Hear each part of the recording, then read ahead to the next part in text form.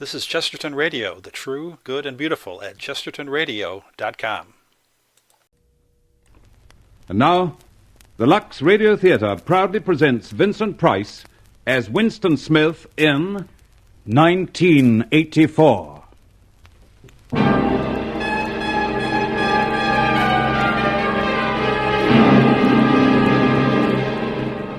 1984.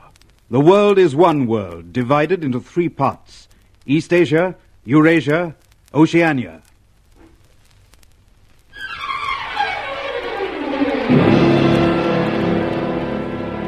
Religion is abolished. God is rooted out. There is only Big Brother. Big Brother is the head of the party. Big Brother is one, indivisible, unassailable.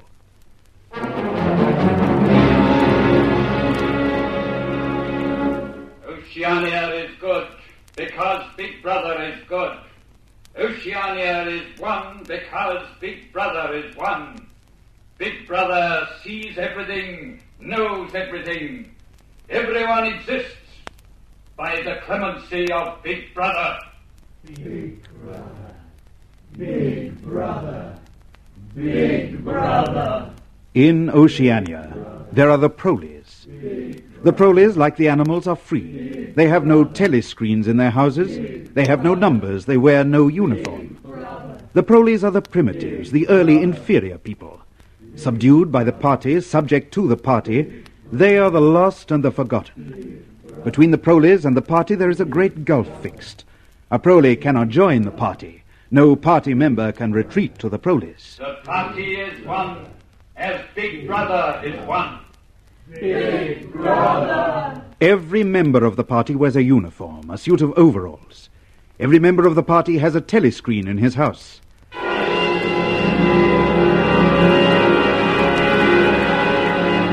Every member of the party has a number. You there, stand up.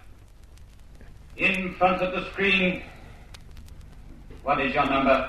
6079. Your name? Winston Smith. Where do you live? 3rd floor, Victory Mansions. Employment in the party? Records Department, Ministry of Truth. Repeat the slogans of the party with fervor.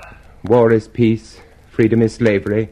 Ignorance is strength. Now, how is Oceania governed? By Big Brother, through the Ministry of Truth, the Ministry of Peace, the Ministry of Plenty, the Ministry of Love. Describe their functions. The Ministry of Truth, News, Entertainment, Education. The Ministry of Peace, Conduct of War. The Ministry of Plenty, Economics. Well, go on. The Ministry of Love. What does that do? I don't know. I have never been there. Let us hope for your sake that you never do. The Ministry of Love is where people who do not love Big Brother are taught to love him. Do you love Big Brother, Winston Smith? I love Big Brother. Repeat it. I love Big Brother. I love Big Brother. Your tour of duty at the Records Office begins at 900 hours. Be there on time. 6079 Winston Smith.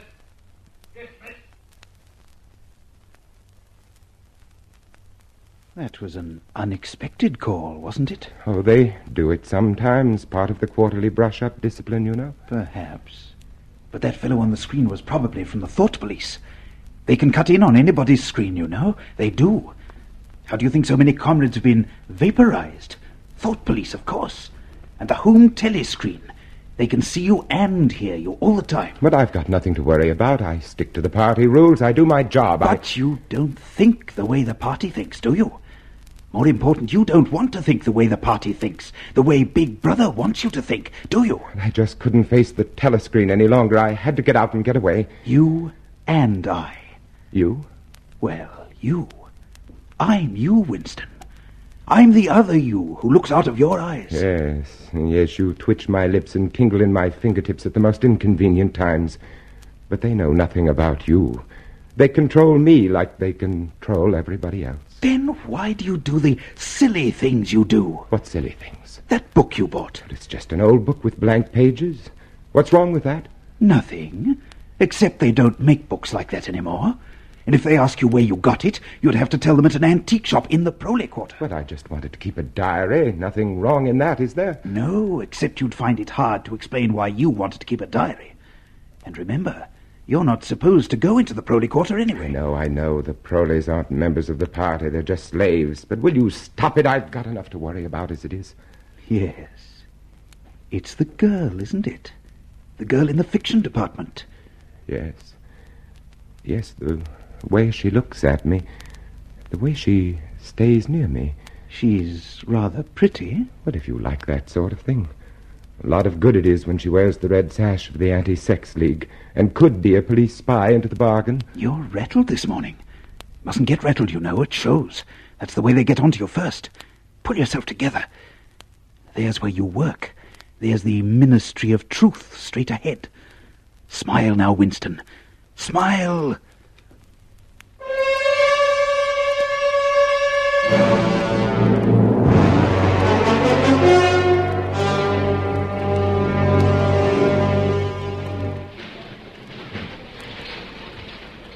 Good morning, Comrade Smith. What? Oh, good morning, Comrade O'Brien. Not often we meet like this. No, Comrade. Of course, I've often wanted to. Wanted? What, Comrade? Well, I don't know. It's probably foolish. You are known as a great man in the party. I've admired you from a distance. I hear good reports of your work, Smith. Well, I've often hoped I might discuss it with you. A pity we have no time now. Never mind. We'll meet again one day. In the place where there is no darkness. In the place where there is no... I beg your pardon, Comrade. Good morning, Comrade. Don't let me keep you from your work. A place where there is no darkness. He said... Never mind that now, you fool. Compose yourself. You're at work. Everybody watches. Everybody listens for Big Brother. Oh, yes. Yes, of course. But O'Brien understands. Yes, O'Brien understands. You know now that you're not alone. But smile, smile. There's that girl again. Don't let her see. Don't let her guess. Above all, not her. 6079, Comrade Smith. Present for duty. Repeat the slogan of the Ministry of Truth. Who controls the past, controls the future. Who controls the present, controls the past. Does the past exist? Yes. Where? In records and in memories. Which is the more important? The records. Why? The records endure, but memories fade. So? Who controls the records, controls the memory of the people. Are you impressed with the greatness of your task? I am. Then begin, Comrade Smith. This is urgent. Big Brother's order of the day, 17th of the 3rd, 84, contains references to unpersons. Rewrite completely.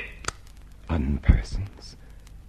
Oh, I have to be careful about this. Unpersons are always tricky. Even Big Brother can't refer to them. Unpersons don't exist. Oh, let's be frank. Unpersons are persons who have been liquidated, destroyed. Your job is to see that all record of them is destroyed as well. Are they mentioned in the press? Delete their names. Are they shown in photographs? Make a new photograph. Are their voices recorded? Destroy their records. And presto, they do not exist. They never existed. They have no place in memory or history. That could happen to you, too. All personnel will lay aside their work and face the telescreen for the 1-minute hate. You're out of luck. The girl's sitting right next to you. Watch your step now. Make it a convincing hate. Thought police are very shrewd. You are here to hate. You are here to loathe, to despise, to detest with all your being. Whom do you hate? Goldstein. Goldstein. Goldstein. Goldstein is what? Enemy of the people. Saboteur. Traitor. Whom else do you hate? The Brotherhood. Goldstein and his Brotherhood. And the penalty for traitors like these? Death. Death. Death. Death. Death. We hate traitors. We love Big Brother. We hate traitors. We love Big Brother. Speak to us, Big Brother.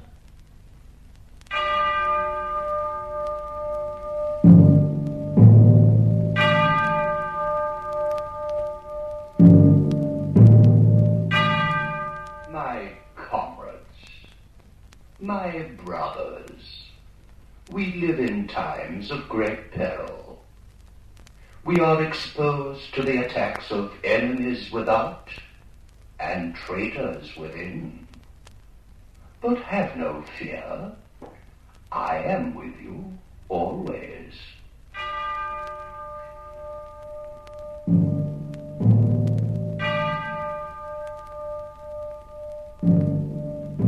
The 1 minute hate is concluded. All personnel will return to work.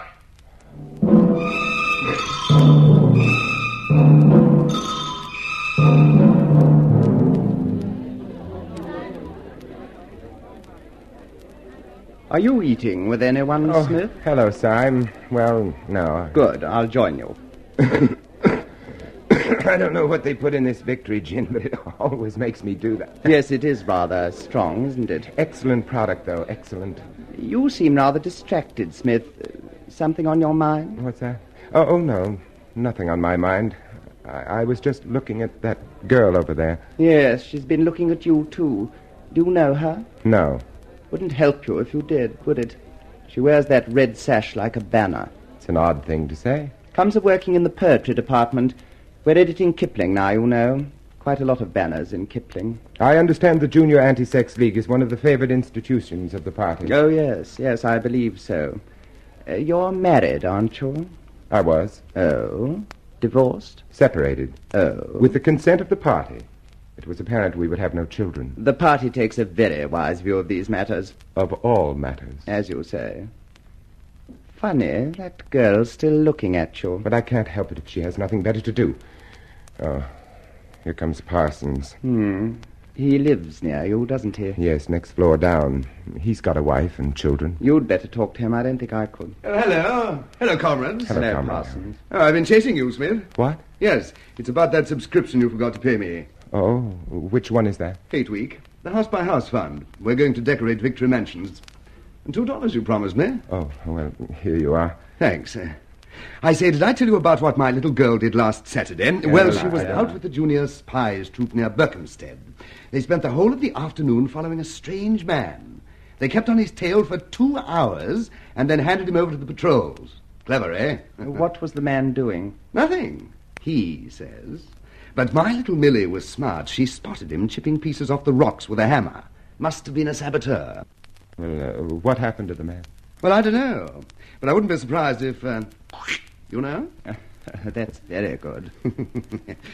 Of course, you can't afford to take chances. I mean, not with subversive agents everywhere. No, of course. Well, I've got a few more subscriptions to chase up. I'll, see you later. Tell me, Smith, did you ever regret not having any children? And I can't say I've thought much about it. Why? I was just wondering. Parsons seems very happy with his little brood, doesn't he?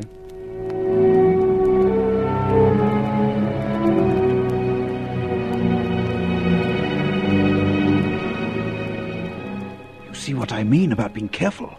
Watch that fellow Syme. Oh, he's clever, and he never says a word out of place, but he's marked. One day he just won't come to work, mark my words. Why should I worry about Syme? He can look after himself. I'm worried about me, about that girl. Oh, working in the same building, people are bound to see each other frequently. But for some reason, she's interested in me. She keeps turning, and why? It can't be sex. She's a member of the Junior Anti-Sex League. I doubt if she's from the Thought Police. Except for that diary you keep, you haven't given too much away. Well, anyway, she's not important. The important thing is O'Brien. He spoke to me today. He understands. He knows. Knows you're guilty of thought crime, that you hate Big Brother, that you... All of that and more. Everything. Don't you see? If O'Brien knows, there is hope then. There is hope.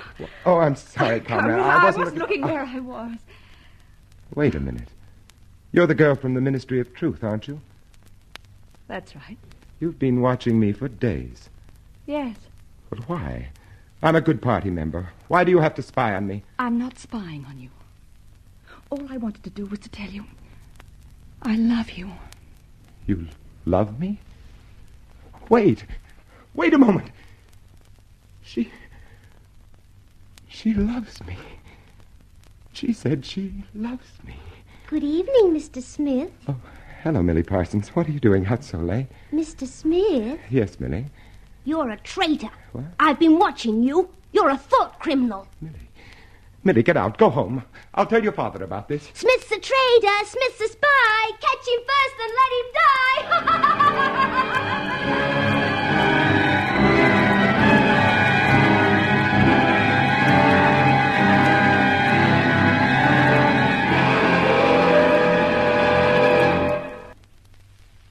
There is a chance. There is O'Brien. He understands. He is in revolt, too. Yes, there is O'Brien. Hello, you've walked a long way. Remember that shop? Yes. That is where I bought the book for my diary. It's a junk shop. It's old and musty and full of useless things. But it proves something, don't you see? It proves that things were different once, in spite of what the records say. And if they were different once, they could be different again. Go on. In you go.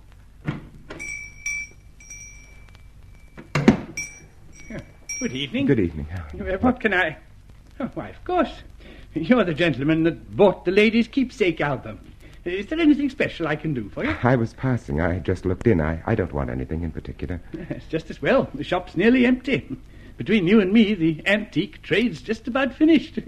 No demand, no stock either. That's a pretty thing. What is that?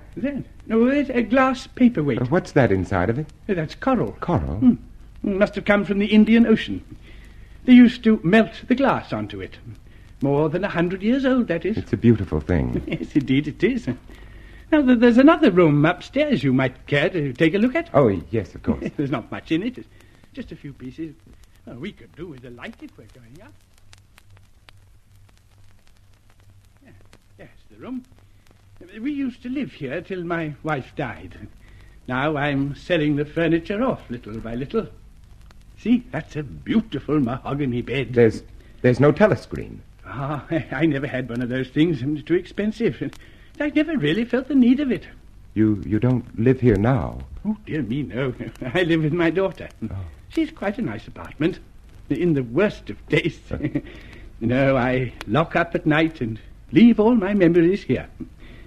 Well, now, if you happen to be interested in old prints at all, there's quite a nice one over here. The frame's screwed to the wall, but I dare say I could fix it for you if you wanted it. I know that building. It's a ruin now. It's in the middle of the street outside of the Palace of Justice. That's right, outside the law courts. It was bombed in, many years ago. It was a church at one time. A church? Oh, yes. St. Clementine's. Oranges and lemons, hey, the bells of St. Clement's. Silly of me. What's that? Oranges and lemons. That was a rhyme we had when I was a little boy. Oh. Now, how it goes on, I don't remember. But it ends up, here comes a candle to light you to bed. Go to Paddington Station. Take the train to Ilborne. Yes. Now, when you get there, turn left outside the station. Walk 2 kilometers till you come to a gate with the top rail missing. Now, follow the path and wait for me by the fallen tree. Have you got that? Yes, wait. I'll be there at 1500 hours. I must go now. Now, don't follow me. Just finish your cigarette. But listen, you... I love you. I love you.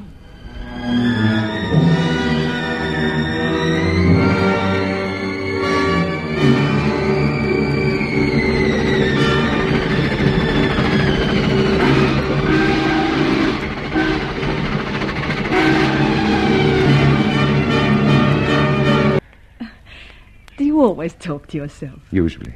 It's safer. It isn't really. Becomes a habit. The habit gives you away. Oh, I suppose it does. You can put your arms around me, you know. I don't bite. I don't even know your name. Mine is Julia. Yours is... Winston Smith. I know. I found out. Now put your arms around me. Kiss me. Oh, Julia. Julia. Till this moment, I didn't know what color your eyes were. I'd forgotten what a pair of lips tasted like. I'd forgotten how it felt to hold a woman. It didn't take you long to remember. Look, before we go any further, I'm 39. I've got a wife I can't get rid of. I've got a varicose ulcer and 5 false teeth. And I couldn't care less. Julia, are we safe here? Safer than anywhere. Now relax. Hold me in your arms. Now just let's be ourselves. Tell me, What did you think the night I told you that I loved you? I hated the sight of you. You must know I thought you belonged to the thought police. The thought police? Oh, not really. Well, if not that, at least it's a good party member, pure in word and deed. Banners, processions, games, community hikes. And you thought if I had half a chance, I'd denounce you to the police and get you killed off? More or less, I... It's this blasted sash that does it. The Junior Anti-Sex League. Let's get rid of it for the afternoon, huh? Julia, you're a perpetual surprise. Not really. It's just that I've got the right appearance. I'm good at games. I was a troop leader in the Junior Spies. I do voluntary work 3 evenings a week for the Junior Anti-Sexers. I spend hours and hours pasting their silly posters all over London. I always look cheerful, and I always yell with the crowd. That is the only way to be safe. Why did you pick me? Something in your face. I knew you could be one of theirs, but I thought I'd take a chance. Julia, I've got a place. A room and furniture. We can be there whenever we like. Whenever we can, darling. It's not quite the same thing. I still have to stick up posters, and you still have to go to discussion groups. But there'll be times. Where is this place? In the old part of the city where the Proleys live.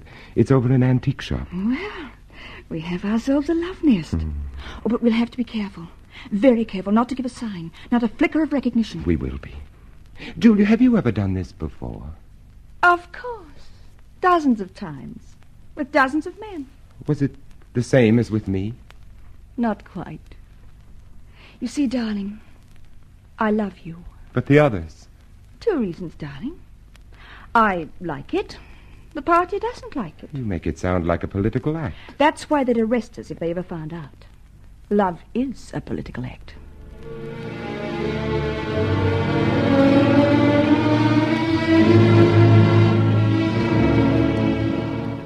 Oh, Julian. Yes, darling. Do you think it was ever like this for everybody? Like what? Being in your own room on a summer evening, talking about things you wanted to talk about. Not worrying about telescreens or thought police. I don't know. I know it's nice now, and we've got another hour to enjoy it. That's all. Would you like me to make some tea? Yes, please. I like this room. Oh! Get out, you filthy brute! What was that? Oh, only a rat. A rat! Oh, it was a big, ugly fellow. I gave him a good fright, though. Darling. Darling, what's the matter? Of all the horrible things in the world, I hate rats most of all. But, darling, there's no need to be upset. They're ugly things, unclean things, but that's all. No, they're more than that. They're much more than that. Now, darling. Julie, get rid of it, please. Darling, just lie back. I'll make tea, and then I'll plug the hole. No. Plug up the hole first, please, Julia. All right, darling, of course. Julia, when I was a child lying lonely and awake in the dark, they were voices gibbering in the darkness. Their feet scurried closer, and then retreated only to come again. They touched my face. It was more horrible than the touch of a dead hand. I've never got over that feeling. Ever since that night, I've lain awake and screamed soundlessly for hours.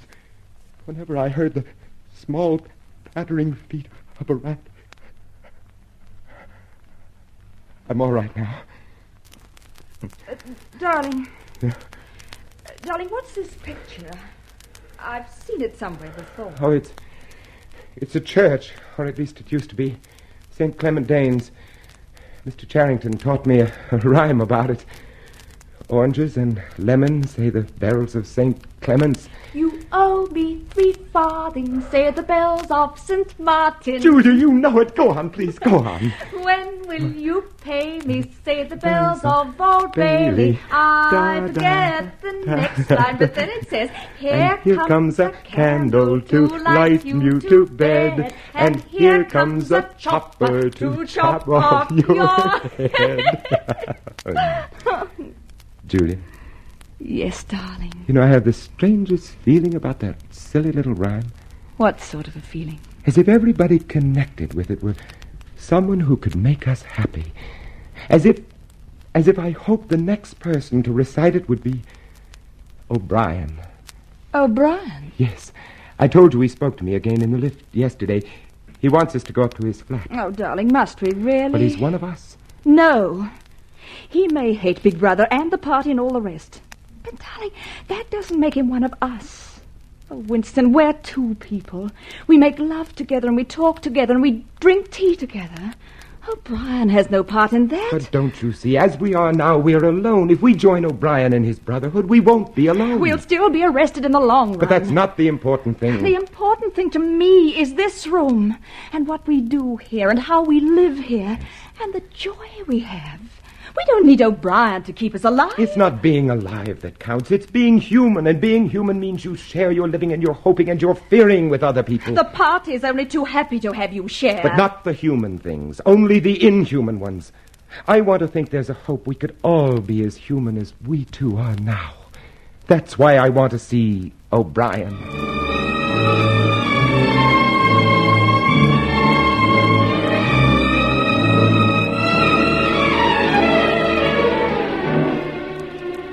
I know your names, you know mine. I'm O'Brien.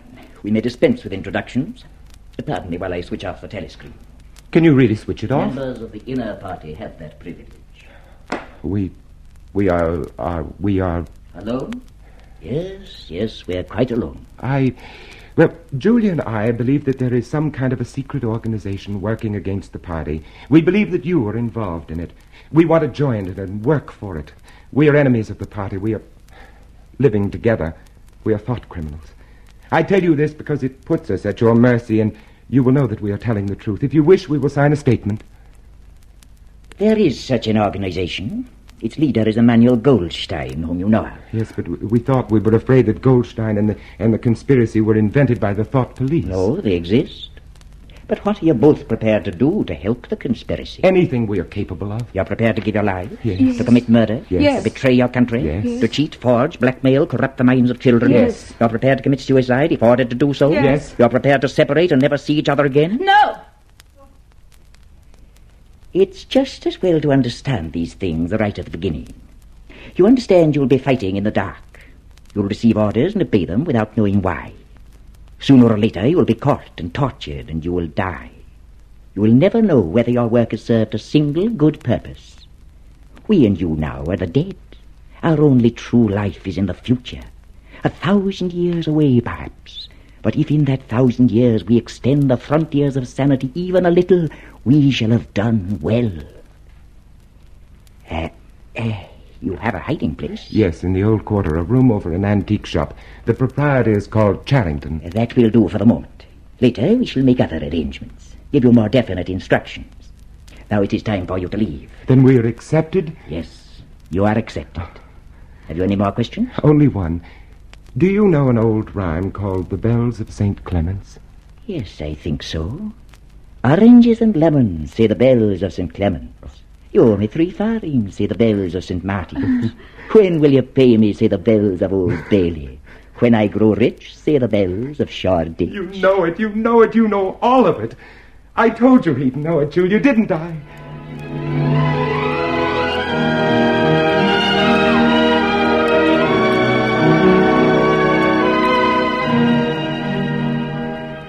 Oh, Julia. What, darling? It's nearly time to get up. Oh, I don't want to get up. Oh, neither do I. You know what I was remembering just then? No. You remember that thrush that sang to us the first day in the wood? Oh, he wasn't singing for us, just for himself. Not even that, he was just singing. That's what I mean. I wonder if we will ever see the day when we'll be just singing. No, I doubt it. What did O'Brien say? We are the dead. We are the dead. You are the dead. What? It came from behind the picture. Behind the picture. Yes. Oh! Now you can be seen. You are the dead. The telescreen behind the picture. Julia! Stay where you are. What? Don't touch each other. Clasp your hands behind your heads. Now stand back to back. I suppose we may as well say goodbye. You may as well say goodbye. And while we're on the subject, here comes a candle to light you to bed. Here comes a chopper to chop off your head. Mr. Charrington. No!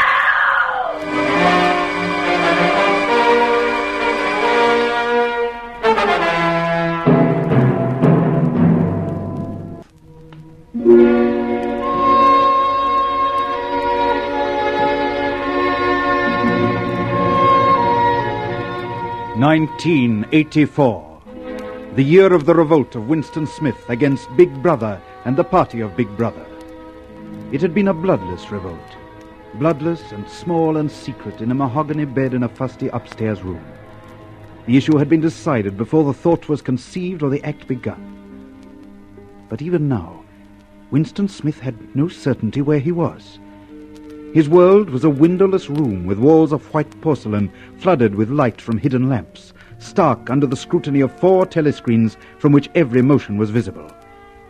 He was more lonely than he had ever been in his life. And yet, he was not alone.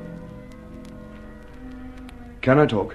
There are still the telescreens, Parsons. Oh, I don't mind those. I have nothing to hide, nothing at all. What are you in for? Thought crime. You wouldn't think it possible, would you? You don't think they'll shoot me, do you, old chap? I mean, they don't shoot you if you haven't actually done anything. I know they give you a fair hearing. They'll know my record, won't they?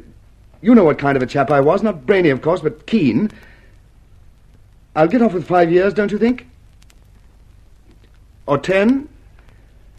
A chap like me could make himself pretty useful in a labor camp. Are you guilty? Oh, yes. Oh, yes, I'm guilty.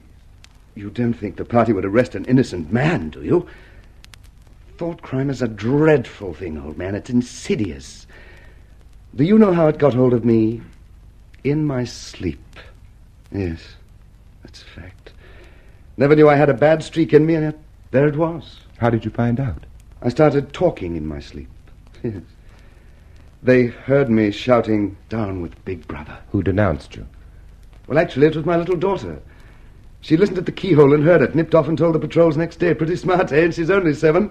But that's the sort of thing I mean. They'll understand that I trained my children properly. They'll take that into consideration, won't they? Parsons? Yes. Yes, just tell me what you want done. I'll cooperate. You won't have any trouble with me. Room 101. Oh. Yes. So, you're alone again. Alone except for that whimpering thing in this gleaming aseptic world of the Ministry of Love. It's not a new experience, this solitude. You're not too afraid, are you? Yes, I am afraid. I am afraid of this procession of frightened men with broken bodies and terrified eyes. I don't know whether that's part of the treatment, too. Yes, it's all part of the treatment. Keep reminding yourself of that. The lightest word, the least calculated gesture is all part of the treatment. There is no mercy, there is no kindness, there is no intermission of misery. It is all part of the treatment. Come on, you. We can't wait any longer. Me? No, not you. This. Come on. On your feet. Where are you taking me? Room 101. No! No! Don't do anything but that. You've been starving me for weeks. Finish it off and let me die. Shoot me. Hang me. Take my family and cut their throats. But don't take me there! Room 101! No!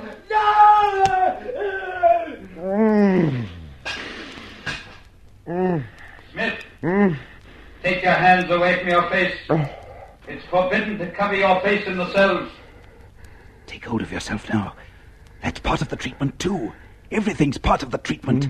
But so long as you still have those few cubic centimeters inside your skull, you're still a man. You're still stronger than they. Hello, Smith. O'Brien. That's right. So they got you, too? Oh, they got me a long time ago. You mean you are one of them? Don't deceive yourself, Winston. You knew this a long time ago now, didn't you? You've always known it. I told you myself we should meet like this, in the place where there is no darkness. Now that we have met... We are going to make a new man of you, Winston. A new man. Take him!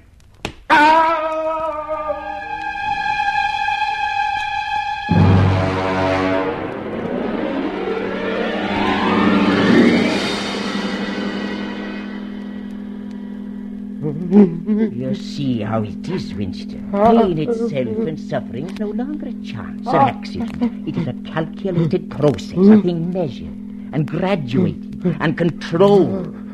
We are not medieval butchers probing for the nerve roots. We are masters of this most subtle of sciences. Look, there is a dial upon which your agony is measured. There is a lever by which I can increase or diminish it. But it is not I who inflict this pain on you, Winston. It is you yourself. You understand that, don't you? You've always understood that. Winston, you are suffering the pain of birth, a rebirth to sanity. You must be born again. You know that, don't you? Look at my hand, Winston. How many fingers do you see? 2. And on this hand, 2. Put them together. 2 and 2. What does that make? 4. And if the party says 2 and 2 make not 4, but 5, what then? There is still 4. How many fingers, Winston? 4. What else can I say? 4. How many fingers, Winston? 4. Stop it, I'll give you 4. 4. How many fingers, Winston? 5.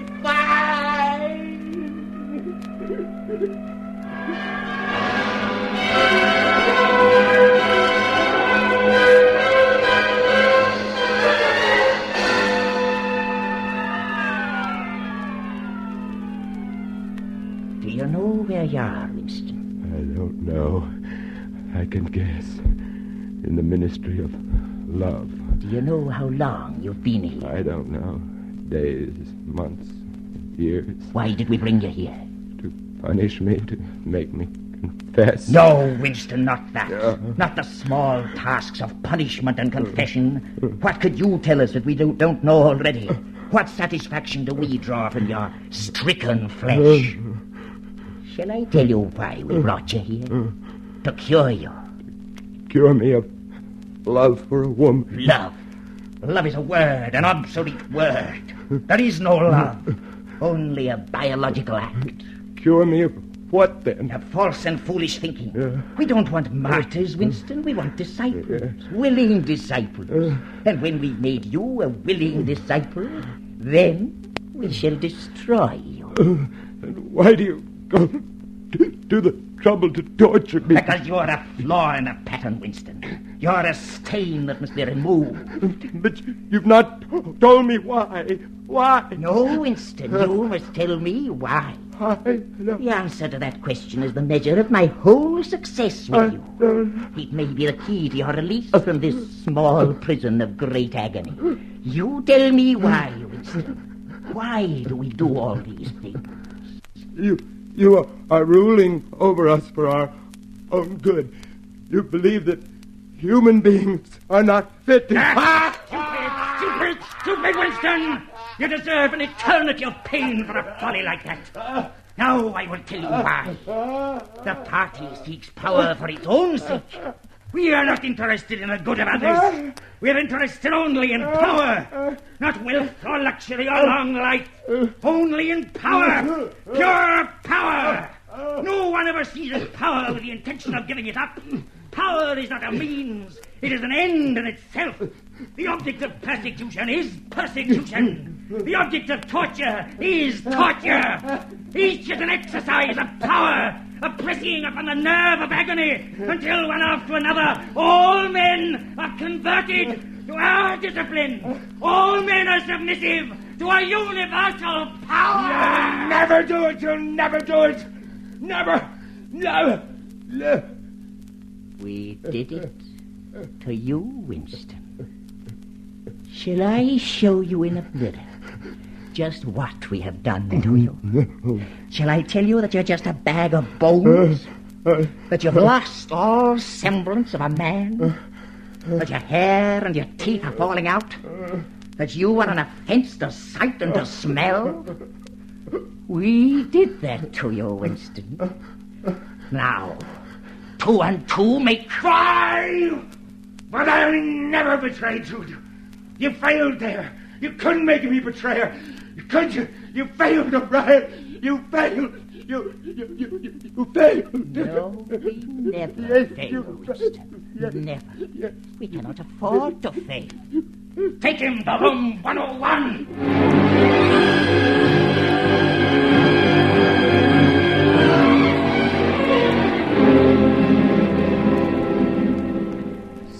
This is the end of horror. This small room down in the bowels of the earth. I'm strapped to a chair, tightly, so tightly that I cannot move.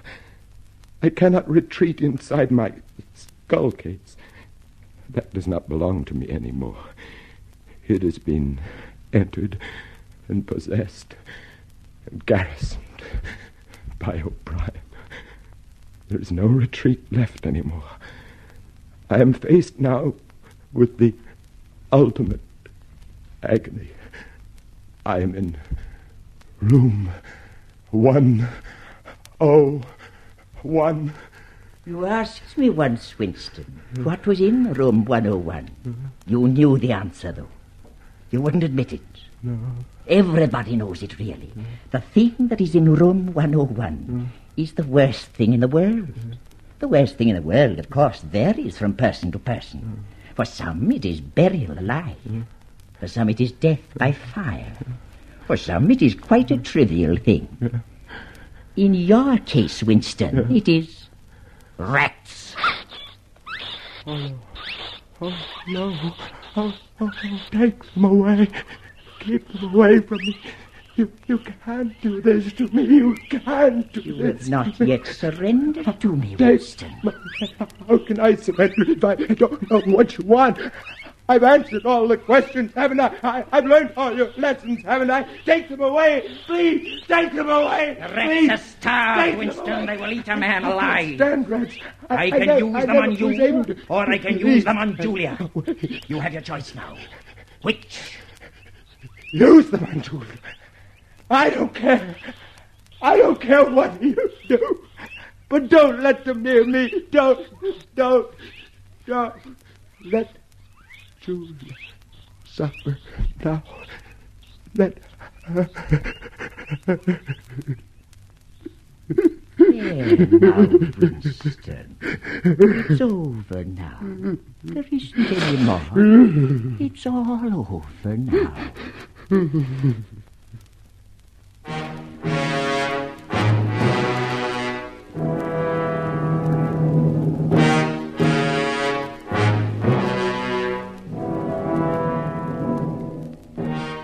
And now there is a calm, a great pervasive calm.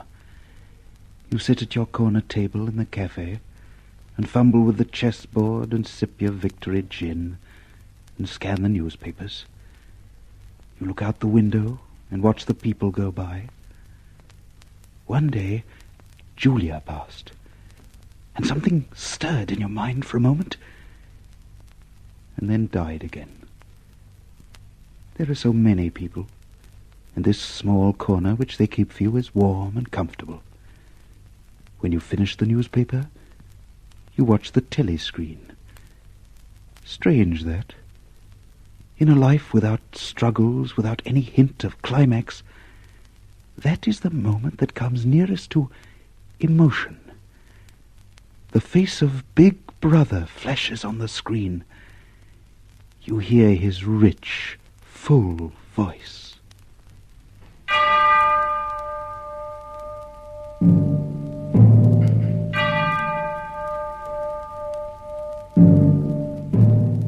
My comrades, my brothers, we live in times of great peril, but have no fear. I am with you always. My care and my love reach out to you wherever you are. And we love you, Big Brother. We love you. We have erred. We have been punished. And you have taken us back. We love you, Big Brother. Love you. Love you. Love you.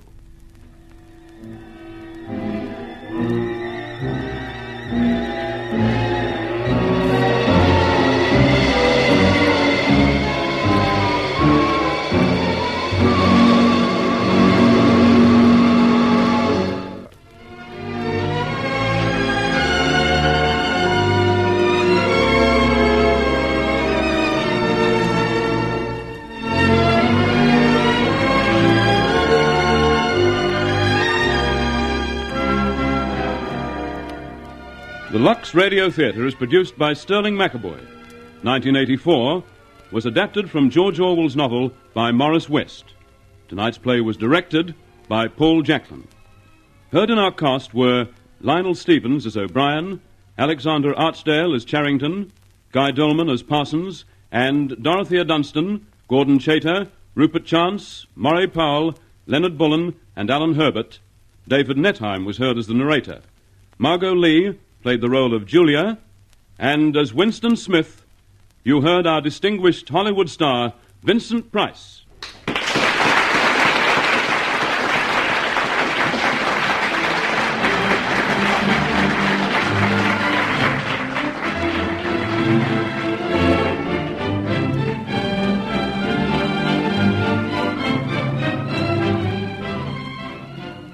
One week from tonight, Accent on Youth, starring Hollywood star Melvyn Douglas in person.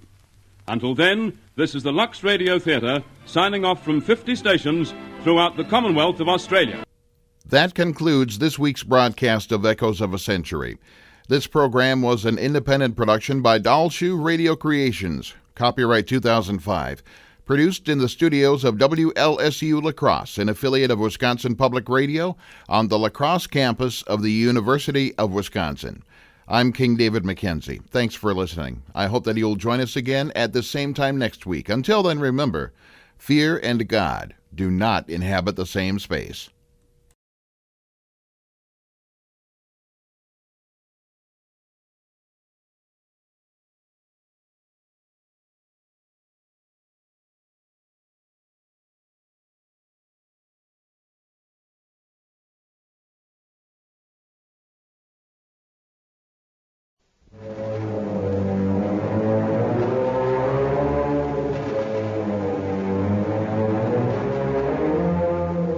October 1940. Suddenly peace was a fraud. From overseas, the agony of the innocent massacred was rising, darkening the light of the world, making a mockery out of the wily stratagems of temporal political alliances. To me, the issue became a simple one: freedom. I wrote a play, and the distinguished actor Raymond Massey said, "Yes, of course I'll do it, anywhere, anytime." But the radio network said, "Sorry, we're not at war. We have no enemy. We still do business with all customers." So Mr. Massey and I flew to New York from California, pounded on tables until the microphones were given us in small surrender.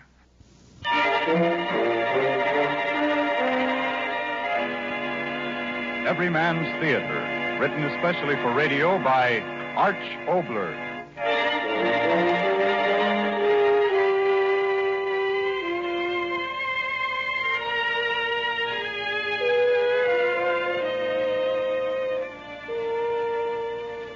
Tonight, our star is the celebrated actor of stage and screen, Mr. Raymond Massey, in an adventure of our times, This Precious Freedom, the second of an exciting series of plays especially written for radio and brought to you each Friday at this time and over this station by Oxidol. And now, Mr. Oboler to tell you more about tonight's program in Everyman's Theater. This is a fictional story, a play about a tomorrow which would never happen here.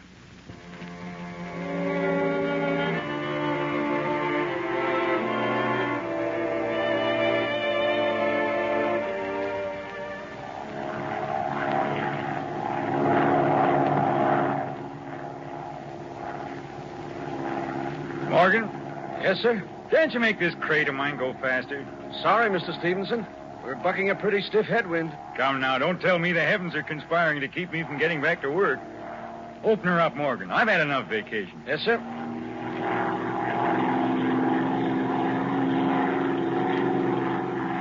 That's better. You know, Morgan, I should think you'd be as eager to get back to the city as I am. After all, a young fellow like you, month up in the woods with nothing around but those overstuffed squaws. Well, I, for one, am going to be glad to get back in harness again. Of course, I'm not going to admit that to Mrs. Stevenson. I talked to her for the last 10 years about cutting myself off from civilization, having a real vacation, and... Morgan, what's the matter? Oil line open. By George. All right, take it easy, Mr. Stevenson. We're okay. Just fasten your safety belt. Where are you going to land? The field ahead. Hold on. Don't be afraid.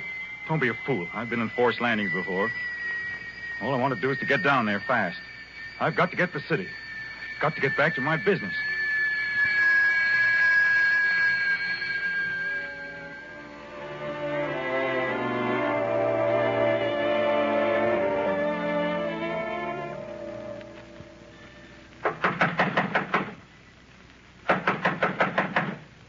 Yeah, guess there's no one home, Mr. Stevenson. No one in the fields and no one to help us. Fine end to a vacation. I guess we'd better try to flag a ride into town. Wait a minute. Huh? Someone coming. Well, how do you do? We just had a forced landing out in one of your fields. What do you want? But I'm trying to tell you. We had a forced landing out there in your field. Could I use your telephone? Wait a minute. Who are you? I don't see what earthly difference that makes. All I want is to use your telephone. Why, you... Morgan, did you see that? Slam the door in my face. Yeah. In my face, infernal fool. Mr. Stevenson, you know, that guy was awful scared.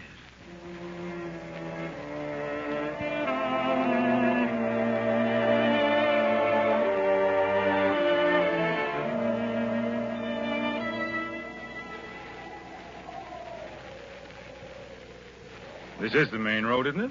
Well, that's what the sign says. Then where's the traffic? We've stood here for an hour. Doesn't make sense, that, on a main road. Hey, wait, Mr. Stevenson. Here comes a truck. Well, about time. If you don't stop... We'll make him stop. Driver! Driver! Driver! Hey, driver, stop! Driver, stop! Driver, my plane. I had a forced landing out here. Could you drive me into the city? Did you hear me?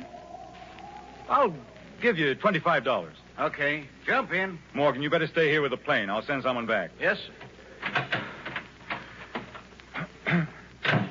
I hope you're a fast driver. Fast enough.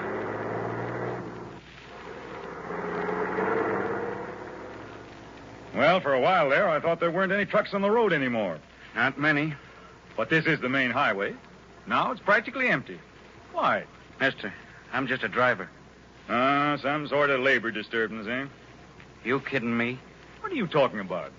I'm not talking, mister. You are. Look here, I've been vacationing up in the woods for weeks. I deliberately haven't read a newspaper or heard a radio in all that time. But now that I'm back, I might as well start taking it again. What's up? Well, why don't you answer me? Mister, I'm just driving. What is this anyway? All I want is a civil answer. I don't know any answers, mister. You'll find them out for yourself.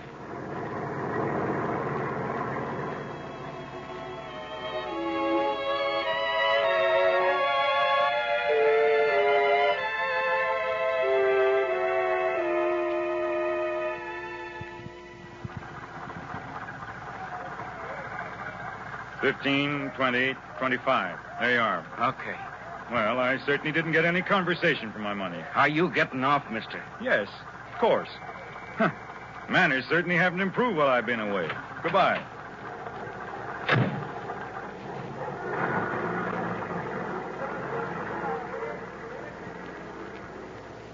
Paper? Paper, mister, paper? Yes, of course, boys. Let me have one of each. Huh? I said one of each. Each newspaper. Who are you kidding? Say, what's come over everyone? Here, give me a Tribune, a News, Times, all of them. Well, don't stand there. I'm in a hurry. Mister, don't you know? Know what? What? Boy!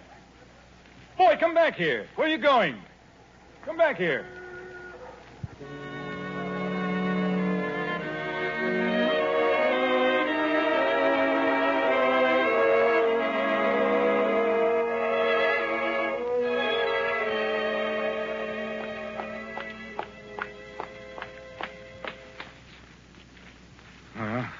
At least my office is still here.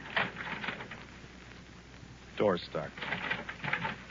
Fine business. Can't get even into my own office. Well, open up. Open up. No one in there? Door locked. Where's my key? Nice business. 11:30 and they haven't even opened the office. That's loyalty for you. Didn't expect me back so soon, I suppose. Entire office staff decided to take a vacation. Well, what in the... Desk. Files gone. Office empty. Where in the... Are you looking for something, mister? What? Regan. Huh? Regan. Who are you? Regan, don't you know me? What's going on here? Well, Mr. Stevenson. What's happened to my office? Where are all my things? What's going on here? Don't stand there with your mouth open. Tell me. Dead? I thought you was dead. What are you talking about? Everyone knew I was going on a vacation. What's happened to my things? Where are all my people? Answer me. You don't know? Know what? Talk words, man. What's happened to my business? Mr. Stevenson, I can't tell you. What do you mean you can't tell me? You're the manager of the building. Who moved out my office? Where are all my things? Answer me. You're hurting me. Answer me. You can't ask questions, Mr. Stevenson. What? Go home, Mr. Stevenson. Please, go home quick.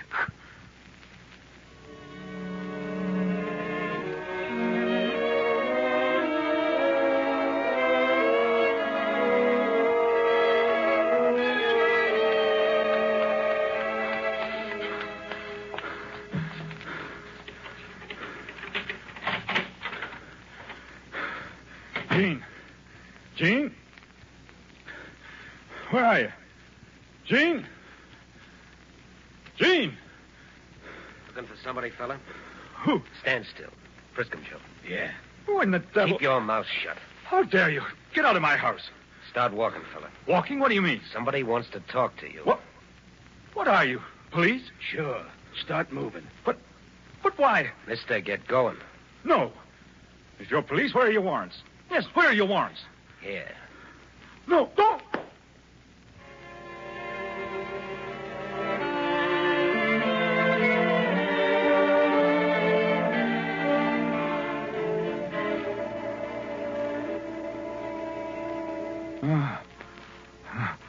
Head. Room. Where? What? Oh, man. What did he...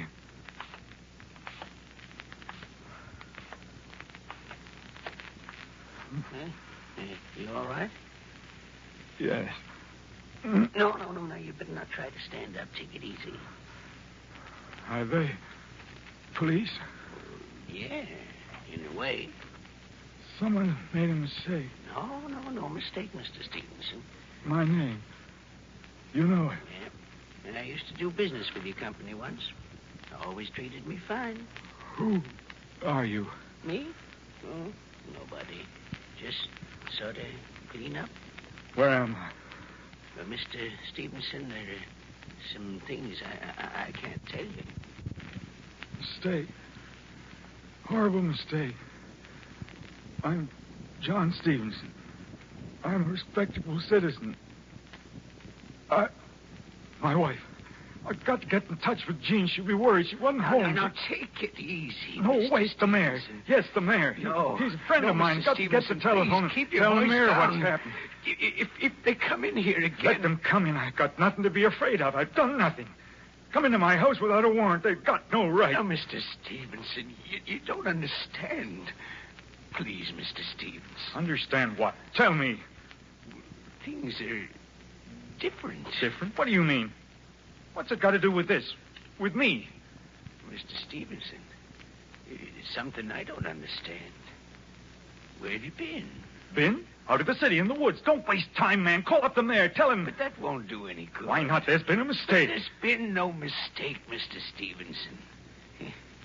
I guess maybe you're the only one in the whole country don't know about Talk it. sense, man. Well, I'm trying to. I don't know exactly how to say it. Well? Well, first that part of the Constitution, they threw it out.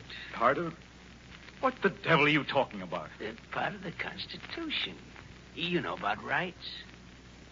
Threw it out.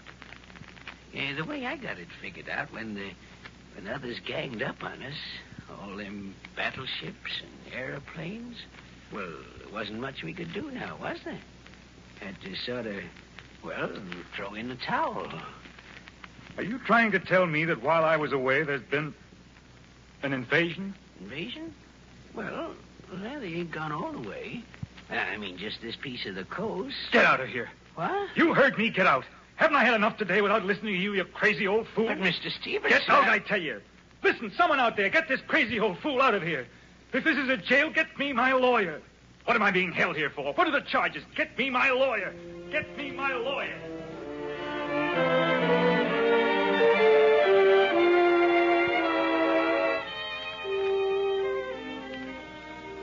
So, you still insist on having a lawyer? Certainly. If there's some criminal charge against me, I have a right to have a lawyer. Right. What right are you talking about? You're obviously some sort of police official. Well, let me tell you, a horrible mistake has been made. I'm no criminal. I'm John Stevenson, an ordinary businessman. Call Mayor Alden. He'll tell you. He'll tell us nothing. The man is of no importance. No importance? But the mayor. The mayor of what? The Worms? Worms? The man is dead. Oh. But that, too, is of no importance. What is important to me is you and your activities. I don't know what you're talking about. Your so-called vacation trip. Whom did you meet? Meet? What do you... Don't ask questions. Answer them. You've been out of the city for weeks. Suddenly you return. Where were you? On my vacation, of course. Is there any law against that? For the last time, don't try to be clever with me. Once and for all, will you tell me what the charges are against me? There's been some kind of terrible mistake, all right. But tell me what the charges are. Give me a chance to clear myself. I have wasted quite enough time with you, Mr. Stevenson. Let me post bond. Let me call my lawyer. You've no right to keep me here. My wife, she wasn't home when I was taken away. Yes, She'd be worried. Yes, of course, your wife. Have you any idea where your wife is, Mr. Stevenson? Why, home, I suppose. Yes, she must be there now. If you'll hand me the phone. She is not home, believe me. Why do you say that? All right, Sergeant. Here, Mayor. Jean, what are you doing here? What is it? Jean, stop crying. I'm all right. There's been some crazy mistake, but... Jean, why should you cry like this? You never cry. Jean, the children, are they all right? Jean, talk to me. Stop crying and talk to me. She knows better. Better? What are you talking about? Jean, lift your face. What's happened? What's wrong? Take her away. No, she'll stay here. Jean, you tell me what this is about. Has everyone gone crazy? What? No, let go of her, you bastard! John! Let go of me! Bring her back here! Bring her back here! I'll kill you! Jean!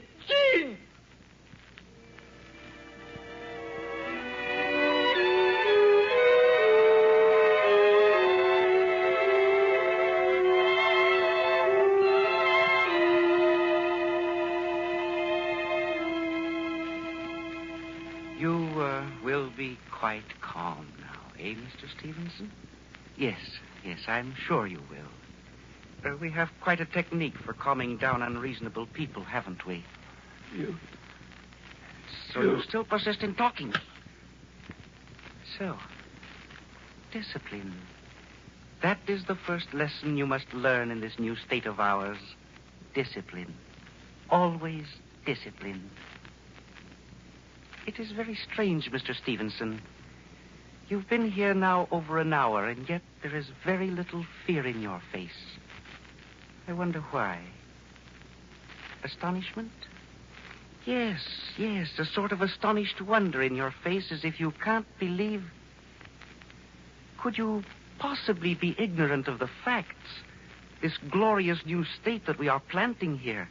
This fulfillment of the dreams some of us have had since the day we heard a voice telling us of our destiny.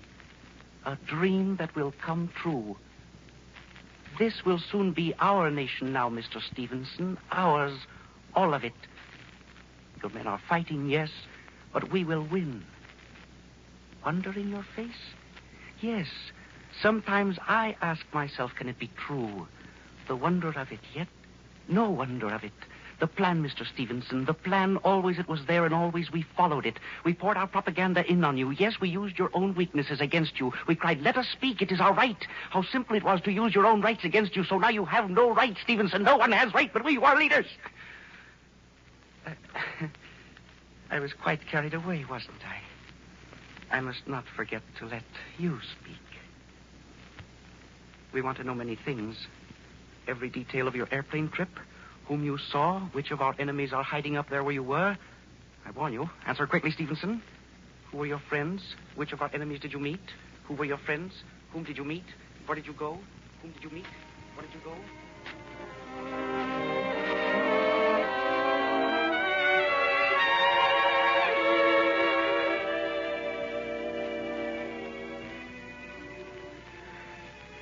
Put him here. Yeah. Dead yet? No, not yet.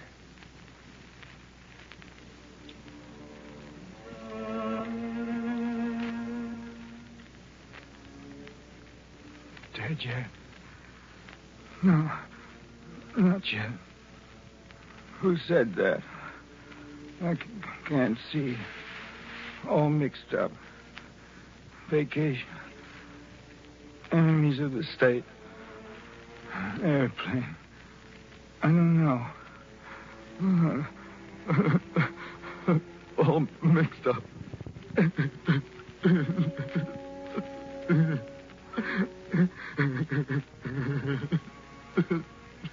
No. Got to stop. Got to think. Oh, pain. No. Got to think things out. What's happened to me? What? Our glorious new state. We who are the leaders. This will be our nation soon. Voices in my head. All mixed up. Think things out. I've got to go crazy. From the start. Yes, from the start. Vacation. Coming back from my vacation. Landed plane. Go away. Yes, that farmer. That guy was awful scared. Awful scared. Yes, Morgan, you said that. I don't know any answers. You'll find them out for yourself. Yes, truck driver. Mister, don't you know? Yes, newsboy, he too. You can't ask questions, Mr. Stevens. Things are different. You can't ask questions, Mr. Stevens. Yes, they said that. Everyone said that. Everyone talking to me, trying to tell me. I didn't know. I don't know. This will soon be our nation. It isn't true. No. It's all in my head. Jean, where are you? Jean, where are the children? Jean. Did I just cry out? Cry out? Why should I cry out? My name is John Stevenson. I have a business in the Central Building. I have a house in Arcade Street. I have a wife, 2 children, a boy and a girl. We have a good life. A good life. Is he dead? Not yet. Dead? Why do I keep thinking that? Who said it to me? Dead? Yes. I know. I remember. Going to kill me. I'm an enemy of the state. Our glorious new state. But it's so funny. John Stevenson, 832 Arcade Street, enemy of the state. I went on a vacation. I came home, and I'm an enemy of the state. Yes, my wife, the children, that's what he said. Everyone, enemies of the new state. Now, it's madness. I'm me. I can do what I want. I can get up out of here. Yes, I will get out of here. I'm John Stevenson. You hurt me. Blood. No, I will get out of here. You can't accuse me and not give me a trial. You can't come into my house. You can't take away my business. I'm a free man. I'm an American. This will be our nation soon. Ours. How could that be? Seeing as we weren't ready, there wasn't much we could do now, was there? Let's mind our own business.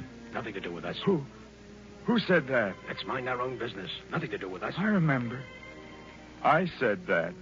Yes. All the time. I said that. Men have no rights. None of my business? We spit on freedom. None of my business? Right is right. None of my business? Our leader, our people, our world. None of my business? How could I? Why did I? Don't antagonize them. We'll have to do business with them. Let them talk. Mind our own business. Don't antagonize them. We'll have to do business. All the things I said. Seeing as we weren't ready, there wasn't much we could do now, was there? Our glorious new state! Dead yet? He will be. Dead yet? He will be. I do understand now. He will be. I wanted everything, and I didn't want to risk anything to keep what I had. What I had. What I had. Your home is your kingdom. Your own God is your God. Say what you want to say. Write what you want to write. Trial by jury. Sanctity of person. Due process of law. What I had. John! Gee, is that you? No, in my head. So dark. There's blood in my... So dark. Dead yet? He will be. Dead yet? He will be. Gene, I'll tell you something very funny. I'm not afraid to die. No. I'm afraid to go on living. If all this isn't really a dream, bad dream, then I don't want to go on living. Everywhere I'd turn, they'd be there. Shut your mouth. You can't do that. Come with us. We accuse you. Shut your mouth. Give us that. Keep moving. Attention. Shut your mouth. Shut your mouth. Shut your mouth. No, I can't live with that. All my life I lived with freedom. Gene, we didn't know it was freedom, did we? Living in our house, a good life. Our neighbors. Not hating anybody. And driving in the country with the kids wherever we wanted to go. And feeling sure of the future for the kids because whatever was wrong here, we ourselves could fix with work and with our votes and with what we knew was right in our hearts. I never said, this is freedom. But it was. It was. When they talked to me about losing it, I said, don't be fools. No one will take it from us. I thought freedom was like the air, always with me as long as I lived. I thought I didn't have to do anything about it. Gene, I was wrong. I've got the words now to say it. What I had wasn't a gift. It was a victory. And I can't live without it. Do you hear me out there? I won't live without it. To say what I think is right. To do what I think is right. That's the only life I want. It is life. I'll live for it. I'll fight for it. This precious freedom.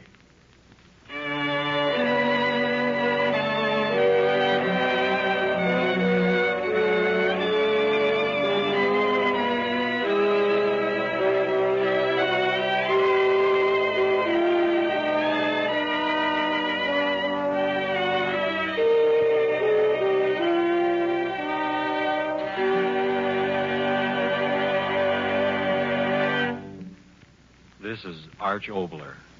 May I present the leading actor of our play tonight, Mr. Raymond Massey. Ladies and gentlemen, I want to say this. At the opening of tonight's drama, Arch Oboler said, this is a play of a tomorrow which should never happen. I know all of you agree with me that this kind of a tomorrow must never happen. And it can never happen. As long as we all dedicate ourselves to live for the freedom of our fathers and the future freedom of our children.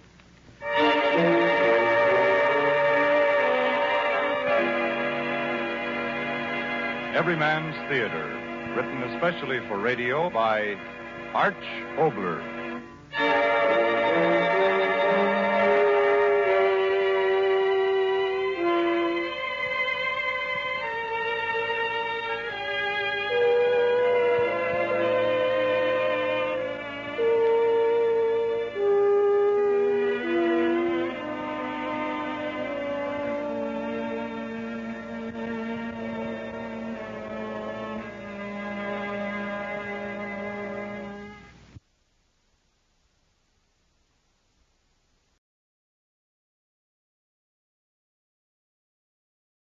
Animal Farm by George Orwell, an allegorical political satire set on the manor farm representing Russia during and after the Communist Revolution. The principal characters are Old Major, i.e. Karl Marx, an ancient and venerated Boer; Snowball, i.e. Trotsky, a young, porcine intellectual; Napoleon, i.e. Stalin, an unscrupulous, aggressively fierce young pig; Boxer, i.e. the Russian worker, a huge, hard-working male horse; Molly, the Russian bourgeois capitalist, a frivolous mare. Moses, i.e., organized religion, a tame raven. Squealer, i.e., Russia's propaganda machine, a young pig and fluent orator, and various dogs, i.e., Stalin's secret police, and men, capitalist enemies, and sheep, hens, and other animals, those who follow. And finally, Farmer Jones, i.e., Tsar Nicholas, Frederick, i.e., Germany, and Pilkington, i.e., England. George Orwell, a dedicated British socialist, wrote this classic 1945 fable in embittered protest against what he saw as the perversion of socialism by post-revolutionary communism in the USSR. Rather than highlighting factual incidents from the grim cauldron of horrors that had boiled to a climax under the Stalinist regime, Orwell chose to focus an allegorical mirror on the brutal dynamics that blazed beneath the action. And within this mirror, the pigs and sheep and horses of Animal Farm move as vivid and grisly reflections of the historical figures and factions they represent. But Orwell's book mirrors more than the evils of Soviet communism. Read closely, it is also an impassioned indictment of capitalism.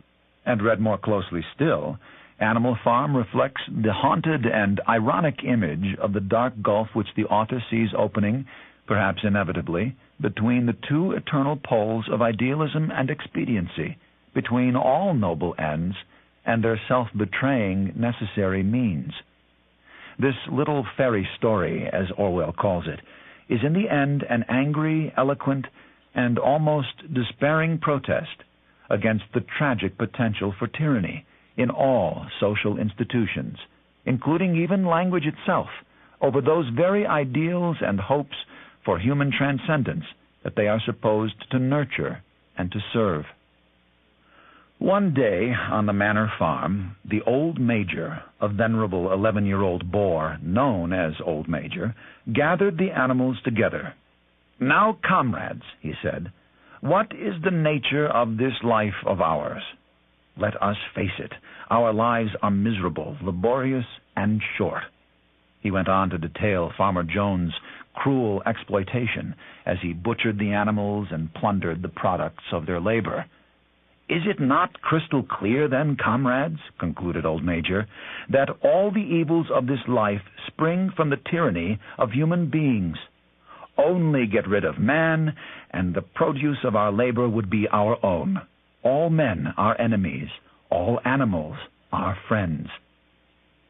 At this passionate invocation of a world ruled by those whose lives and labor made it fruitful, the animals themselves, everyone broke into a rousing anthem until the disturbance was silenced for the time being by a round of shot fired above them by Farmer Jones. 3 days later, Old Major died, and the other pigs, generally recognized as the cleverest of the animals on the farm, began to expound his teachings on animalism. Napoleon and Snowball, preeminent among the younger pigs, led the discussions, which centered on open rebellion. At first, the other animals objected. Some were swayed by thoughts of food or loyalty. Others, like Molly, the cart horse, who loved the ribbons that Farmer Jones tied in her hair, actually enjoyed the frills that man provided. The pigs were angered by the apathy that greeted their call to battle. They were equally exasperated by the raven Moses, who squawked of forbearance and of a better life in heaven after death. Napoleon had to argue very hard to persuade the animals there was no such place. Finally, however, he convinced the group to accept animalism. Meanwhile, Farmer Jones, fallen on evil days, began to neglect the animals. One day, he failed to feed them altogether, and they broke into the stalls to get at the food. When Jones and his farmhands burst into the barn, whips ready, the enraged animals attacked the men and drove them completely off the farm. The animals were left victorious and alone.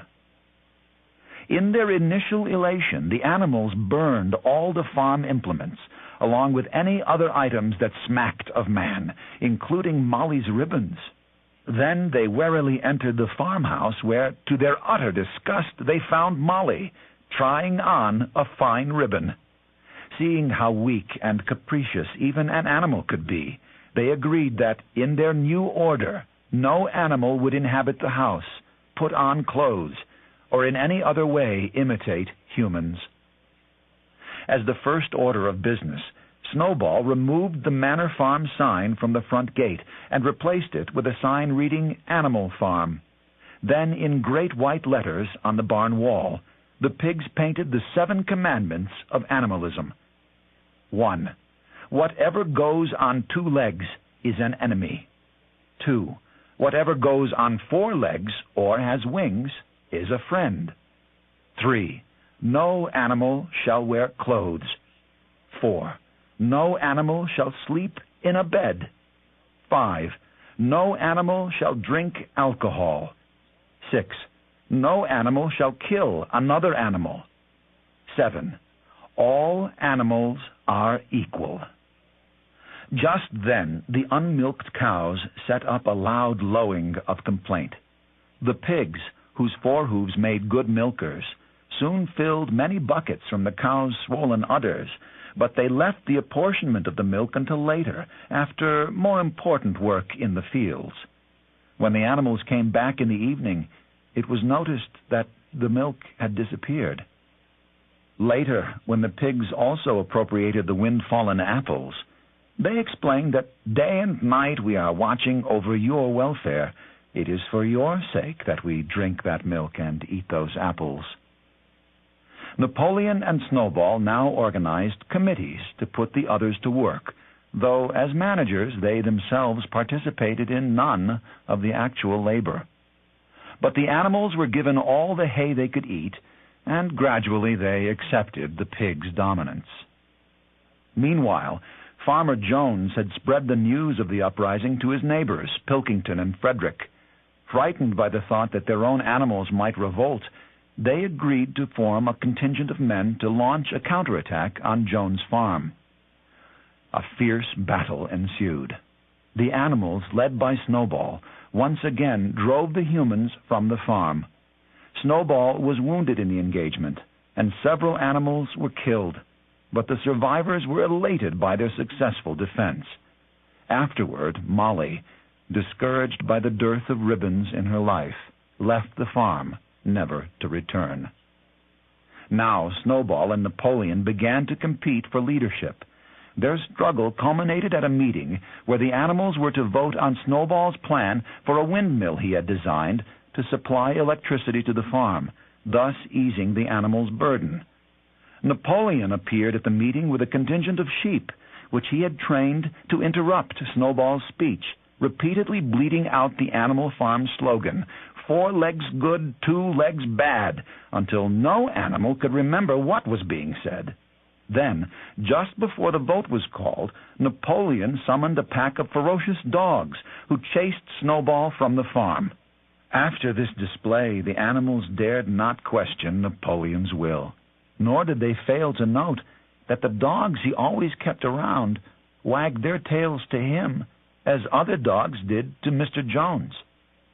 Even after Napoleon's brainwashing sessions, when some of the animals came forward fervently confessing their allegiances to Snowball, they were immediately torn apart by Napoleon's dogs, who then set them to building the windmill which he had once opposed.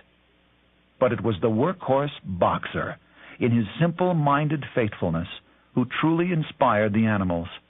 When Boxer promised that I will work harder, and agreed that Napoleon is always right, any objections to the project were silenced. The building of the windmill began. The pigs, as usual, did no actual work. While they supervised, Boxer wore himself out, hauling huge stones from the quarry. Napoleon then determined that certain materials would be needed to finish the mill, and decreed that he must bend the 2 legs bad rule, the first commandment of animalism, and deal with a man who could make their purchases. The animals were also placed on rations in order that their surplus food could be sold to purchase the needed materials. When the hens were told that they had to give up their eggs, they put up a brief and futile resistance in which 9 hens were killed. The shocked animals consulted the list of commandments.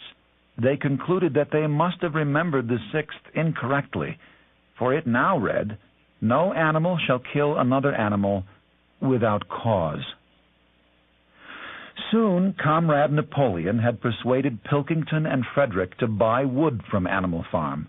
Napoleon had forced Frederick to raise his price by 12 pounds, but Frederick, in turn, swindled Napoleon by paying for the wood with false notes.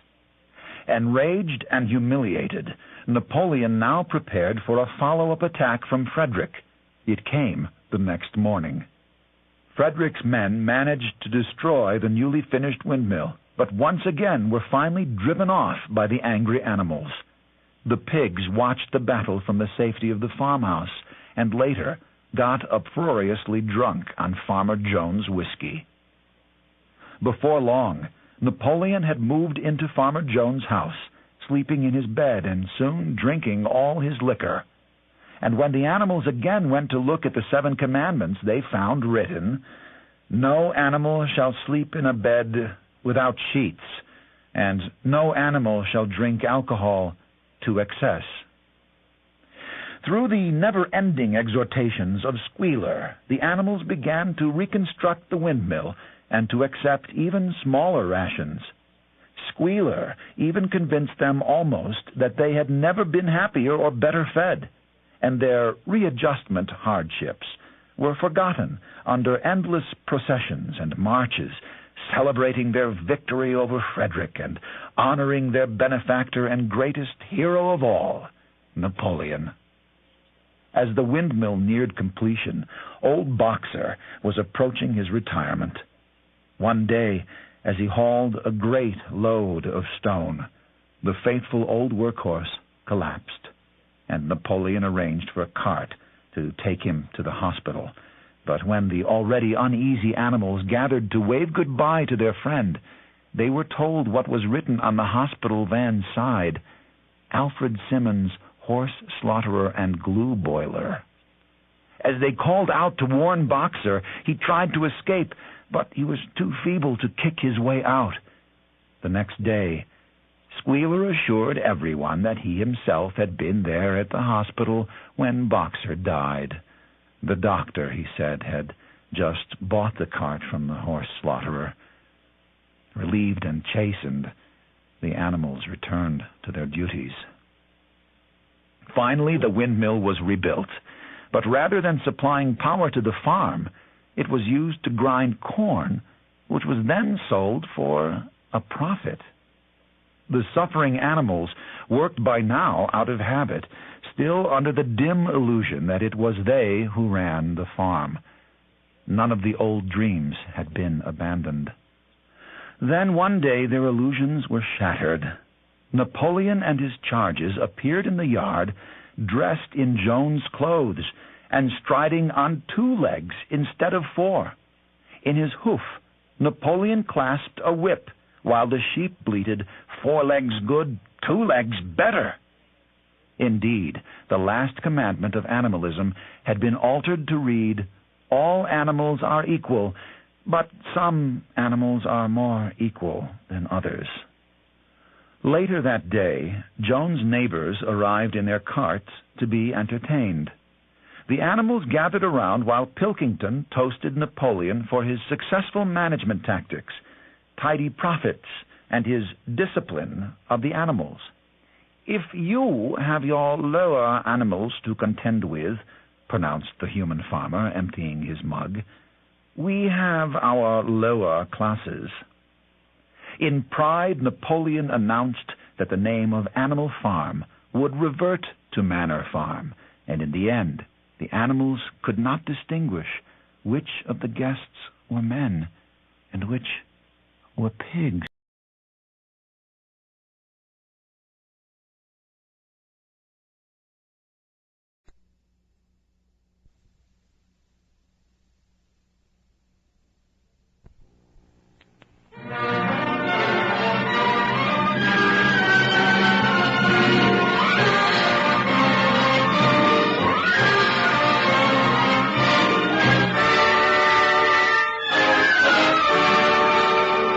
From the NBC University Theater, a first radio production of the most challenging novel of 1949, George Orwell's 1984. Our star, Mr. David Niven.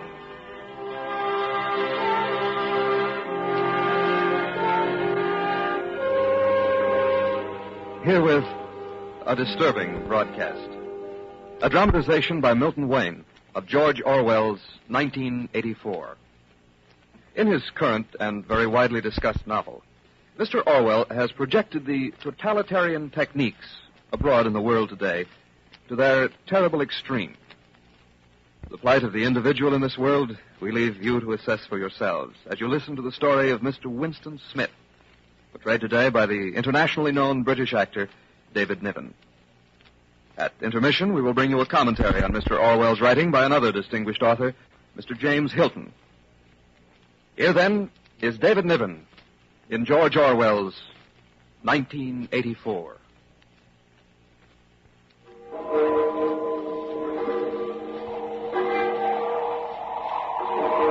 The clocks of London are striking 13. On this cold April day, you hurry to escape the vile wind.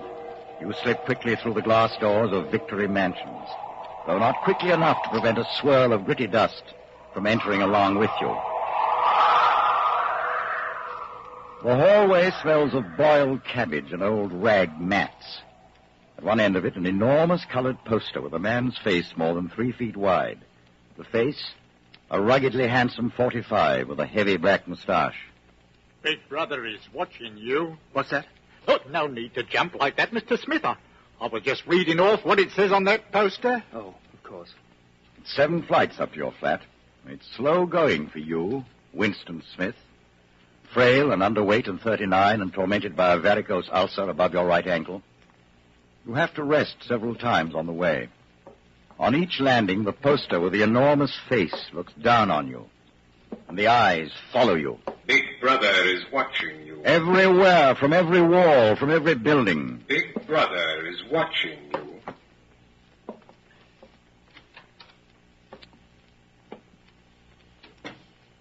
You're in your flat, but you are not alone. You are never alone. Thus, the total production of pig iron is 58,328,912 tons. The voice comes from an oblong metal plaque like a dull mirror which forms part of the surface of the right-hand wall.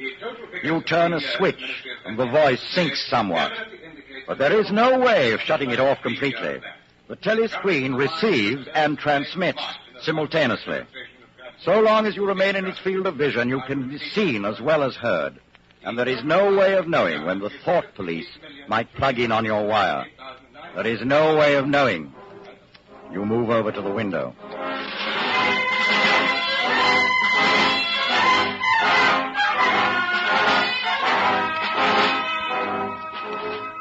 War is peace. Freedom is slavery. Ignorance is strength.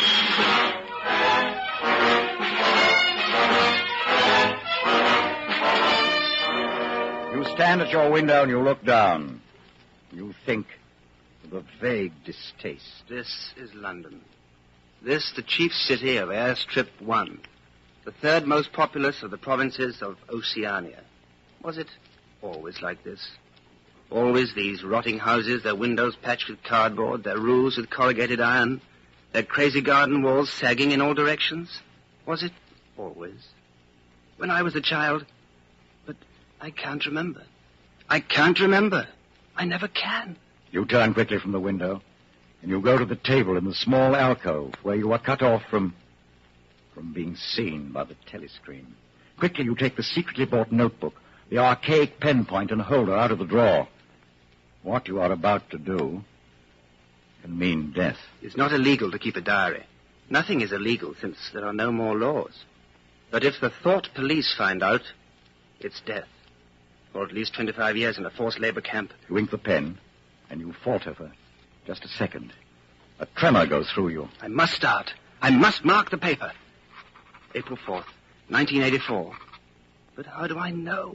How can I be certain that is 1984? No, it must be. I'm fairly sure that I'm 39. I believe I was born in 1944 or 45. But it's never possible nowadays to pin down any date within a year or two. But what difference does it make? How can I speak to the future? If it's like the present, no one will listen. If it's different, how will they understand the things happening now? I mustn't think about it. I must begin now. April 4th. Last night to the flicks, all war films, one of a ship full of refugees being bombed somewhere in the Mediterranean. Audience much amused by a shot of a helicopter firing at a man swimming away. He was full of holes. The sea round him turned pink. Audience shouting with laughter when he sank. And then you saw a lifeboat full of children with a helicopter over it. You write on, wildly ridding your mind of painful memory. But as you write, another memory comes clear in your mind. It happened during the 2 minutes hate period at the ministry that very morning. After the chant of loyalty to Big Brother, Winston Smith noticed O'Brien, the big man wearing glasses and the black overalls of the powerful inner party. That morning, O'Brien had turned, and his eyes had met Winston's. And Winston knew that O'Brien was thinking the same thing as himself. It was as if O'Brien was saying, I am with you. I know all about your contempt, your hatred, your disgust. But don't worry. I am on your side. Then O'Brien's face was as inscrutable as everybody else's. But even that was a memorable event in the locked loneliness in which one had to live.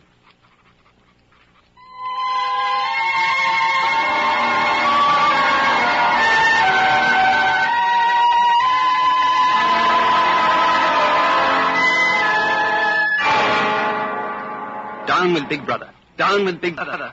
I'll fill the page with it or the whole book. Makes no difference now. The thought police will get me just the same. Even if I never put the pen to paper, I have committed thought crime. And for that, they're bound to get you. Sooner or later, but they'll get you. Always during the night, you simply disappear. Your name removed from the registers. Every record of you wiped out. You were abolished, annihilated, vaporized. They'll shoot me in the back. I don't care. Down with Big Brother. They always shoot you in the back of the neck. I don't care. Down with Big Brother. Already? You sit still. Maybe they'll go away. The worst thing would be to delay. You get up, and you move heavily toward the door. Oh, comrade, do you think you could come across and have a look at our kitchen sink? It's got blocked up and... I'll see what I can do, Mrs. Parsons. I'm sorry to bother you. Of course, it's only because Tom isn't home. Amid the clutter of the flat, you notice the banners of the Youth League and the Spies on the wall, and a full-size poster of Big Brother. Don't mind the looks of the place. It's the children. They haven't been out today. Have you got a spanner? A spanner? I don't know. Perhaps the children... Up with your hands! The tough-looking boy springs at you with a pointed toy automatic pistol. He is dressed in the uniform of the Spies. Higher! Get them up higher! Is high enough?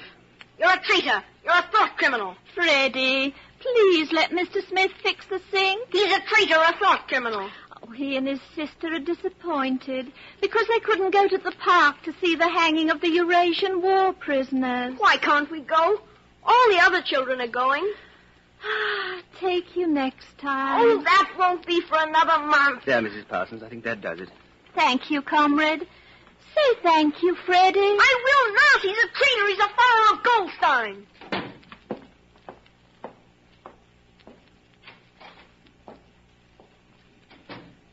You go to the window. Down in the street, the wind flaps a torn poster with the word Ingsoc. You stand watching it. The 3 sacred principles of Ingsoc. New speak, double think, the mutability of the past. What past? The past is dead. The future is unimaginable. I am alone, lost in a monstrous world. What living human creature is on my side? How do I know that the power of the party won't endure forever? Like an answer, the 3 slogans on the white face of the Ministry of Truth come back to you. War is peace. Freedom is slavery. Ignorance is strength. The telescreen strikes. You have to leave in 10 minutes to be back at your work at 14:30. You see the diary on the table. Who am I writing it for? Only the thought police will read it before they wipe it out of existence and out of memory. But there are things I must say or I can't stay sane. You go back to the table, dip your pen, and write. To the future or to the past. To a time when thought is free, when men are different one from another and do not live alone. To a time when truth exists and what is done cannot be undone. From the age of uniformity, from the age of solitude, from the age of Big Brother, from the age of doublethink, greetings. I am already dead, for I am committing thought crime, and thought crime is death.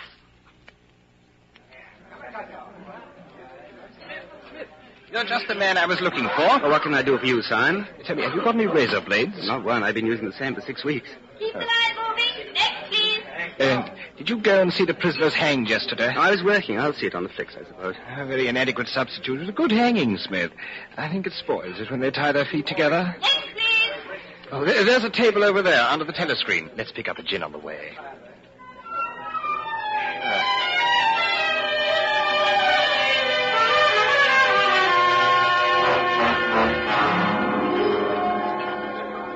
Simon, how's that dictionary of new speak getting on? Slowly. I'm on the adjectives. It's fascinating. You must do quite a job inventing new words. Oh, that's not our chief job at all. We're destroying words. What sense is there in having a whole string of useless, vague words like excellent and splendid and all the rest of them? Plus good covers the meaning, or double plus good if you want something stronger still. Don't you see the beauty of that, Winston? It was BB's idea originally, of course. Well, I know that's one of Big Brother's most revolutionary ideas. Oh, it's not just words.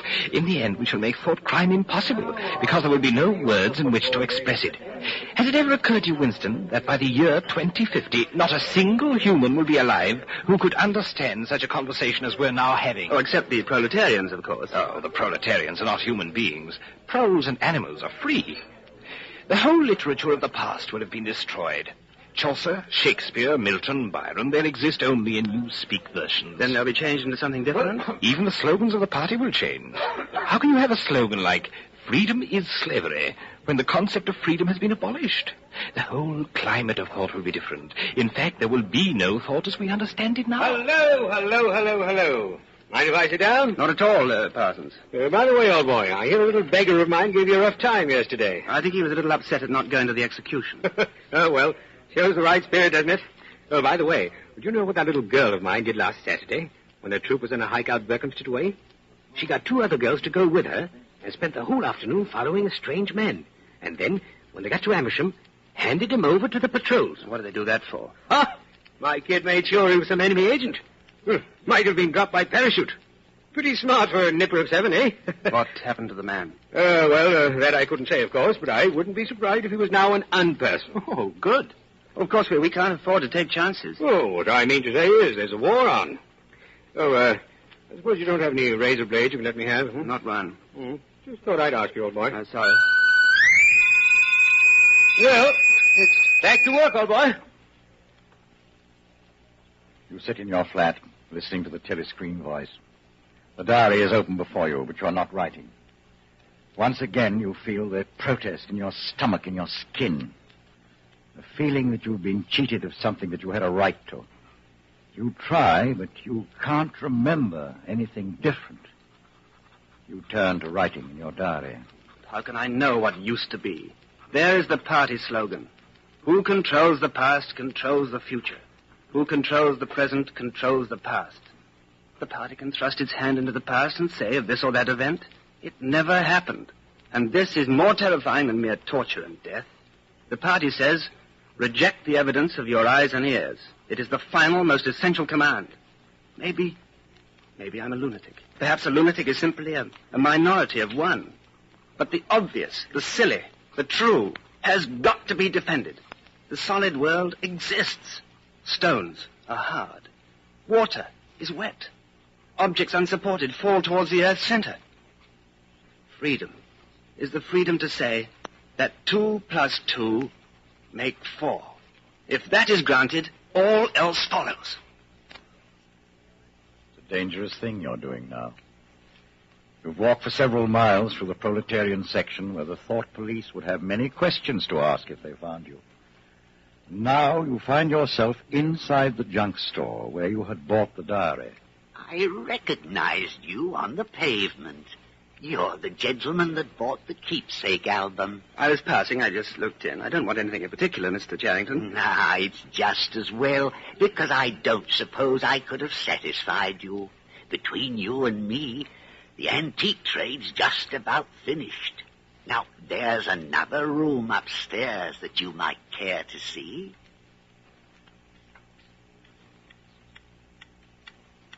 You lived here at one time? Until my wife died.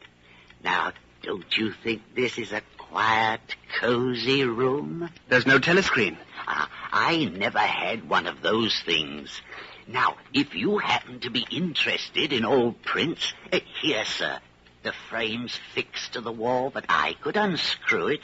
For you, I dare say. I know that building, Mr. Charrington. It's a ruin now.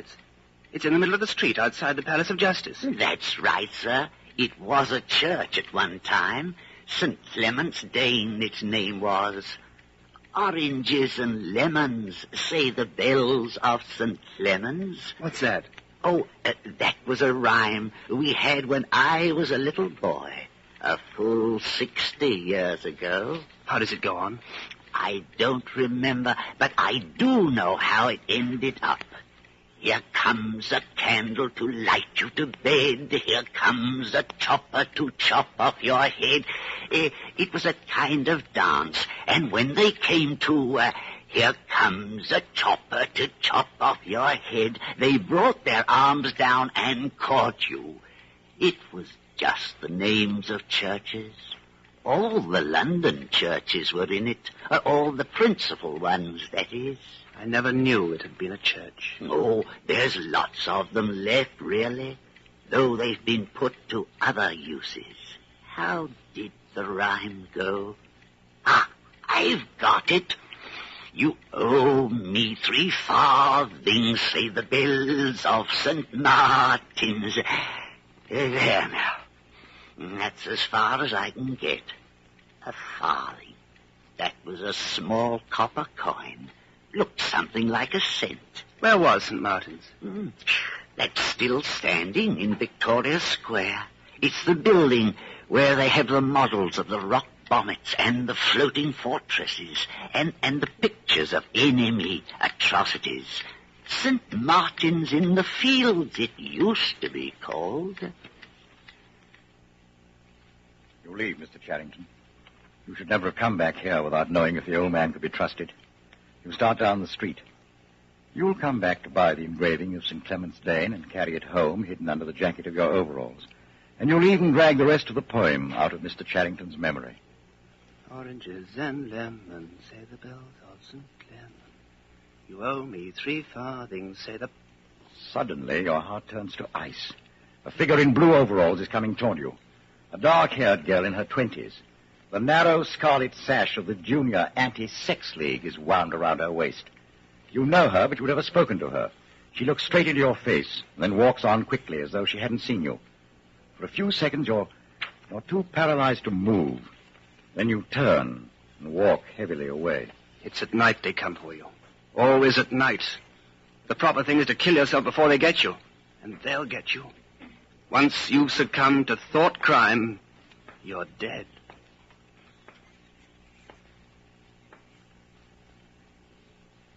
From Hollywood, the NBC University Theater is bringing you David Niven in a radio version of George Orwell's 1984.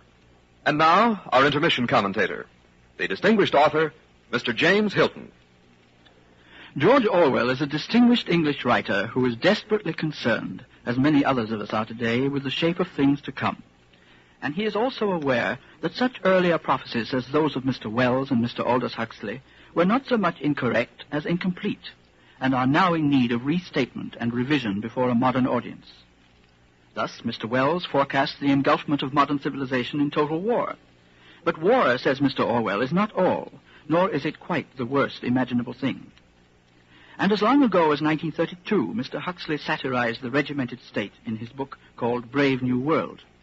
But some people in those days probably missed the satire and thought that with all its mass production techniques and scientific management, Mr. Huxley's New World might even be worth looking forward to.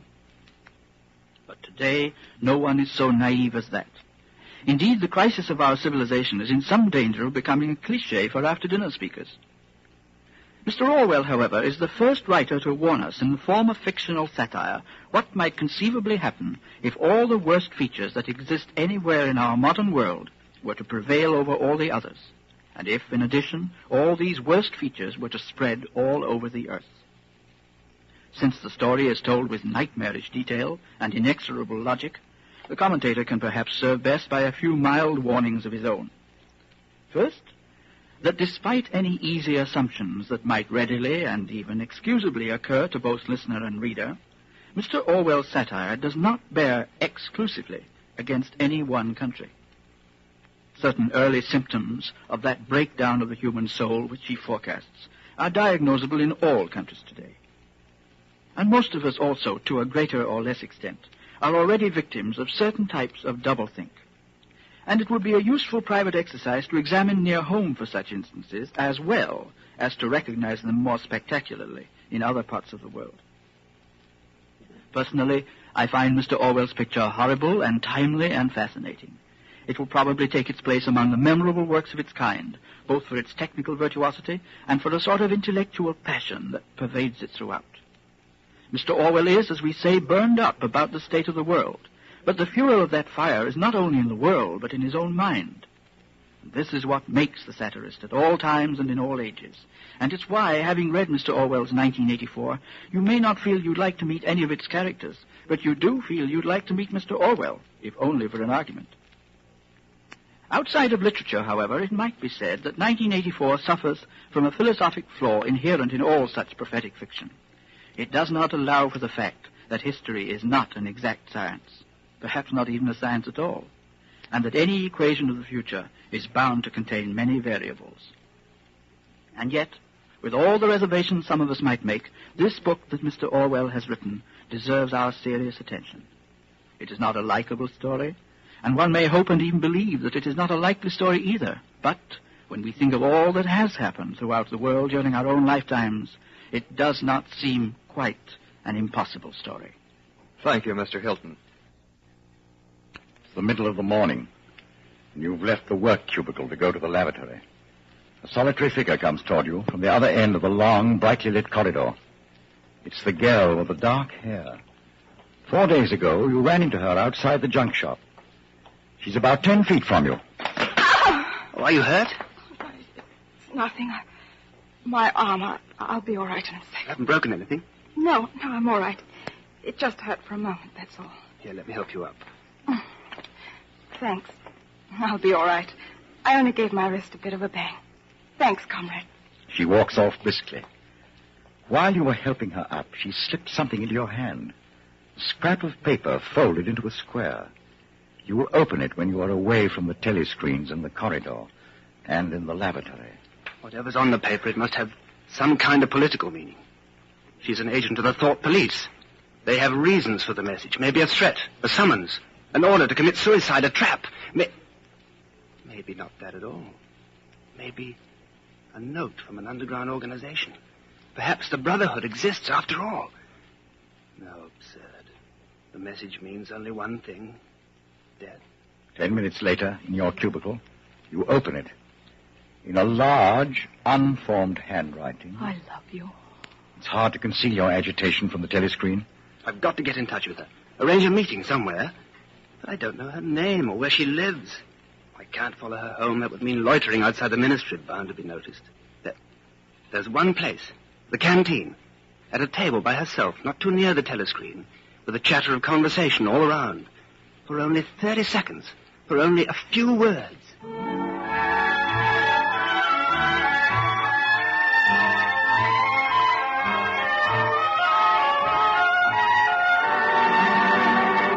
A week goes by. At last it happens. You both sit eating the watery stew. You continue eating, you don't look up. What time do you leave work? 18:30. Where can we meet? Victory Square, near the monument. Full of telescreens. Doesn't matter if there's a crowd. Any signal? No. Don't come up until you see me among a lot of people. And don't look at me. Just keep somewhere near me. What time? 19 hours. All right.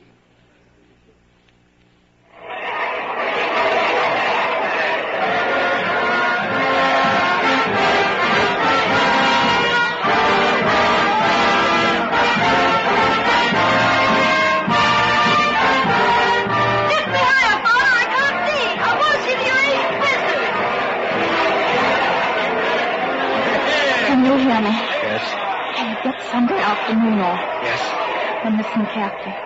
Go to Paddington Station. Take train 14 to Fenchurch. Turn left outside the station and you'll come to a gate with the top bar missing. Go across that field to a track between bushes. Stay on that until you come to a dead tree with moss on it. Can you remember that? Yes. You turn left, then right, then left again, and the gate's got no top bar. Yes, what time? About 15. You may have to wait. I'll get there by another way. Are you sure you remember everything? Yes. Then get away from me as quick as you can.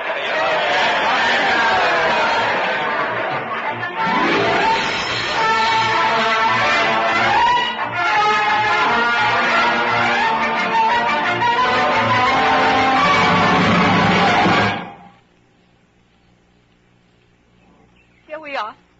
I didn't want to say anything in the lane in case there was a mic hidden there. We're all right here, though. I didn't meet any patrols. I watched for them all the way from the station. Oh, we're safe here. What are you grinning at? Would you believe that till this moment, I didn't know the color of your eyes? Now that you've seen what I'm really like, can you still bear to look at me? Yes, easily. I'm 39 years old. I've got a wife I can't get rid of. I've got varicose veins, and I've got 5 false teeth. I couldn't care less. Darling. Oh, darling. Precious. Oh, my dearest, dearest love. We've got the whole afternoon. Isn't it? What's your name? Julia. I know yours. It's Winston. Winston Smith. How did you find that out? I expect I'm better at finding out things than you are, dear. Tell me, what did you think of me before that day I gave you the note? I hated the sight of you. I wanted to hurt you, murder you. If you really want to know, I imagined that you had something to do with the thought police. Oh, no. Not the thought police. Well, perhaps not exactly that, but from your general appearance, merely because you're young and fresh and healthy, I thought that probably... You thought I was a good party member. And you also thought that if I had a quarter of a chance, I'd denounce you as a thought criminal and get you killed off. Yes, something of that kind. Well, a great many young girls are like that, you know. This bloody sash that does it. Wait, I'll rip the thing off. There. Have a piece of chocolate. Where did you get this? Black market. You're very young. 10 years younger than I am. What could attract you in a man like me? As soon as I saw you, I knew you were against them. Against the party. Against the bloody rotten swine in the inner party. Julia, listen. I'm against the purity the party preaches and the goodness. I don't want any virtue to exist anywhere. I want everyone to be corrupt to the bones. Well, then, I ought to suit you, dear. I'm corrupt to the very bones. You never go back to the clearing in the wood. You and Julia can meet only in the streets, in a different place every evening, and never for more than a half hour at a time. You don't even discuss the possibility of getting married. No committee would sanction it, even if Catherine could somehow be gotten rid of. It's hopeless, even as a daydream. What was she like, your wife?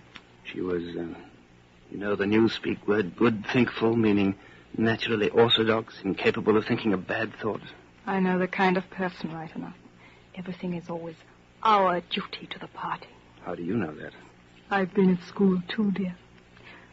Why didn't you shove her off the cliff? I would have. Perhaps if I'd been the same person I am now. Are you sorry you didn't? Yes.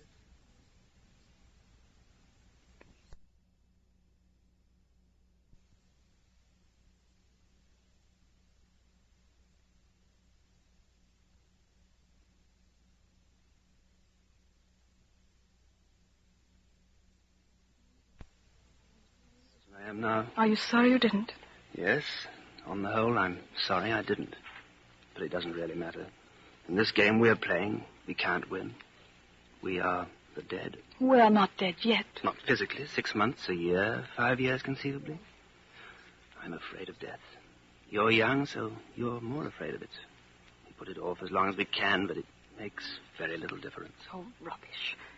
Don't you enjoy being alive? Look, darling, I'm real. I'm solid, alive. Don't you like that? Yes, I like that. Stop talking about dying, then. Where shall we meet next time? Julia, I've rented the room for Mr. Charrington.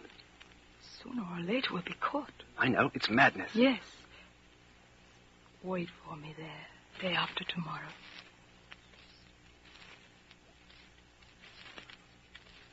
Wait. Just let me show you what I brought. Look here. Go on, open it. Sugar. Real, not saccharine. And here, a loaf of white bread. But look, this is the one I'm really proud of. Coffee. Real coffee. There's a whole kilo here. How'd you manage to get hold of all these things? Oh, it's all in a party stuff. And look, I've got a little packet of tea, too. Real tea, not blackberry leaves. There's been a lot of tea about lately. They've captured India or something. But listen, dear, I want you to turn your back on me for a bit. And don't turn around till I tell you. You can turn around now.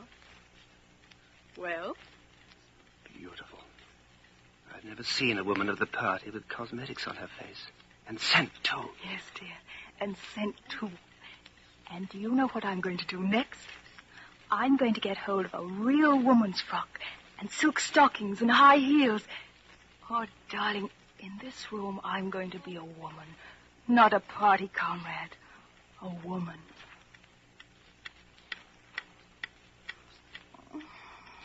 I'll make some coffee in another moment. We still got an hour. What time do they cut the lights off at your flats? 23:30. It's 23 at the hostel. Hi! Get out of there, you filthy brute! What was it? A rat. I saw his beastly nose. Oh, there's a hole down there. Rats? In this room? Oh, they're all over. Some parts of London are just swarming with them. A woman daren't leave a baby alone for 2 minutes. It's the great, huge brown ones that do it, and the brutes always come... Don't go on! Darling, what's the matter? Oh, of all the horrors in the world, a rat! Oh, no, darling, no. Now, don't worry. We're not going to have the filthy brutes in here. I'll stuff the hole before we go. Oh, come on. Help me make the coffee. Darling, I've been meaning to ask you. That picture over there on the wall, would that be about 100 years old? More. 200, I dare say. One can't tell. It's impossible to discover the age of anything nowadays. What is that place? I've seen it before somewhere. It's a church, or at least it used to be. St. Clement's Dane, its name was. Oranges and lemons, say the bells of St. Clement. You owe me 3 farthings, say the bells of St. Martin's. I can't remember how it goes after that. But anyway, I remember it ends up, here comes a candle to light you to bed. Here comes a chopper to chop off your head. Who taught you that? My grandfather. He was vaporized when I was 8. I wonder what a lemon was. Oh, I can remember lemons. They were quite common in the 50s. They were so sour it set your teeth on edge even to smell them. Oh, dear. I suppose it's almost time we were leaving. I should start washing this paint off. I'll get the lipstick off your face afterwards. It happens at last. The expected message comes. We're walking down the long corridor of the ministry. You turn around. It's O'Brien. I was reading one of your Newspeak articles the other day. You take a scholarly interest in Newspeak, I believe. Well, hardly scholarly. I'm only an amateur. I've never had anything to do with the construction of the language. But you write it very elegantly.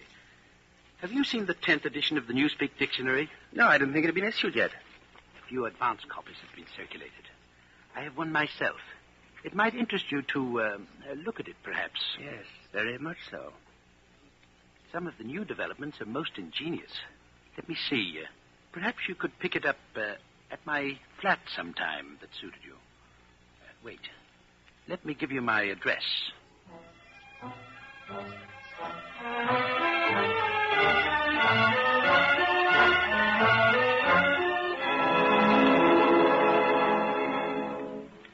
Julia, darling, it was like a message, as if O'Brien was saying, if you ever want to see me, this is where I can be found. But he's an important member of the inner party, dear. If it's a trap... Darling, this is part of something that happened years ago. First, it was a secret, involuntary thought. Then I started a diary. I'd moved from thoughts to words. And now, from words to action. Where will it end? In the ministry of love. I've accepted that. The end was contained in the beginning. Has it ever occurred to you that the best thing for us to do would be simply to walk out of here before it's too late and never see each other again? Yes, dear. It's occurred to me several times. But I'm not going to do it all the same. We've been lucky.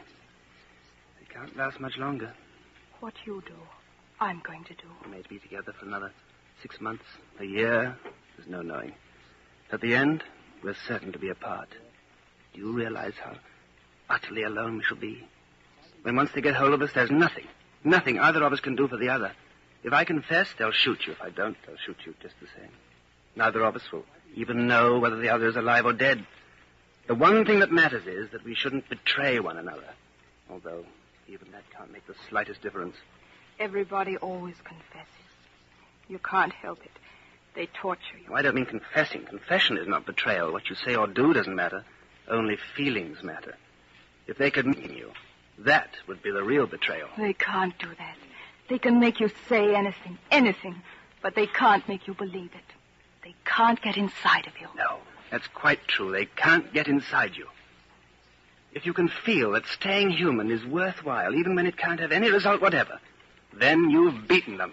Darling, whenever it is you go to O'Brien, I'm going with you.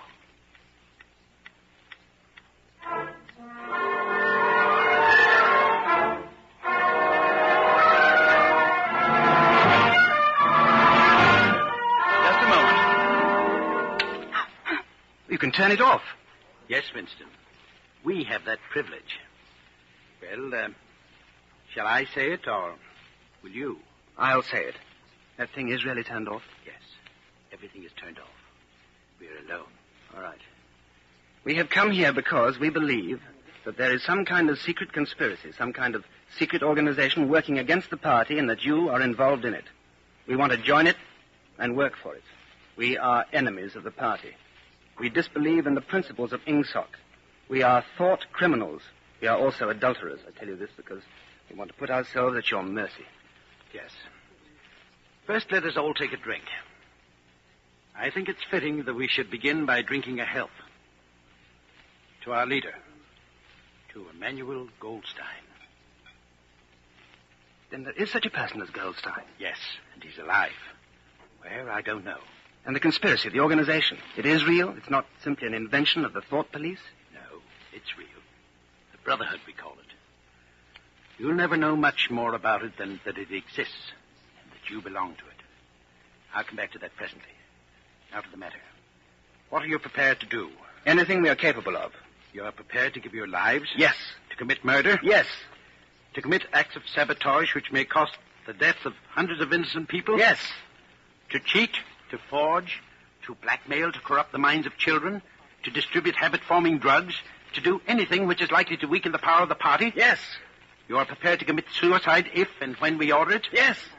You are prepared, the two of you, to separate and never see one another again? No. No. You did well to tell me. You understand that you'll be fighting in the dark. Later, I shall send you a book from which you will learn the true nature of the society we live in and the strategy by which we shall destroy it. Brotherhood exists, but I cannot tell you. You will get used to living without results, without hope. We are the dead. Our only true life is in the future. Do you carry a briefcase to work? As a rule, yes. What is it like? Oh, black, very shabby, 2 straps. Good. One day soon in the street, a man will touch you on the arm and say, I think you've dropped your briefcase. The one he gives you will contain a copy of Goldstein's book. You'll return it within 14 days. You must leave in a couple of minutes. We shall meet again. If we do meet again. In the place where there is no darkness? In the place where there is no darkness. In the meantime, is there anything you wish to say before you leave? Any question? Yes. Did you ever hear an old rhyme that begins, Oranges and lemons, say the bells of St. Clement? Yes, Vincent. Oranges and lemons, say the bells of St. Clement's. You owe me 3 farthings, say the bells of St. Martin's. When will you pay me, say the bells of Old Bailey. When I get rich, say the bells of Shoreditch. You knew the last line. Yes, I knew the last line. And Now I'm afraid it's time for you to go.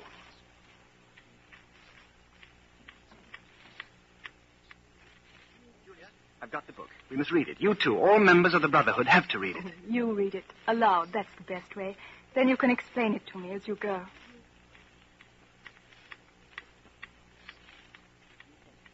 The new movements which appeared in the middle years of the century, Ingsoc in Oceania, Neo-Bolshevism in Eurasia, death worship in East Asia, had the conscious aim of perpetuating unfreedom and inequality.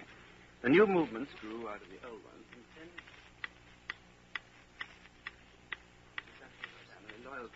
Even the names of the four ministries exhibit an impotence in their deliberate reversal of the facts.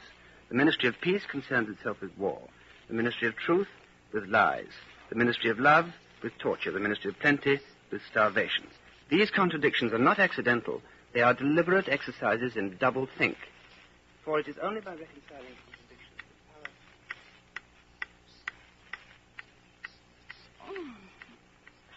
power... Oh, I'm hungry. Oh, darling, the stove's gone out. And there's no oil. Oh, we can get some from old Charrington, I expect. Oh, gosh, but it's cold in here. Do you remember the thrush that sang to us that first day at the edge of the wood? He wasn't singing to us. He was just singing. No, not to us. We are the dead. We are the dead. You are the dead. You are the dead. It was behind the picture. Remain exactly where you are. Make no movement until you are ordered. Now we can see it. Now we can see you. Stand out in the middle of the room. Stand back to back. Clasp your hands behind your head. Do not touch one another. The house is surrounded. I suppose that we may as well say goodbye. You may as well say goodbye. And by the way, while we are on the subject, here comes a candle to light you to bed. Here comes a chopper to chop off your head.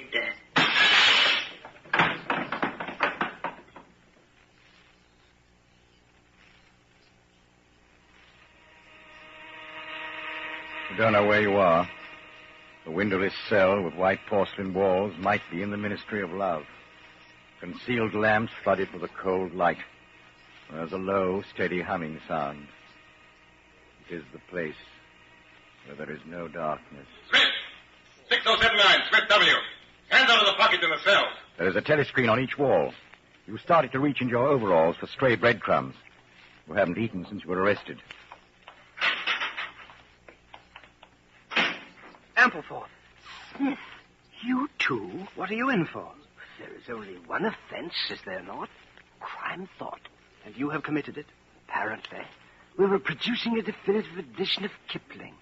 I allowed the word God to remain at the end of a line. I couldn't help it. The rhyme was rod. There are only 12 rhymes to rod in the language. There was no other rhyme. Do you know what time it is? No, I don't. There's no difference between night and day in this place. No talking in the cells. Ampleforth, room 101. Time passes. Your hunger grows. Prisoners, men and women, are brought into your cell and are taken out. To room 101. Then the cell door opens once again. O'Brien and a guard come in. You start to your feet. You forget the telescreen. They got you, too. They got me a long time ago. You knew this, Winston. You've always known it. Guard? Oh!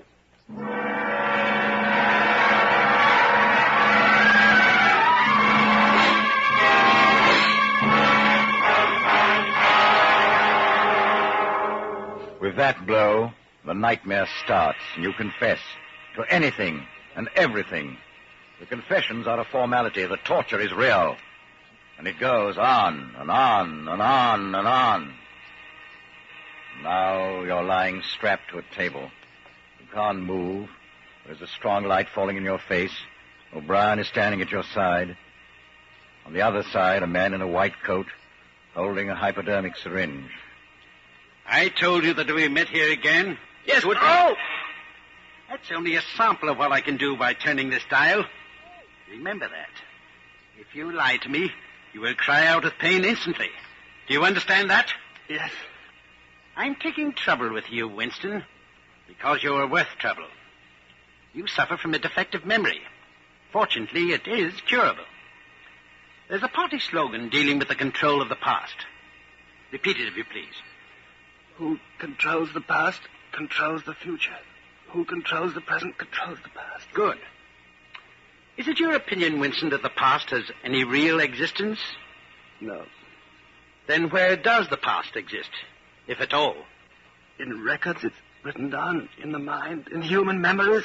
But we, the party, control all records, and we control all memories.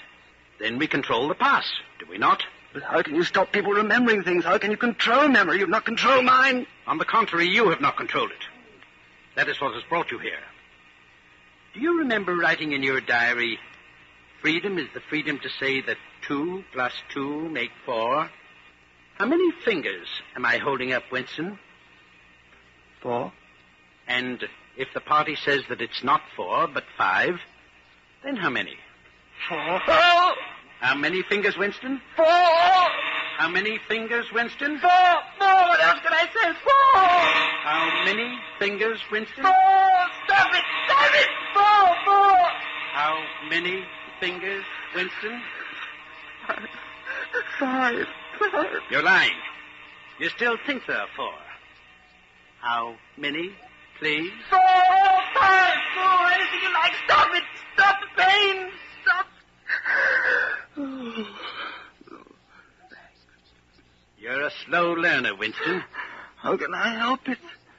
How can I help seeing what's in front of my eyes? 2 and 2 are 4. Sometimes, Winston. Sometimes they are 5 or 3 or all of them at once. You must try harder. It's not easy to become sane. It's not easy.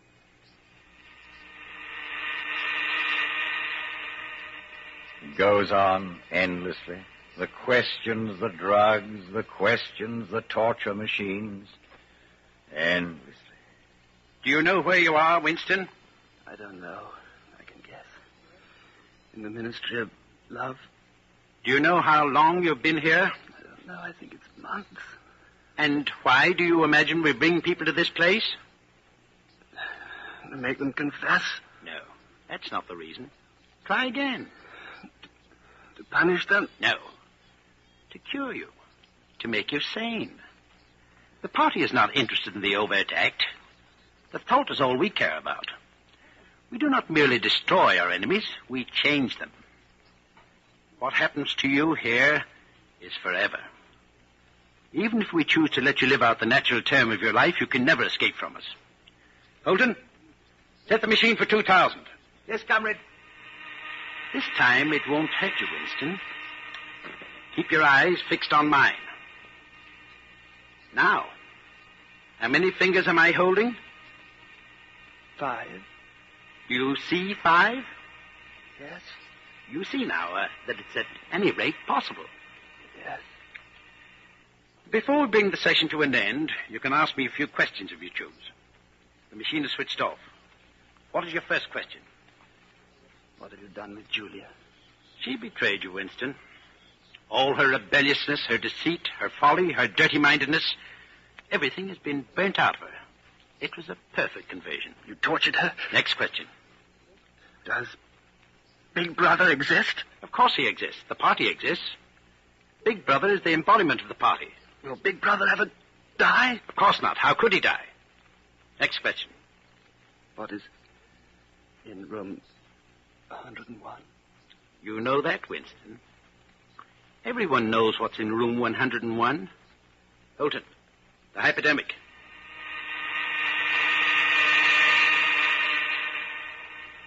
We have beaten you, Winston. We have broken you.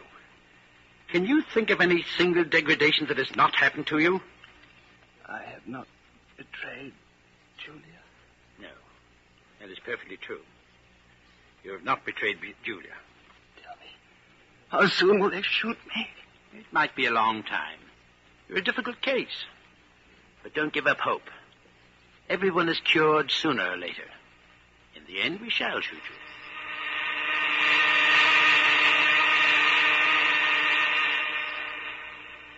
You're much better now. Weeks or months have passed, but you have no way of knowing. And one day O'Brien is in your cell, and with him are the guards. Get up, Winston. Come here. You've had thoughts of deceiving me. Stand up straighter. Look me in the face. Tell me, Winston, and remember, no lies. Tell me, what are your true feelings toward Big Brother? I hate him. You hate him. Good. Then the time has come for you to take the last step. You must love Big Brother. It is not enough to obey him, you must love him. Guard, take him. Room 101.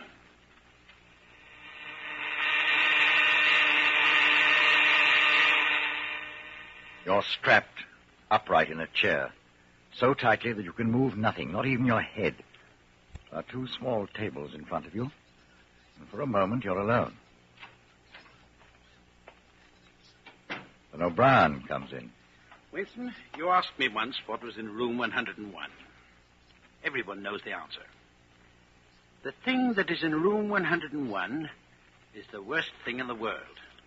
The worst thing in the world varies from individual to individual. It may be death by fire, by drowning, by impalement, or 50 other deaths. In your case, it happens to be rats. Here. I placed the cage on the table so you can see them. Well, you can't do that. You couldn't. It's impossible, O'Brien. You know this isn't necessary. What do you want me to do? For everyone, there is something unendurable. Courage and cowardice are not involved. For you, the unendurable is rats. They're a form of pressure you cannot withstand. You will do what is required of you. But what is it? What is it? How can I do it if I don't know what it is? No, don't bring him any closer. You understand the construction of this cage. This mask will fit over your head, leaving no other exit. When I press this lever, these starving brutes will leap at your face. Sometimes they attack the eyes. No, don't bring them closer. No. Do it to Julia. Do it to Julia, not to me. I don't care what you do to her. Tear her face off, strip her the bones. Not me, Julia, not me.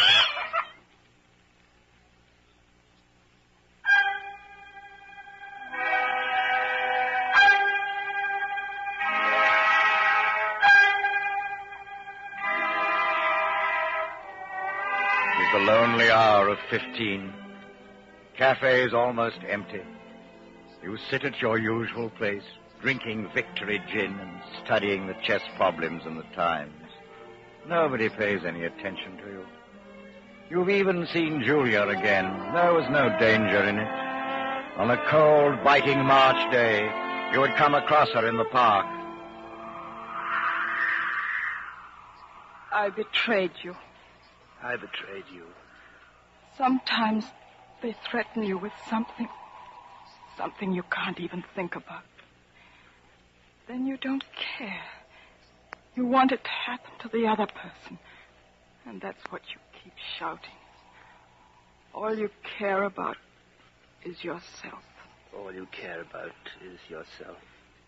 You don't feel the same toward the other person any longer. No, you don't feel the same. What happens to you there is forever. Something is burned out. We must meet again. Yes, we must meet again.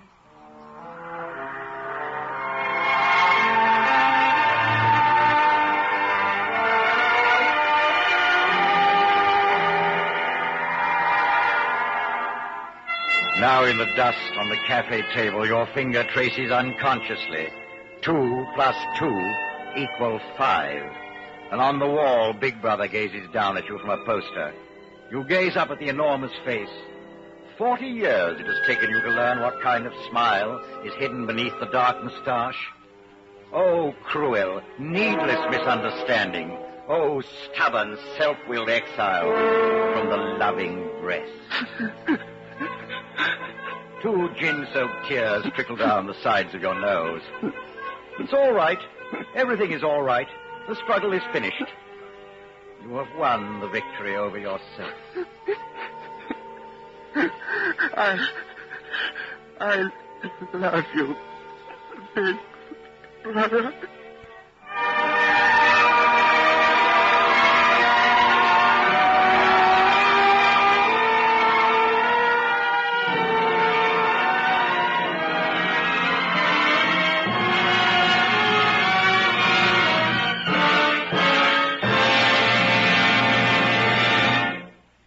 have been listening to 1984, an NBC University Theater production of the novel by George Orwell, starring David Niven.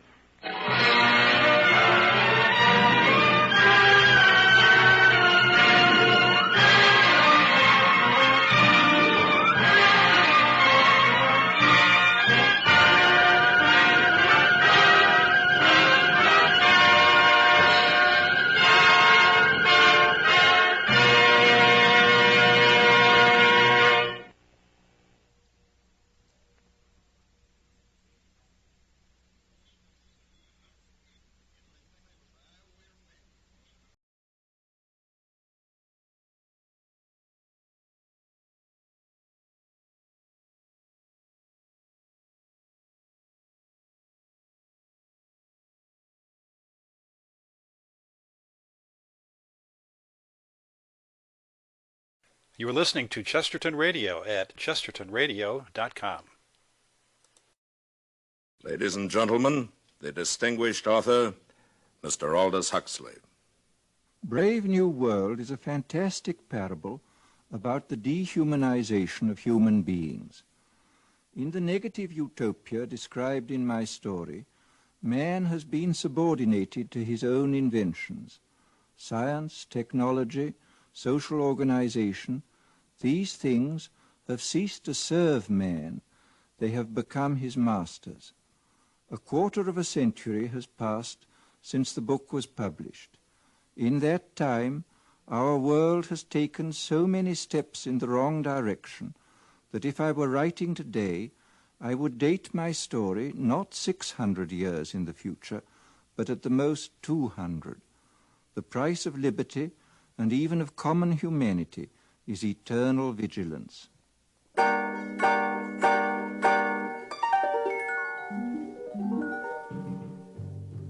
CBS Radio, a division of the Columbia Broadcasting System and its 217 affiliated stations, present the premiere broadcast of the CBS Radio Workshop, radio's distinguished series dedicated to man's imagination, the theater of the mind.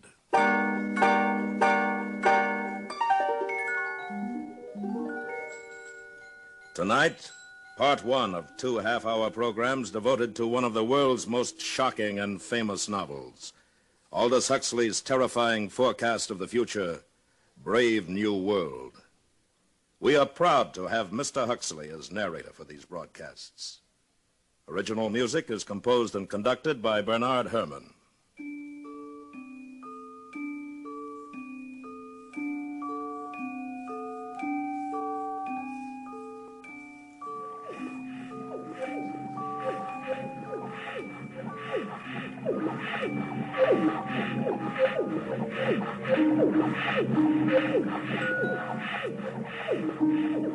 This is Aldous Huxley, and these are the sounds of the brave new world, of test tube and decanter, of hissing injectors and gurgling blood substitute.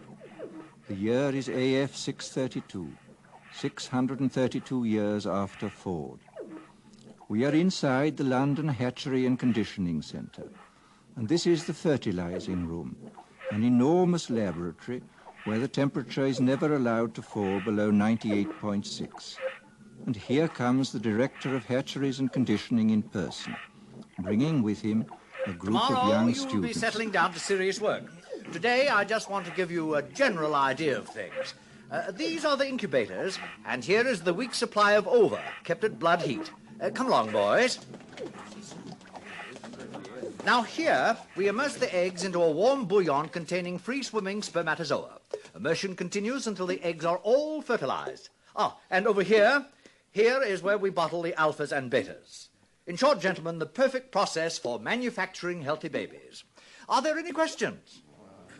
Sir, will you explain the Bakhanovsky process? I'm glad you asked that. Students, take this down.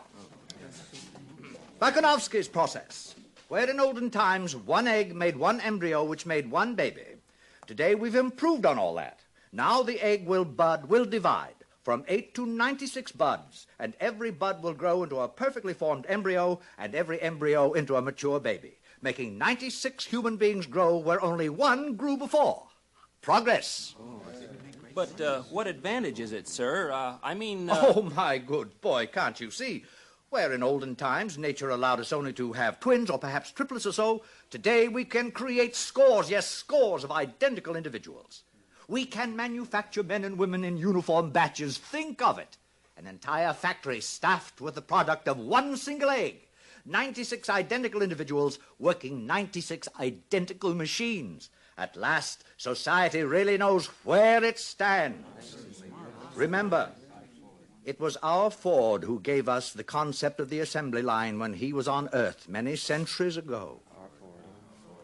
And now, boys, we will go up to the bottling room where we shall see how we create each class of society, alphas, betas, deltas, etc. Come with me. Well, Lenina. Oh, Director. Oh, charming, charming. What are you injecting into our embryos today, my dear? Typhoid antitoxins? Yes, sir. Are you busy this afternoon? Oh, not after 5, sir. Good. Suppose we get together then on the roof. That would be fine. I've admired you for some time, Lenina.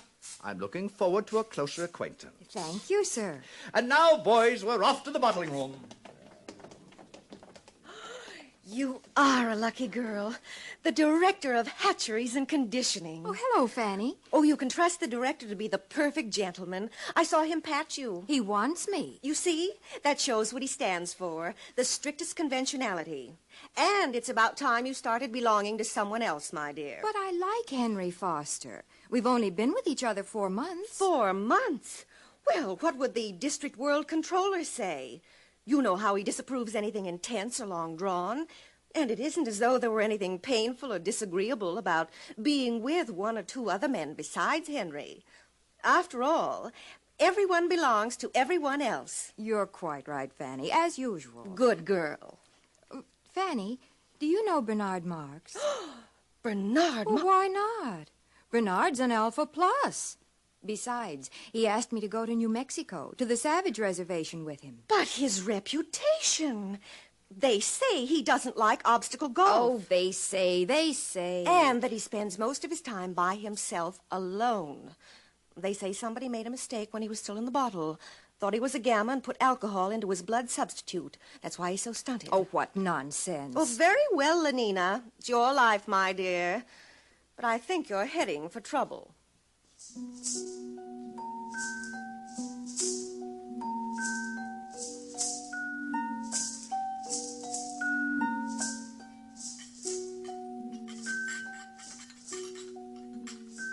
And here we have the bottling room. Little embryos carefully bottled being rocked gently to and fro as they did in olden days when carried by their mothers. Now, boys, you must learn to distinguish between smut and science. I'm going to use that word again. As scientists of tomorrow, you must learn to cope with it. Mother. Oh. There, that's better. As a matter of fact, there is an area in our world where humans are still viviparous, still give birth to their children. The Savage Reservation in New Mexico. I visited there once myself, many years ago. Dreadful, filthy place. Naturally, civilization has improved on all that. It is here we control the embryo's growth, each batch carefully regulated to produce the exact class of citizen we desire. And here is our Mr. Henry Foster in charge of bottling. Oh, Henry. Yes, sir. Please explain the process to the students. Oh, delighted, sir. By the way, Henry, before you begin, I made a date with Lenina Crown this afternoon. Oh, really? I'm delighted, sir. I'm sure you'll enjoy belonging to her. Good. Very pneumatic girl. Now, please proceed. This way, gentlemen. Here we advance the process. One by one, the eggs are transferred from their test tubes into these larger decanters and moved along to the labelers, carefully labeled as to heredity, date of fertilization, sex, name, serial number.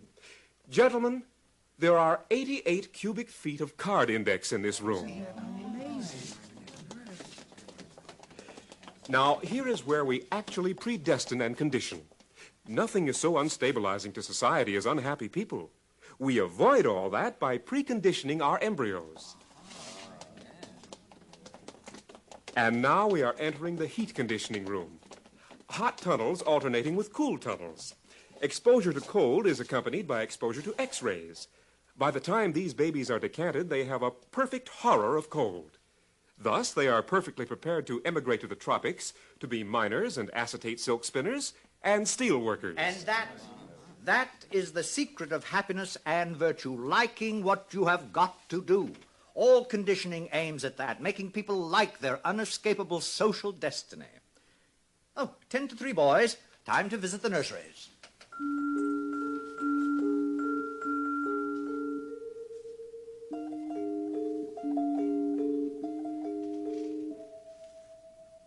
And so the director continued on his tour. Meanwhile, in his rooms high above the city, Bernard Marx nervously paced the floor. I'm taking Lenina Crowd in New Mexico with me, Helmholtz, to the Savage Reservation. Well, it's about time. What do you mean by that? I'll be frank, Bernard. There's been a lot of talk about your behavior at the College of Emotional Engineering. Of course, I've been defending you. And I'm supposed to be grateful? Because you're a successful feelies writer? Because you're tall, well-built, have all the girls you want? Oh, Bernard.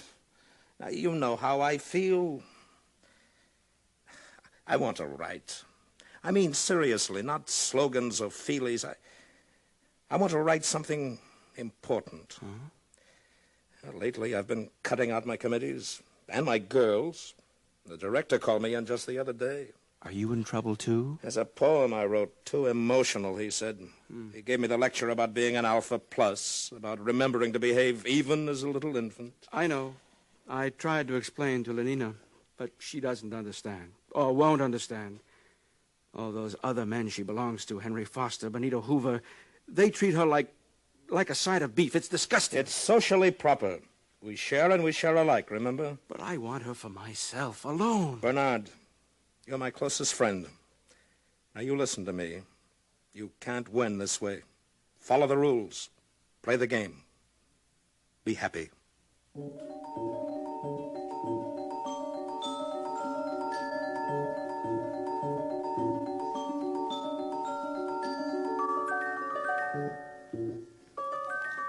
The nursery was on the 5th floor. The sign over the door said, Neo-Pavlovian Conditioning Room. It was a large, bare room, very bright and sunny. Half a dozen nurses, trousered and jacketed in the regulation white viscose linen uniform, were engaged in setting out bowls of roses in a long row across the floor. The nurses stiffened to attention as the director of hatcheries and conditioning came in, followed by his students. Set out the books. In silence, the nurses obeyed his command. Between the rose bowls, the books were duly set out. Now bring in the children. They hurried out of the room and returned in a moment, each pushing a kind of tall, dumb waiter, laden on all its 4 wire-netted shelves with 8-month-old babies, all exactly alike, a Bokanovsky group, and all, since their caste was Delta, dressed in khaki diapers. Put them down on the floor. Now turn them so they can see the flowers and books. Turned, the babies at once fell silent, then began to crawl towards those clusters of sleek colors, those shapes so gay and brilliant. From the ranks of the babies came little squeals of excitement, gurgles and twitterings of pleasure. The swiftest crawlers were already at their goal. Small hands reached out uncertainly, touched, grasped, unpetaling the roses, crumpling the illuminated pages of the books. Watch carefully, students. All right, nurses, pull the lever.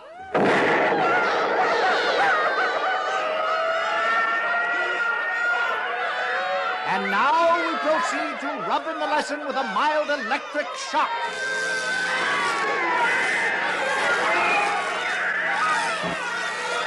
That's enough. All right, take them away, nurses.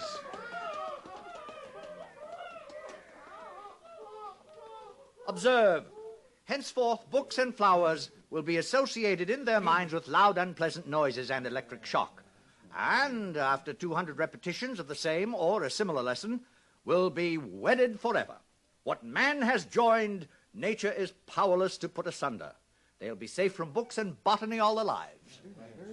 But, sir, Since these are lower caste children anyway and will never read, why bother to condition them against flowers? Simple economics. If gammas, deltas, or even epsilons like flowers and nature, soon you'd see them wasting their time visiting the countryside. And of what economic use is that? A love of nature keeps no factories busy. It was decided to abolish it, at least among the lower classes. Any further questions? Sir, would you tell us about sleep teaching? I'm glad you asked that. The most ingenious development of all, sleep teaching, is given to all our children as they grow to maturity. A little voice murmurs slogans in their ear all the night long while they sleep. Of course, it's useless for teaching, but as a method for giving post-hypnotic suggestions, it is invaluable. It's what conditions our minds to love our future role in life. Now, boys, tell me some of the lessons we've all learned through sleep teaching. A gram is better than a dam. A good example. We have learned to take a gram of soma whenever we feel out of sorts. Euphoric, narcotic, pleasantly hallucinant. It transports our minds into a beautiful sleep filled with wonderful images. It gives a soma holiday, thus preventing unnecessary impulses such as anger, jealousy, envy, anxiety. Next. Ending is better than mending. Good. It's better to throw away something than to repair it. New clothing, new possessions keep our factories humming and make us happier. Next. I'm glad I'm not a gamma. Ah, yes. We're all taught in our sleep to enjoy our own caste, whatever it may be. Gammas are taught to think, I'm glad I'm not an epsilon. Betas learn to be glad they're not deltas or gammas. And glad they're not alphas, because we alphas sometimes have to use our minds, and that's very painful. Very good indeed. Well, students, I think our tour is over for today. I'm sure most of you have dates with pneumatic young ladies. Some, of course, will be wanting to get in a game of obstacle golf. But before we finish, I'd like to add a few footnotes to the things you've seen today.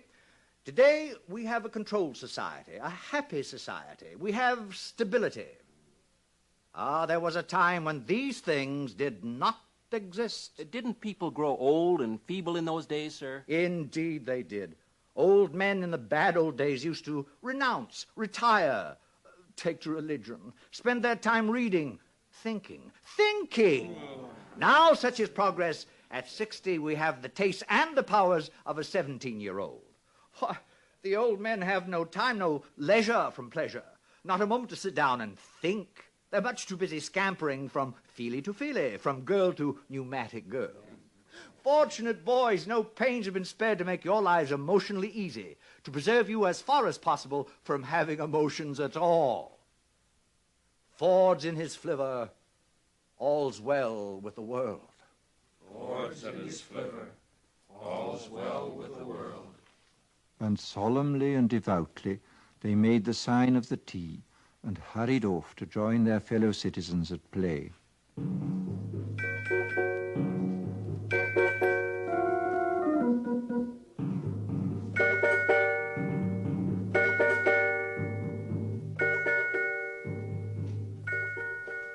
In spite of Fanny's dire warnings, Lenina Crown made a date that evening with the eccentric Mr. Marx, partly to show Fanny her courage, and partly because she was curious. When they were safely in their helicopter and climbing above the city, she turned to him. Shall we play escalator squash or go to the Feelies? Escalator squash is a waste of time. But what else is time for? All right, then, let's go to the Feelies. You know, they're showing love on a bearskin rug, and everyone says it's terribly exciting. You can Lenina, actually please, feel... couldn't we just go for a walk and be alone together? But, Bernard, we'll be alone all night. Well, I meant alone for talking. Talking? What about? Oh, you're beginning to feel nasty, I can tell. Take a soma, Bernard. I'd rather be myself and nasty, not somebody else, however jolly. A gram in 9 saves 9. Oh, for Ford's sake, be quiet. Bernard. Lenina, don't you ever want to be just you? Not enslaved by your own conditioning, to be free? But I am free. I'm free to have the most wonderful time. Everybody's happy nowadays. But wouldn't you like to be free to be happy in your own way and not somebody else's? I simply don't understand you. Bernard, do you really like me? Everyone says I'm awfully pneumatic.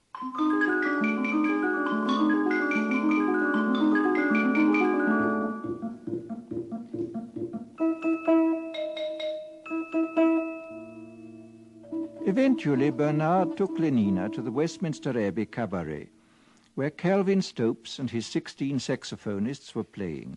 Also featured was London's finest scent and colour organ, and all the latest synthetic music. With the aid of 4 Soma tablets, Bernard managed to spend a successful evening with the girl, and the next morning he agreed to apply at once for a permit to visit the Savage Reservation. He was quite nervous as he stood before the large desk of the Director of Hatcheries and Conditioning. Oh, going to take Lenina Crown, I see. Yes, sir. Very pneumatic. Yes, sir. New Mexico Reservation. How long ago was it? Let me see. 20, 25 years? I must have been your age then. Sir? I had the same idea as you. Wanted to have a look at the Savages. Got a permit for New Mexico and went there for my summer holiday. With my girl of the moment. She was a beta minus, I think. Oh, yes. She had yellow hair and was especially pneumatic. Well, it was terrible. We rode about on horses and all that, and the last day of our stay, she got lost. Somewhere in those horrid mountains. Lost. We never did find her, poor girl. Must have fallen in some crevice. Yes, we searched for days, but no luck. Miserable trip. You must have had a terrible shock. What? Oh, don't imagine there was anything unethical about it. Nothing emotional or long drawn. It was all perfectly healthy and normal. I'm sure it was, sir. What's that? Oh. Mr. Marks, I should like to take this opportunity of saying I'm not at all pleased with the reports I receive of your behavior outside working hours. Alphas are so conditioned that they do not have to be infantile in their emotional behavior, but that is all the more reason for their making a special effort to conform. And so, Mr. Marks, I give you fair warning. Yes, sir. If ever I again hear of any lapse from a proper standard of infantile decorum, I shall ask for your transference to a subcenter, preferably to Iceland. Good morning.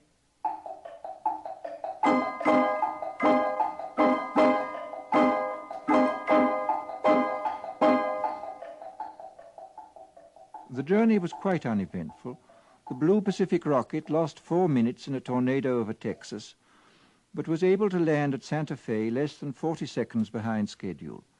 Lenina and Bernard slept that night at Santa Fe, and Lenina was very happy.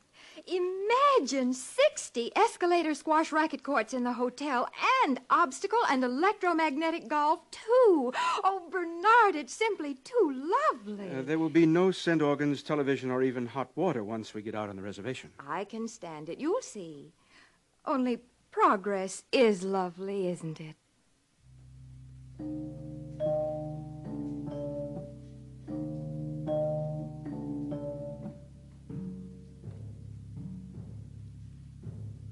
They took a rocket ship into the interior, and from there they traveled on horseback. And all Bernard could think about was Iceland, and how cold and barren it would be. The director's warning had made him even quieter and more sullen than usual. And then, that evening, they reached their destination. Before them was the village of Malpais, situated on a mesa. Adobe hovels growing out of the stony ground, dust and squalor, and the smell of wood smoke. What an awful place. I don't like it. Who's that man coming toward us? He's to be our guide. I'm frightened, Bernard. Quiet. We shouldn't have come. Oh, good morrow. You're civilized, aren't you? You come from outside, from the other place? My name is Bernard Marks. This is Lenina Crown. My name is John.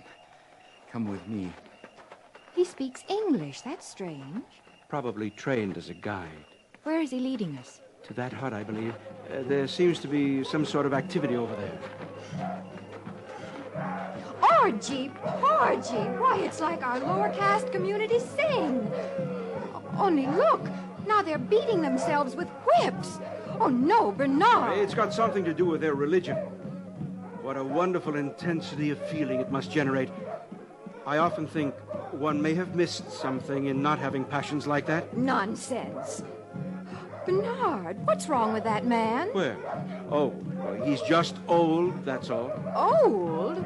But we don't look like that when we're old. He's so wrinkled. It's horrible. That's because we age all at once. We stay 17 until we're 60 or so, and then we die, and they burn our bodies and recover the phosphorus for the good of the world state, just as it should be. But this... What is it? That woman! Oh, Bernard, no. Take me away. Take me away. She's only nursing her baby, Lenina. That's her child. She's the mother. Bernard, how can you be so vulgar? I think I'll be sick. Please, Bernard, anywhere. Anywhere. Is something wrong? I think we'd better take Lenina inside. Over here. Follow me. My soma. I'm out of soma. Bernard. I'm sorry, Lenina. I didn't bring any. Oh. Here. Inside. This is my home. This is my home. You are welcome to remain here. John? John? Yes, Mother? Mother? These are people from the outside, Mother. They have come to see the reservation. From the other place? You're from the other place. Don't come near me. But don't you see, I'm from there, too. I'm civilized. I don't belong here. It's all a terrible mistake. This is my mother, Linda. Were you born here? No. No, I tell you, I was decanted like normal people. Oh, thank Ford, someone has come. At last, thank Ford. Bernard, please keep her away. Could you tell us about yourself, please?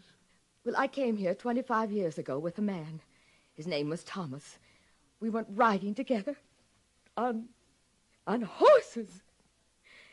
There was a terrible storm. I got lost in this horrible place. It was the last day of our stay. He left me here, alone. Lenina? Yes? You will be interested to know that our director of hatcheries and conditioning is named Thomas, and that he came here 25 years ago. Oh, no. And that... It can't be. But it is. He told me so himself. What a discovery. This boy is our director's son. Our director is a father. Oh, it's too horrible. Mother, what is he saying?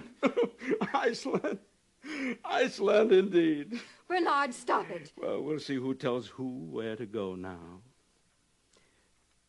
John. Yes, sir? How would you and your mother like to return to civilization? Do you mean it? Oh, please, do you? Listen, they're crazy here.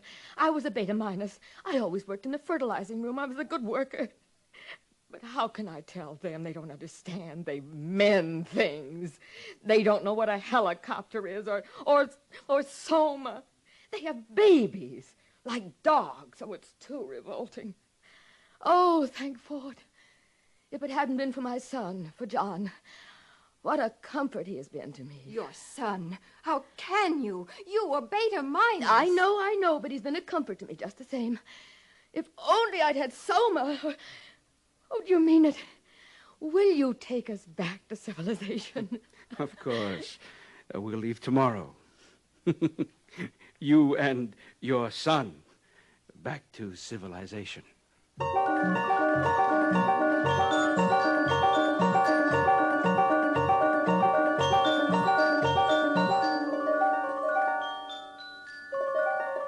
And Bernard was as good as his word.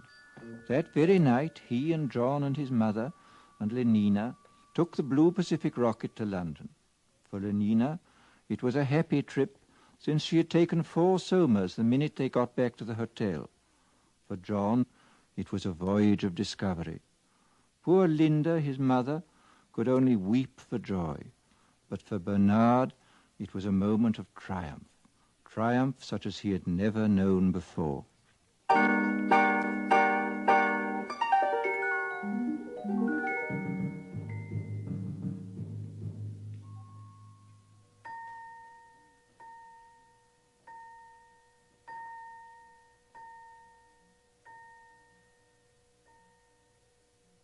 Brave New World, Part 1, by Aldous Huxley.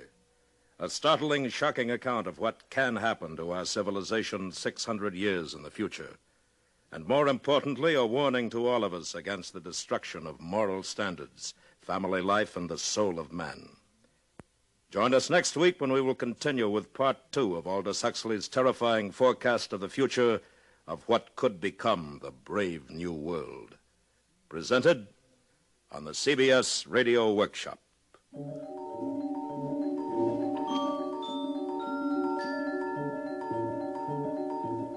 The CBS Radio Workshop is produced and directed by William Frug. Brave New World was adapted for radio by Mr. Frug. Featured in the cast were Joseph Kearns, Bill Idelson, Gloria Henry, Charlotte Lawrence, Byron Kane, Sam Edwards, Jack Crucian, Vic Perrin, and Lorene Tuttle. Original music composed and conducted by Bernard Herrmann. This is the CBS Radio Network.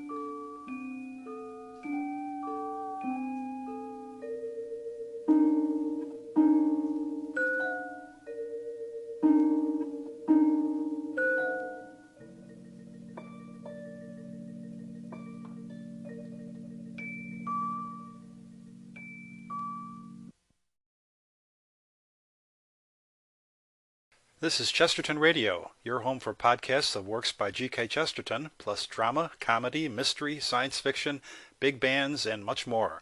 The soundtrack to your Chesterton day at chestertonradio.com.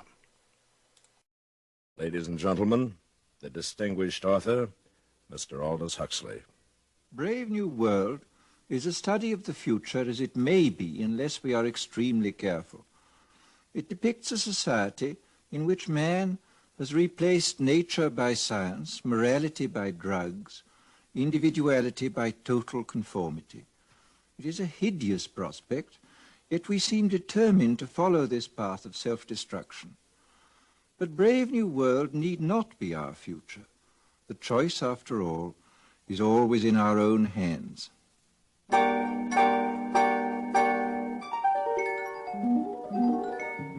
CBS Radio, a division of the Columbia Broadcasting System, and its 217 affiliated stations present the CBS Radio Workshop, radio's distinguished series dedicated to man's imagination, the theater of the mind.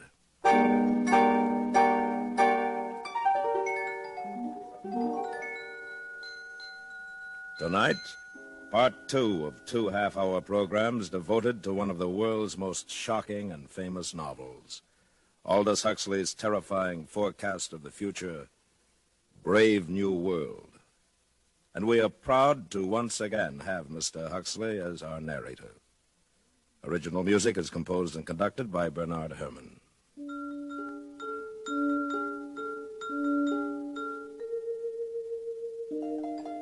This is Aldous Huxley. In the garden outside the London Hatchery and Conditioning Centre, it was playtime. Naked in the warm June sunshine, 600 or 700 little boys and girls were running with shrill yells over the lawns, or playing games, or squatting silently in twos and threes among the flowering shrubs.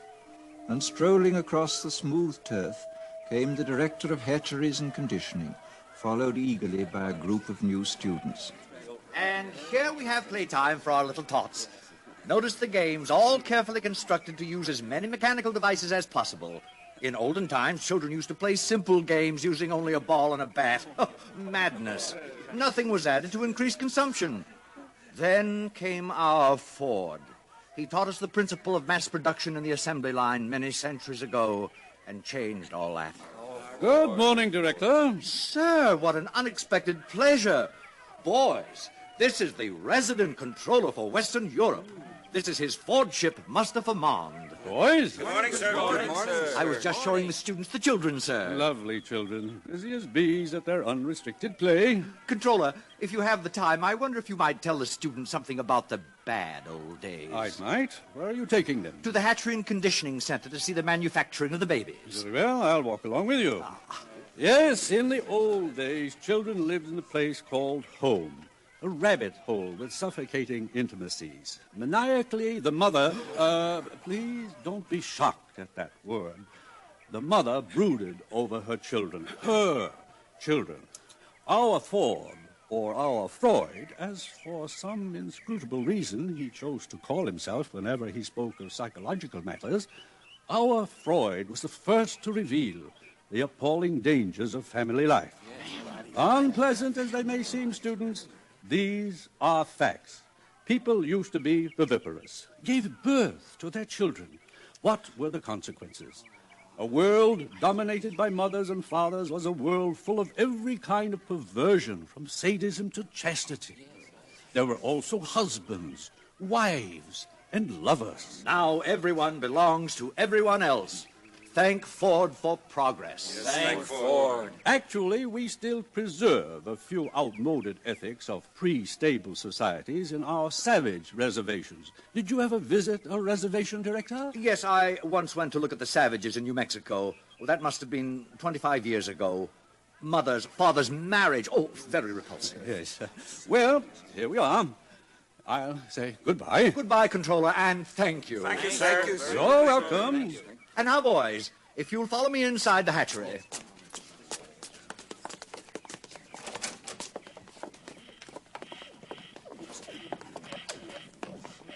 And here we are, a hive of activity.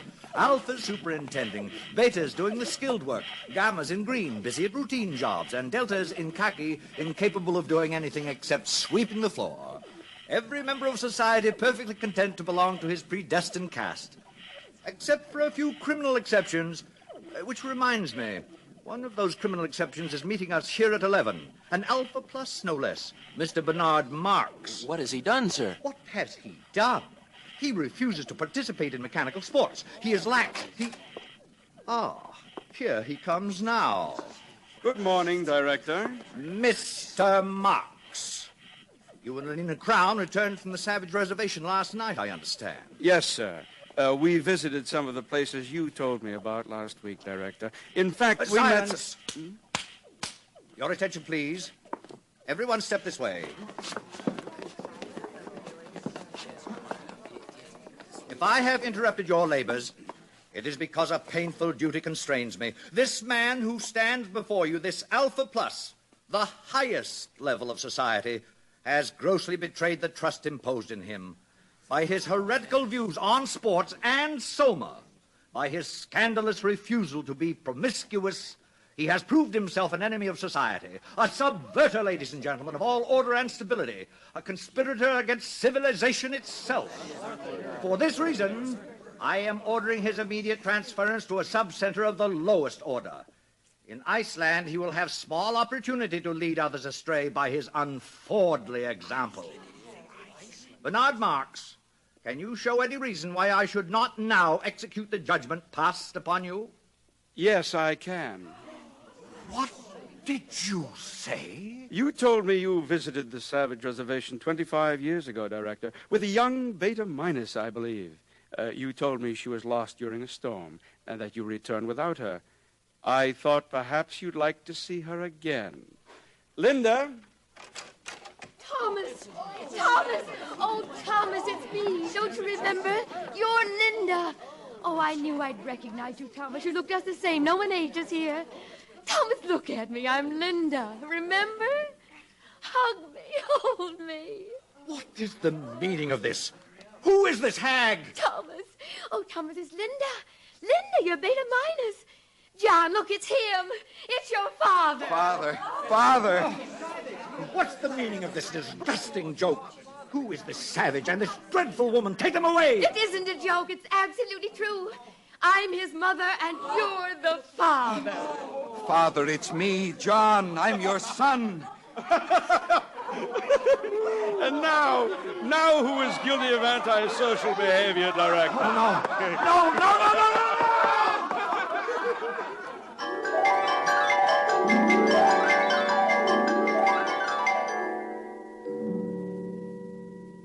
A father as director of hatcheries.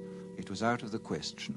The controller asked for his resignation, and all upper caste London was wild to see the savage and his mother. Bernard Marx became a hero, and even Lenina Crown had her share of reflected glory. Good morning, Lenina. Oh, good morning, Fanny. Well, you certainly seem pleased with yourself. Yes, I am pleased. Bernard called up half an hour ago. He has to go to a party at the controller's, and he asked me if I'd take the savage to the Feelies this evening. Oh, lucky girl. What's he like, Lenina? I've heard he's terribly good-looking. Oh, he is, but so very odd. In what way? Well, the day Bernard and I left the reservation, the savage came into my room. I'd taken a soma, so I didn't notice him until suddenly I awakened, and there he was bending over me. What happened? Well, naturally, I assumed something was going to happen, but instead of that, he just ran out of the room. Well, how odd. What a terribly ungentlemanly thing to do. Doesn't he like you? Oh, I'm sure he does, so I can't make it out. And, oh, please don't tell this to anyone, Fanny. It upsets me because I like him. I mean, I really like him. Lenina. I know it's immoral, but I just can't help myself. I do like him.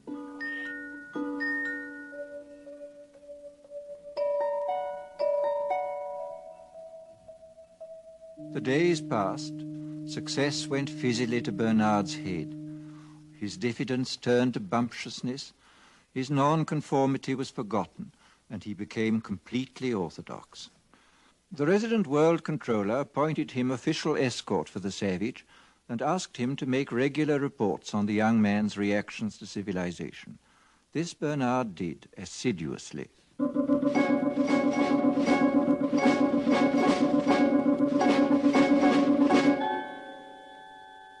Today I sent the savage to the Feelies with Lenina Crown. The feature was 3 weeks in a helicopter. Instead of holding the knobs on the chair arms, thus enabling him to experience the sensations of the lovers on the screen, the savage refused to participate. Lenina tells me he called the film vulgar and indecent.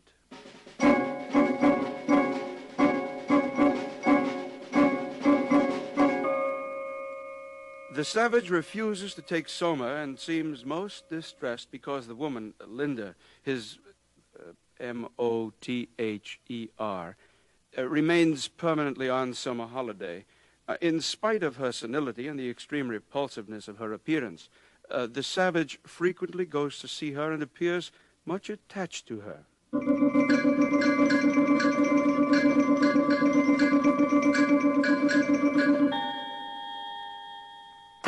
What do you mean you refuse to come down to dinner? Bernard, I'm sick. I've eaten civilization and I'm sick. Do you realize that I've invited the most important people in London tonight? The Ford Chief Justice is here. The arch community songster of Canterbury has flown in just to meet you. You've changed, Bernard. You used to feel the way I do about things. I talked to Helmholtz Watson. He says you've changed, too. I haven't.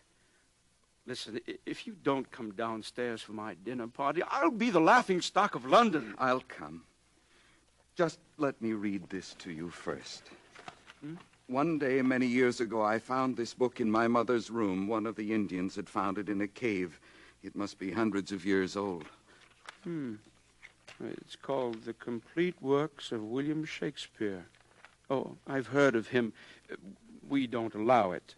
Smut. But he says all the things I feel about Lenina. Listen to this. Is there no pity sitting in the clouds that sees into the bottom of my grief? Oh, sweet my mother, cast me not away. Delay this marriage for a month, a week. Marriage? Oh, Ford, no. Bernard. Oh, marriage, that's too good, really. Bernard, stop it. And mother. Oh, sweet my mother.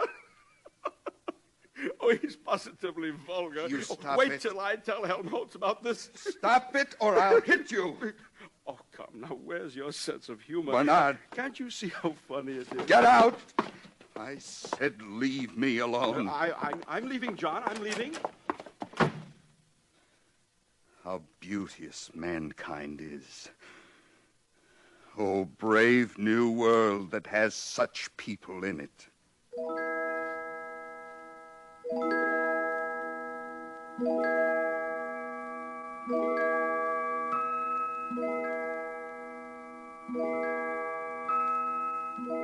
The next morning, a pneumatic young girl, crisply clad in a beta-minus viscose linen suit, stood outside the door of the savage's apartment and somewhat nervously rang the buzzer. What? Lenina. You don't seem very glad to see me, John. Not glad. Oh, if you only knew. May I come in, then? May I kiss your hand, Lenina? My hand? admired Lenina, indeed the top of admiration, worth what's dearest in the world, I wanted to do something first to show I was worthy of you. What are you talking about? Lenina, tell me something. I'll do anything you tell me, anything at all. I'd sweep the floor if you wanted. But we've got vacuum cleaners here. It isn't necessary. No, of course it isn't necessary. But some kinds of baseness are nobly undergone. I'd like to undergo something noble, just to show you how much I love you, Lenina. Do you mean it, John? Yes, but I hadn't meant to say it, not until I... Listen, Lenina, on the reservation, people get married. Get what? For always. They make a promise to live together for always. What a disgusting idea. Answer me this question, John. Do you really like me or don't you? I love you more than anything in the world. Well, then, why on earth didn't you say so? Come here to me, John. Hug me. Oh, but Lenina... Hug me till you drug me, honey. Kiss me till I'm in a coma. Lenina, what are you doing? No, get away from me. Don't come near me. Hug me, honey. You strumpet. A dram is better than a dab. Get out. But don't you want Get me? out of my sight. John! Before I kill you. Well, he's mad. He's gone mad. Oh, thou weed, who art so lovely fair and smell'st so sweet that the sense aches at thee. Impudent strumpet, impudent strumpet, impudent strumpet. Hello? Yes, this is Mr. Savage. Who's ill? Linda. My mother dying. Yes, I'll come at once.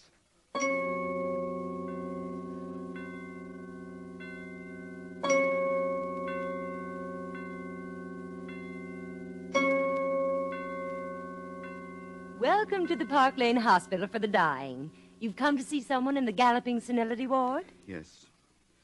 My mother. Oh, how vulgar. You know who I mean. Linda. Oh, yes. Room 43, bed 16. She'll be dying any minute now. This way, please. Is there any hope? Well, of course not. Or else she wouldn't have been sent here. Through these doors.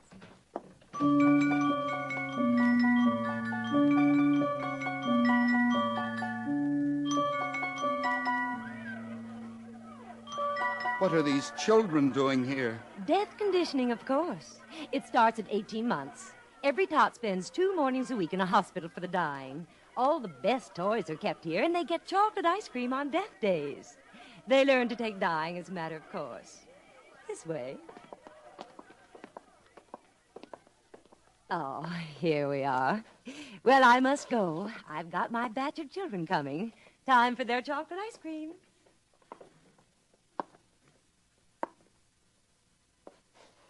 Linda? Linda, it's John. Your eyes are open, but you don't know me, do you? It's John, your son. Linda? Linda, don't you know me? Hug me till you drug me, honey.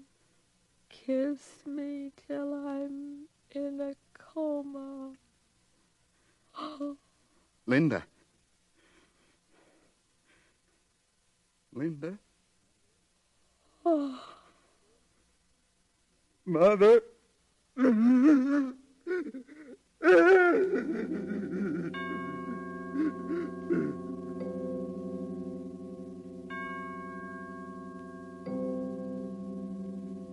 menial staff of the Park Lane Hospital for the Dying consisted of 162 deltas, 84 red-headed female twins, and 78 identical mongoloid male twins. At 6, when their working day was over, the 2 groups assembled in the vestibule of the hospital and were served their daily soma ration. It was into this crowd that the savage walked, so overcome with his grief and his remorse that he did not realize he was shouldering his way into the gathering throng. All right. right, here it is. Soma distribution. In good order, please. Oh, hurry up there. Stand in line for your Soma.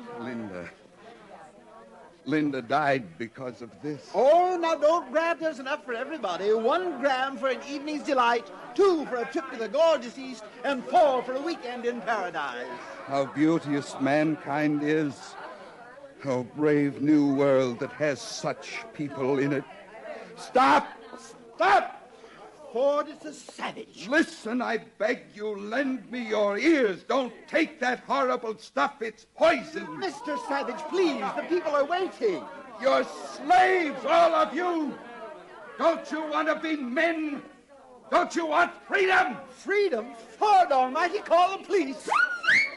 From somewhere behind the milling, angry crowd, Bernard Marx saw the savage. He and his friend Helmholtz Watson had been searching for John. Now they hurried forward. Helmholtz, he's mad. They'll lynch him. Oh, Ford, help us. Ford, help those who help themselves, Bernard. Come on. Where are you going? Come back. It's a fight, a real fight. I've been waiting all my life for this. Man at last. I'll make you free whether you want to be or not. Give me those Soma boxes. Sir, Mr. Savage, no. Stop it. Helmholtz, join me. Yes. Throw the poison pills away. By all means, throw them away. Stop it. Freedom! Be men and be free! Over here, officers, this way. Give them the Throw them away. Freedom! Stand up as men. Win your freedom. Soma spray. Win John. your John. freedom. Take them to the resident controller's office. All right. All right, it's all over. We're all happy now. We're so happy we all love each other, don't we? Oh, yes, we all love each other. Line up for your Soma.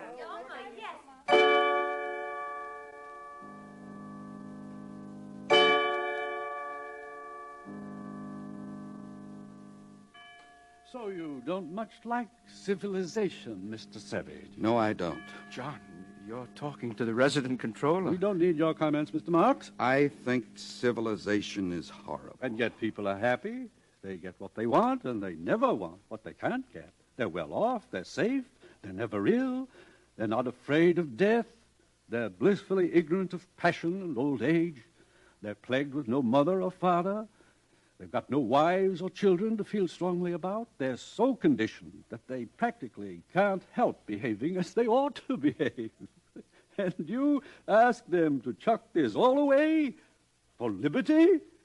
My good boy. All the same, it seems quite horrible to me. Of course it does. Actual happiness always looks pretty squalid in comparison with the overcompensations for misery.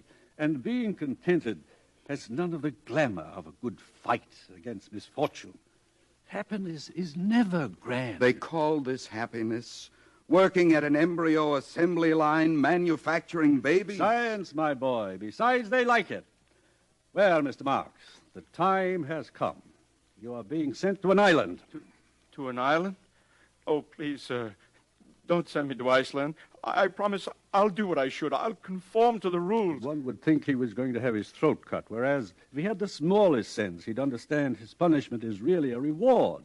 He'll be sent to an island where he'll meet the most interesting set of men and women in the world. All the people who weren't satisfied with orthodoxy. Everyone, in a word, who's anyone. Then why didn't you go to an island yourself? Because, finally, I preferred this. Sometimes I regret it. Happiness is a hard master, particularly other people's happiness. Well, gentlemen, there are many islands available. Which climate do you choose, Mr. Watson? Well, I should like a thoroughly bad climate. I think I'd write better if I had to contend with difficulties. How about the Falkland Islands? That would be fine. Good. You may leave now. You too, Mr. Marx. Goodbye, Helmholtz. Goodbye, Bernard. Goodbye, John. Goodbye, John. One more question. Of course. Where is God in this scheme of yours? It's a subject that has always had a great interest for me. You've never read this, of course, the Holy Bible, New and Old Testaments. We've got quite a few revolting old books like that here. But if you know about God, why don't you tell the people? This book is old. It's about God hundreds of years ago, not God now. But God doesn't change. Men do, though. No, my friend, call it the fault of civilization. God isn't compatible with machinery and scientific medicine and universal happiness. But when you're alone, it's natural to believe in God. When you're quite alone in the night, thinking about death. But people are never alone now. We make them hate solitude, and we arrange their lives so that it's almost impossible for them ever to have it. No solitude, no God. Is that why there's no self-denial here? No God, no reason for it? Of course. Industry and prosperity are only possible when there is no self-denial. If there were, the wheels would stop turning. But God's the reason for everything noble and fine and heroic. My dear young friend, civilization has absolutely no need for nobility or heroism. You're conditioned so that you can't help doing what you ought to do. And what you ought to do is, on the whole, so pleasant. So many of the natural impulses are allowed free play that there really aren't any temptations to resist. Anybody can be virtuous now. No temptations, no inconveniences. But I like the inconveniences. We don't. We prefer to do things comfortably. But I don't want comfort. I want God. I want poetry. I want real danger. I want freedom. I want goodness. I want sin. In fact, you're claiming the right to be unhappy. All right. I'm claiming the right to be unhappy. Not to mention the right to grow old and ugly and impotent. The right to have cancer. The right to have too little to eat. The right to live in constant apprehension of what may happen tomorrow. The right to be tortured by unspeakable pains of every kind. I claim them all. You're welcome.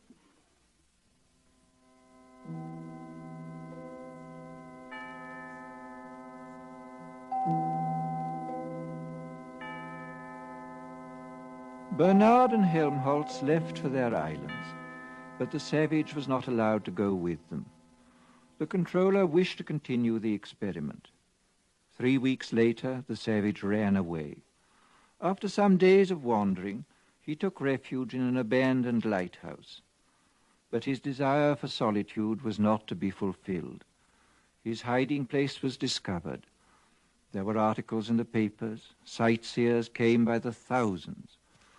One Sunday, Lenina Crown came for a picnic with 3 of her latest boyfriends. The day after her visit, 2 young reporters came to call, hoping for an exclusive interview. The door of the lighthouse was ajar. They pushed it open and walked into a shuttered twilight. Through an archway on the further side of the room, they could see the bottom of the staircase that led up to the higher floors. Just under the crown of the arch dangled a pair of feet. They called. No one answered. They saw him. At last the savage had found solitude. He was alone, quite alone.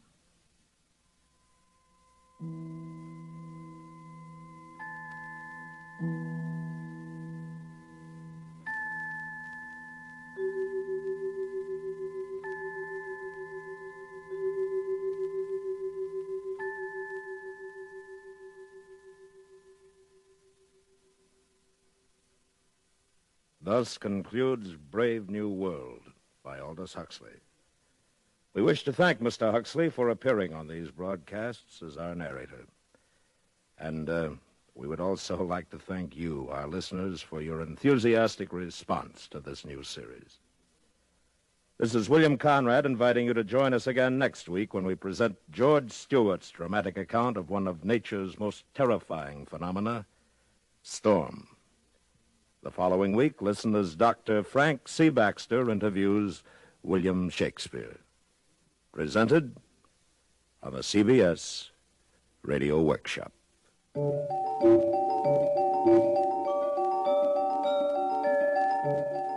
The CBS Radio Workshop is produced and directed by William Frug. Brave New World was adapted for radio by Mr. Frug. Featured in the cast were Joseph Kearns, Herb Butterfield, Bill Idelson, Gloria Henry, Charlotte Lawrence, Parley Bear, Dora Singleton, Jack Crucian, Vic Perrin, and Lorene Tuttle. Original music composed and conducted by Bernard Herrmann.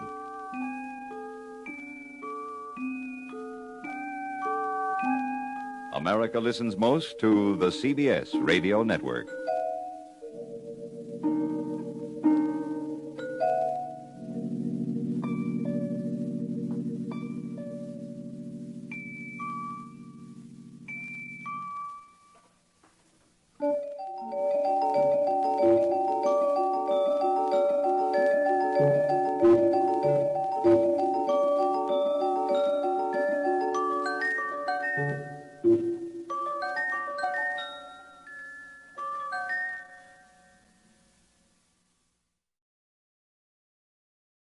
This is Chesterton Radio, your home for podcasts of works by G.K. Chesterton, plus drama, comedy, mystery, science fiction, big bands, and much more.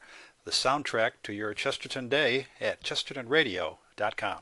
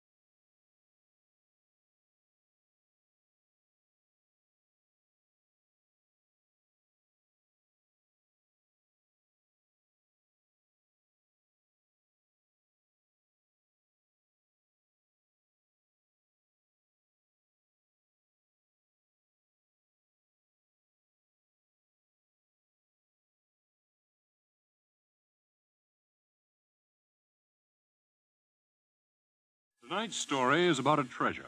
Fake or real? It's a real treasure. Captain Kidd's? No. Sir Henry Morgan? Not even Henry Morgan's. No pirates, huh? No pirates, sorry. Well, what kind of treasure are you talking about? Freedom. Mm-hmm. So that's the treasure. And that's the story.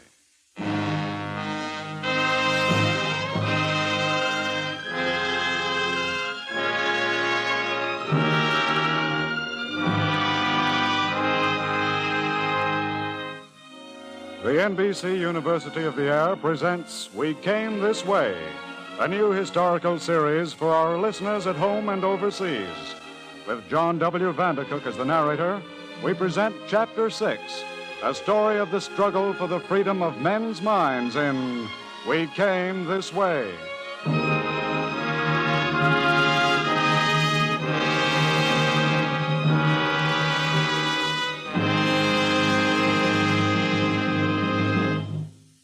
This is a story of men who have no statues or memorials built in their native land. For the heritage of freedom that they left behind has been betrayed. The time is the year of our Lord, 1509. Europa stands upon the threshold of a modern age. The shadowy shape of the world to come looms large. Men's minds question the cowled Gothic universe of the Middle Ages, and their senses, like an astonished caress, discover the beauties of Greek civilization. A wind blows across Europe, up from the Italian south, bright and vigorous, up from the rich silken cities of Florence, Genoa, and Venice. Up from fabulous Rome it comes, a reawakening, a blossoming, an emancipation of men's reason. The wind brings a new learning, a new philosophy, humanism, a new expectancy, a renaissance. Europa stirs like Lazarus come from the dead.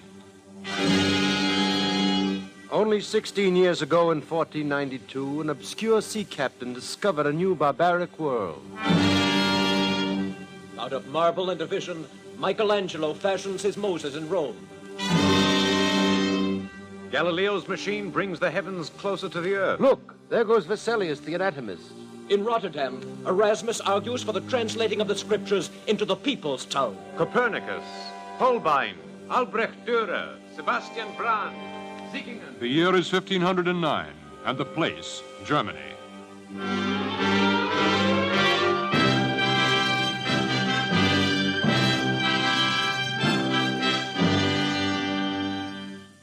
'16th century Germany, a crazy quilt of a land, an idiot Tom of tatters of armed and suspicious cities under the sovereignty of the Holy Roman Empire and its Emperor Maximilian I, who, by the grace of God and powerful feudal princes, rules this land. But the wind blowing from the south is blowing strong here, driving the darkness from the minds of men, raising the enormous question of man's relationship to man. And throughout this fragmentary patchwork empire, scholars arise, seekers after truth. And foremost among them stands John Reuchlin, scholar, teacher, and humanist, whose life was peaceful and filled with quiet study until his 54th year. Yes, I repeat, you, my students, are more fortunate than I. For before you, in all its promise, lies the immense discovery of the world. As the unknown sailor Columbus did, you approach a new and varied shore. Behind you, like a cathedral built to the universality of God, rises the wisdom of the past. Take that wisdom, and with it, widen the possibilities and hopes of man. Treasure the holy languages of Greek and Hebrew, through which God first spoke to us. Spread the learning we have won from them. Treat it as the heritage of man. Until we meet again, my students, God bless you all. Said that God is love, man is hope, and the bond between them. Yes, combined in an indescribable... What a time to be alive in. You loan me a gulden, Damon. I promise I'll pay you back. Pfefferkorn. Eh? Oh, it's you, Von Houten. What brings you to the enemy, Pfefferkorn? A love of the new learning, my brother? No, wait, don't go. I have no time to waste with poets and scriveners. I have things to do. So have we all. Some for honesty, Pfefferkorn, and some for treachery. I would watch my tongue, Ulrich von Houten. It speaks its own mind, my friend. For the life of me, I can't make a gentleman out of it. Wait. What is it? How did you like good Reuchlin's letter, Pfefferkorn? He speaks well. Is that the sum of your applause, Pfefferkorn? I've no talent for flattery. But fairness, Pfefferkorn, fairness in God's name. His words reveal a whole world to come, and all you can find to say is that he speaks well. There must be more. There is. Ah? Instead of Holy Greek and Hebrew, I'd rather he spoke of Holy German.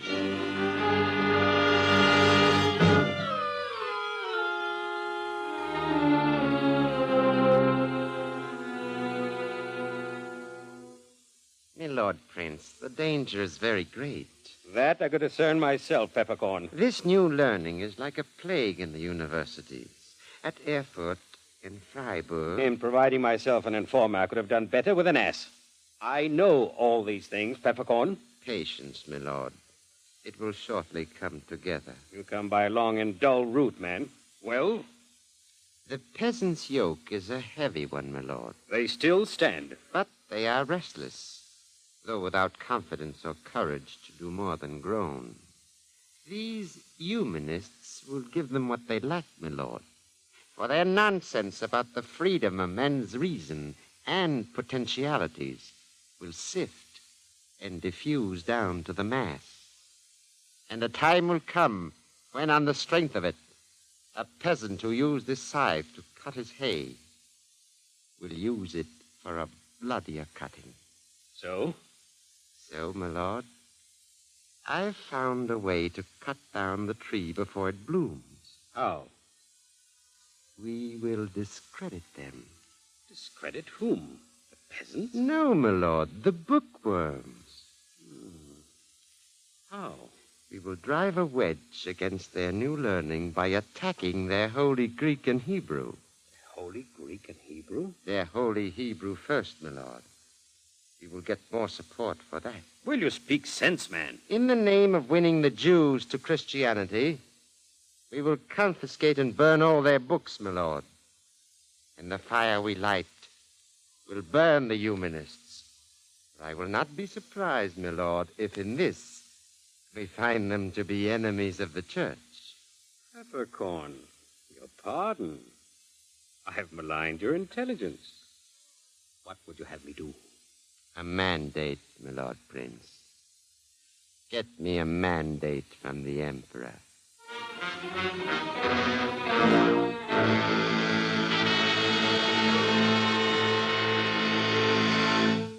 Sire, let us not permit sentimentality to rob us of our values. But these scholars are men of prestige, my lord. They are firebrands, sire.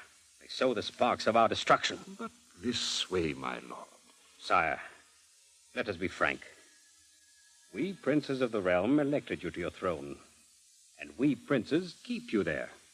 Is this a threat? Oh, no, sire. But if the floor beneath us rots away, if our strength is slowly sapped by this present danger, when the time comes, you and your throne may have no more protection than a common beggar in a public stocks. Will you sign the mandate, sire? Yes. Yes, I'll sign.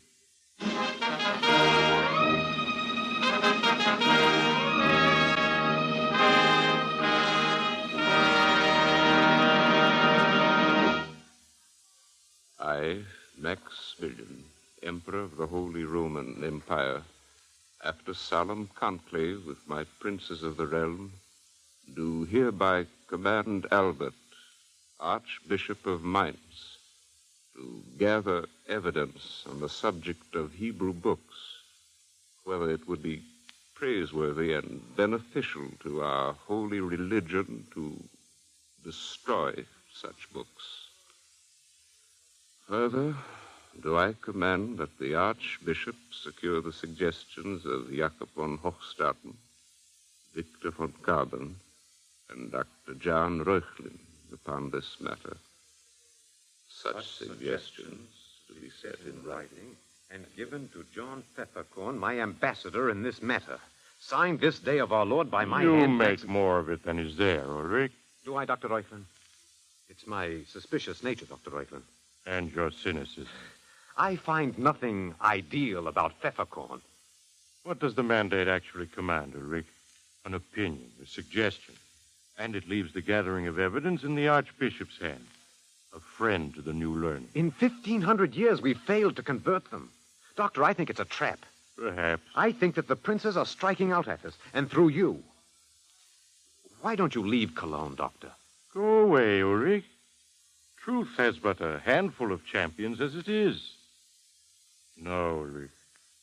If it is a trap, I shall try to be the only one to fall in it. Aye, like the cornerstone of a great wall.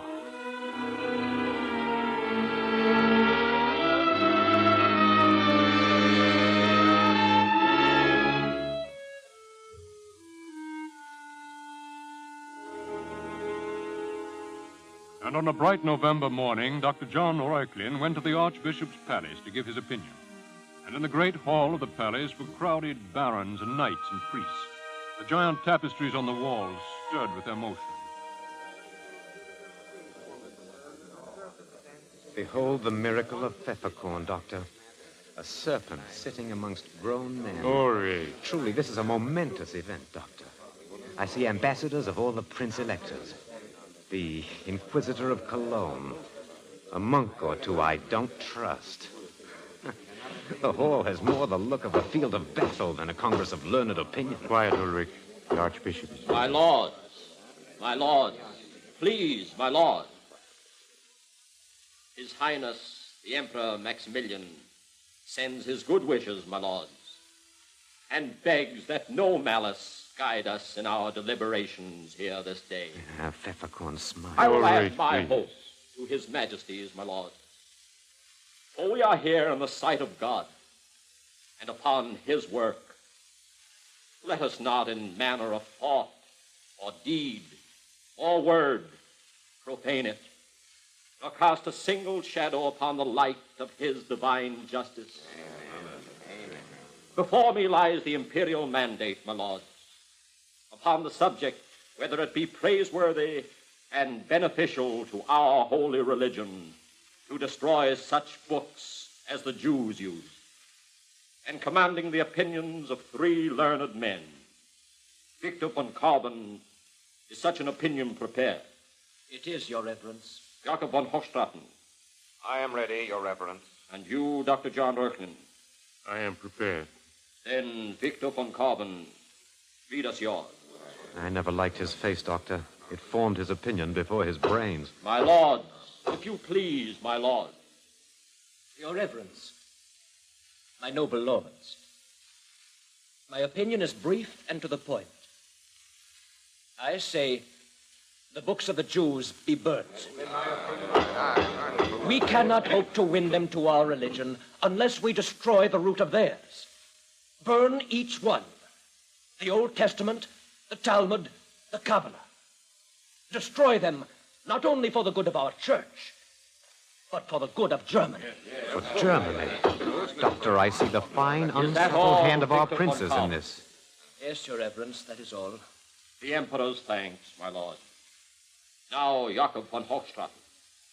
Your reverence, I find no need to read my lengthy opinion, for the sum of it meets with Brother von Carbon's thoughts. I, too, say, burn their books. These assassins killed justice twice. I am through, your reverence. The Emperor's thanks, my lord. That makes 2 opinions, my lords, both for burning. We have one more. Dr. John Orwell. Are you afraid, Doctor? You stand alone here. Do not worry, Ulrich. They eye you like a starved, unpaid executioner. Dr. Orwell. I am ready, your reverence. My lords, I speak not here in hasty judgment. For a man's opinion is an uncertain thing. Time, the ultimate critic, often has proved him wrong.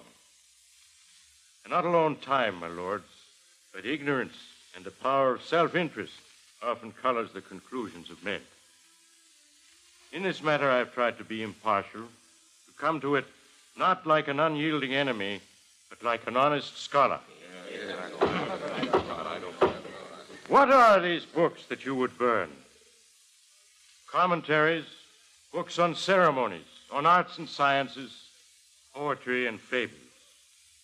Before a judgment can be rendered on these, they must be subject to a careful examination, not piecemeal, not by hearsay, not by hostility. It is true, my lords, there is much that is contrary to our holy religion in these books, but that is the nature of their belief, a belief which is protected by law. Yet there is also much of great value to our religion in these same books. For example, the Kabbalah. It is my opinion that this work assures us, as none other, of the divinity of Christ. Their commentaries, my lord, are invaluable, for they help scholars understand the Old and New Testaments more fully. My lords, it would not be beneficial or praiseworthy to destroy these books. I stand against this burning. My lord! My lord! Your Reverence! A word, Your Reverence. What is it, John Peppercorn? I have a word to say, if it please Your Reverence. Well? My lords, for 30 years I have fought as a warrior of our church. But never, my lords, have I heard the anti-Christian like of this. Quite true. What have we heard from the lips of this learned man, this advocate of humanism? Is treason to the Mother Church. Sitting amongst us is the Inquisitor of Cologne, our guardian in such matters. I demand that Dr. Jean Reuchlin be seized and tried before the Inquisitor's court as an enemy of the Church.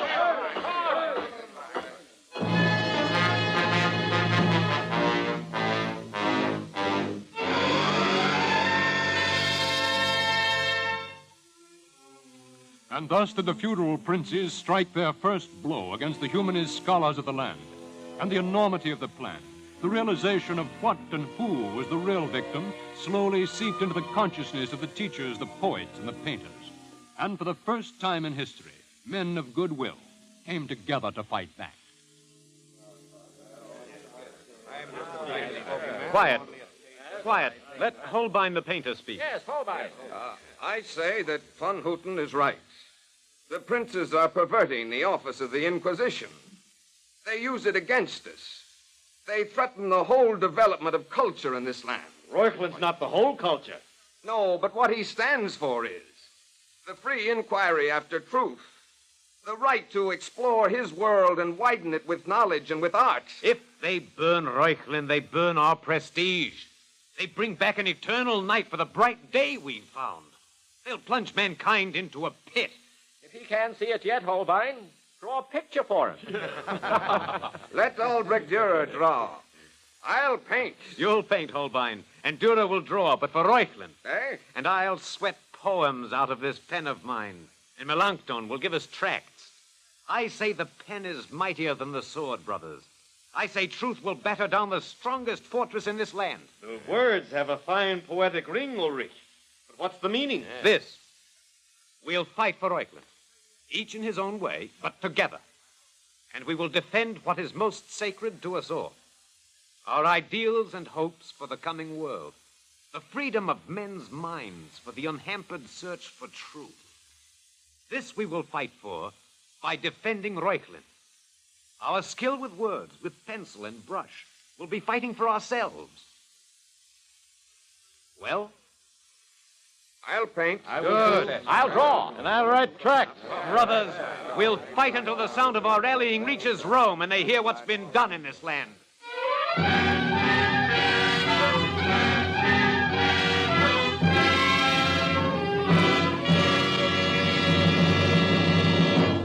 Witness against the Dr. John Reuchlin, Sebastian Baum of Strasbourg, student of the accused. My Lord Prince. What is it, Peppercorn? May I see you privately, my lord? It cannot wait. Come this way. Sebastian Baum. It has only just come to my attention, my lord. What is it? This, my lord. Look at it. A drawing? By Albrecht Dürer. Why, this is you, Peppercorn, in chains. And you, my lord, behind me, also in chains. What? descending into the mouth of hell while Christ commands us down. How dare he? Not only he, my lord. Here, a tract by Melanchthon, a poem by Ulrich von Hutten, all attacking us. I'll have them flogged. It's not as simple as that, my lord. They are all fighting back. These bookworms? Aye, it is the miracle of the age. The bookworms, marching as one. I'll have them buried as one. Yes, my lord. But meanwhile, there are questions being asked in Rome. The Pope? And the cardinals. These bookworms' voices seem to have carried across the Alps. Will they act? In Rome, I mean? I do not know, my lord. Then we must move swiftly, Peppercorn. Reuchlin must be a corpse before they do.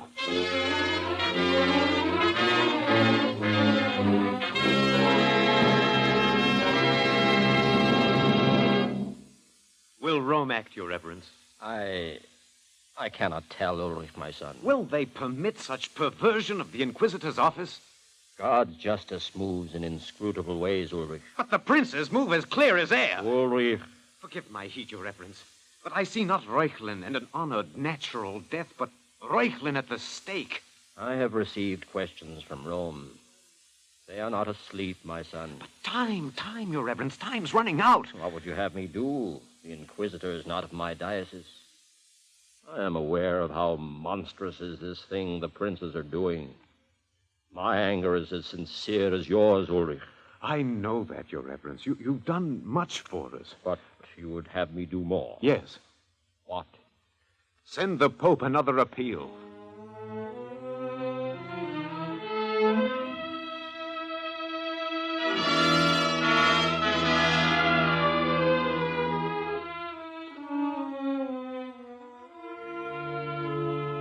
And the clamor and protest of the enlightened men of 16th Germany, 16th century Germany rose and gained strength. And as the feudal princes of the realm drove on the murderous persecution with a renewed vigor, the surprised questions in Rome became angry answers. This is a monstrous act. They pervert the offices of the Mother Church. The prosecutors are the true enemies of the Church. Like a sword in battle, the issue grew bright and sharp. Would a massive door be clanged shut upon men's minds, trapping them in the narrow medieval world? The question hung like a headsman's axe over the future of Germany.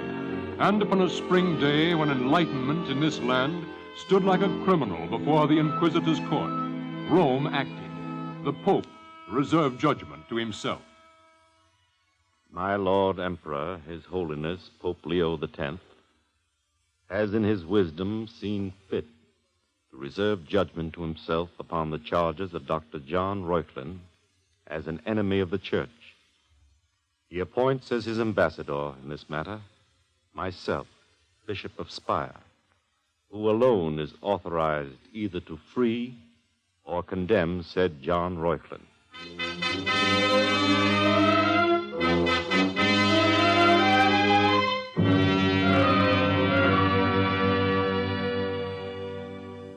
The prince-electors are here, Your Reverence. Let them come in.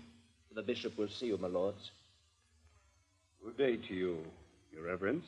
Good day to you, my lords. I am honored by your visit. You know why we are here, Your Reverence. My judgment on Reuchlin? Yes. I have not reached any as yet. He is guilty. That remains to be seen, my lord. The evidence is conclusive, Your Reverence. What he said regarding the Hebrew books... I have not read it all. Your Reverence, let us cease this playing.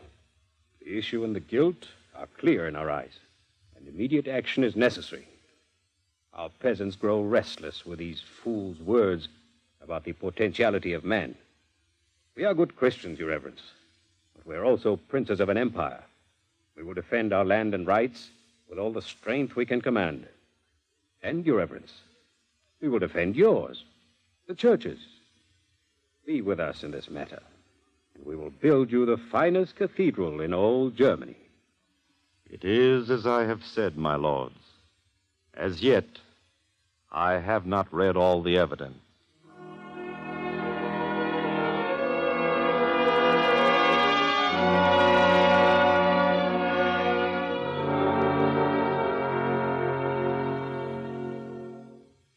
gentleman to see you, Your Reverence. A von Herten. Let him come in. The bishop will see you, sir. You are Ulrich von Hutten? Yes, Your Reverence. Now is the time to strike the blow for freedom. God would have it so. Take heart, whose heart for freedom still can beat. No longer bend your will to those whose lies have wrought us ill. My poem, Your Reverence. Yes, and a very good poem, too, my son. Thanks, Your Reverence. But have I reached a decision? Yes, Your Reverence. What will you build for me, you scholars, poets, and painters? Build? The princes of the empire have promised me the finest cathedral in all Germany, if I see this matter their way. What will you promise if I see it yours, my son? A poem, Your Reverence. My feelings and those of hundreds of others poured into a paltry poem. I think God's justice, my son, likes the style of your architecture best of all.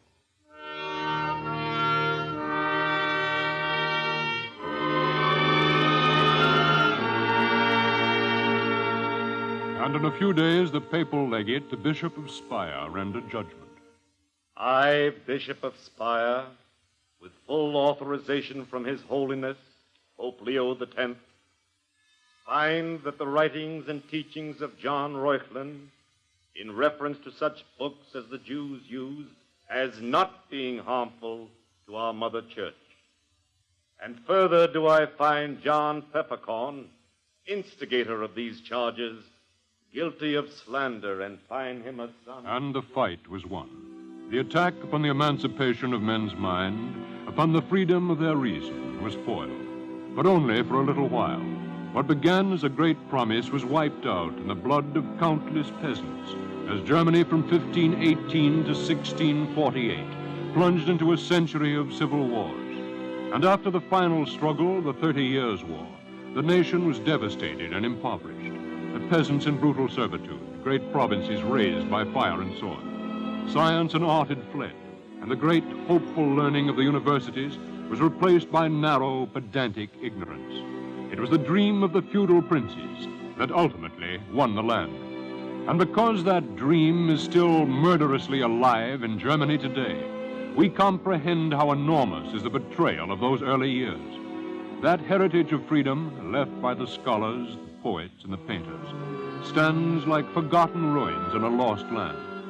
Yet, because the fight for liberty belongs to the whole history of man, because it is the heritage of all peoples, it belongs to us.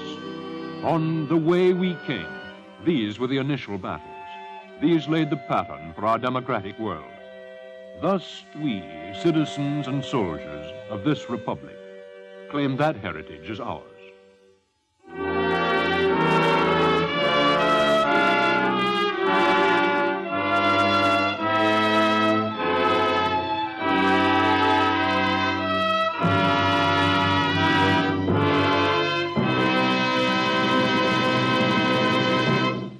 The NBC University of the Air has brought you Chapter 6 of the new historical series, We Came This Way.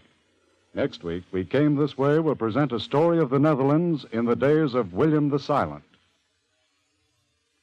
Tonight's script was written by Rayful Hayes and directed by Ira Avery. The original music is composed by Leo Kempinski and conducted by Milton Cadams. The members of the cast were Alexander Scooby, Joe DeSantis, Martin Wolfson, Don Morrison, Maurice Torplin, John Martin, David Kerman, John Archer, and Gregory Morton. Your narrator was John W. Vandercook. This is the National Broadcasting Company.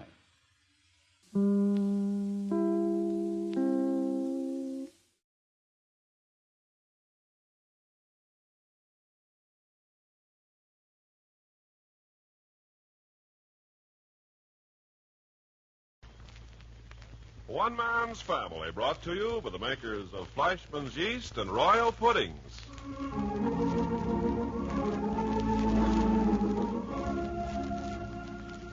One Man's Family begins its 16th year in radio today by rededicating itself to the American home and to the mothers and fathers of the younger generation and to their bewildering offspring.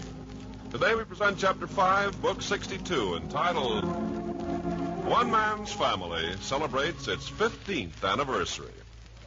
From 1932 to 1947. Goodness. That's right, Mom. From Herbert Hoover to Harry Truman. From Flapper to Bobby Soxer. From WPA to OPA. Yes, Cliff, I was just going to say, from the Great Depression, when there was plenty of everything and no money to buy it, to plenty of money and nothing to buy. 1932 to 47. From the period of the great American isolation through our greatest war to our present conviction that we are part of the world community.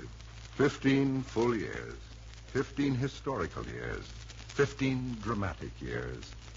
The end of Prohibition, the Great Depression, the rise and fall of Hitler and Mussolini, the rise and fall of gang warfare in the United States. The rise and fall of women's skirts and their rise again. Yes, 15 years is a good long span.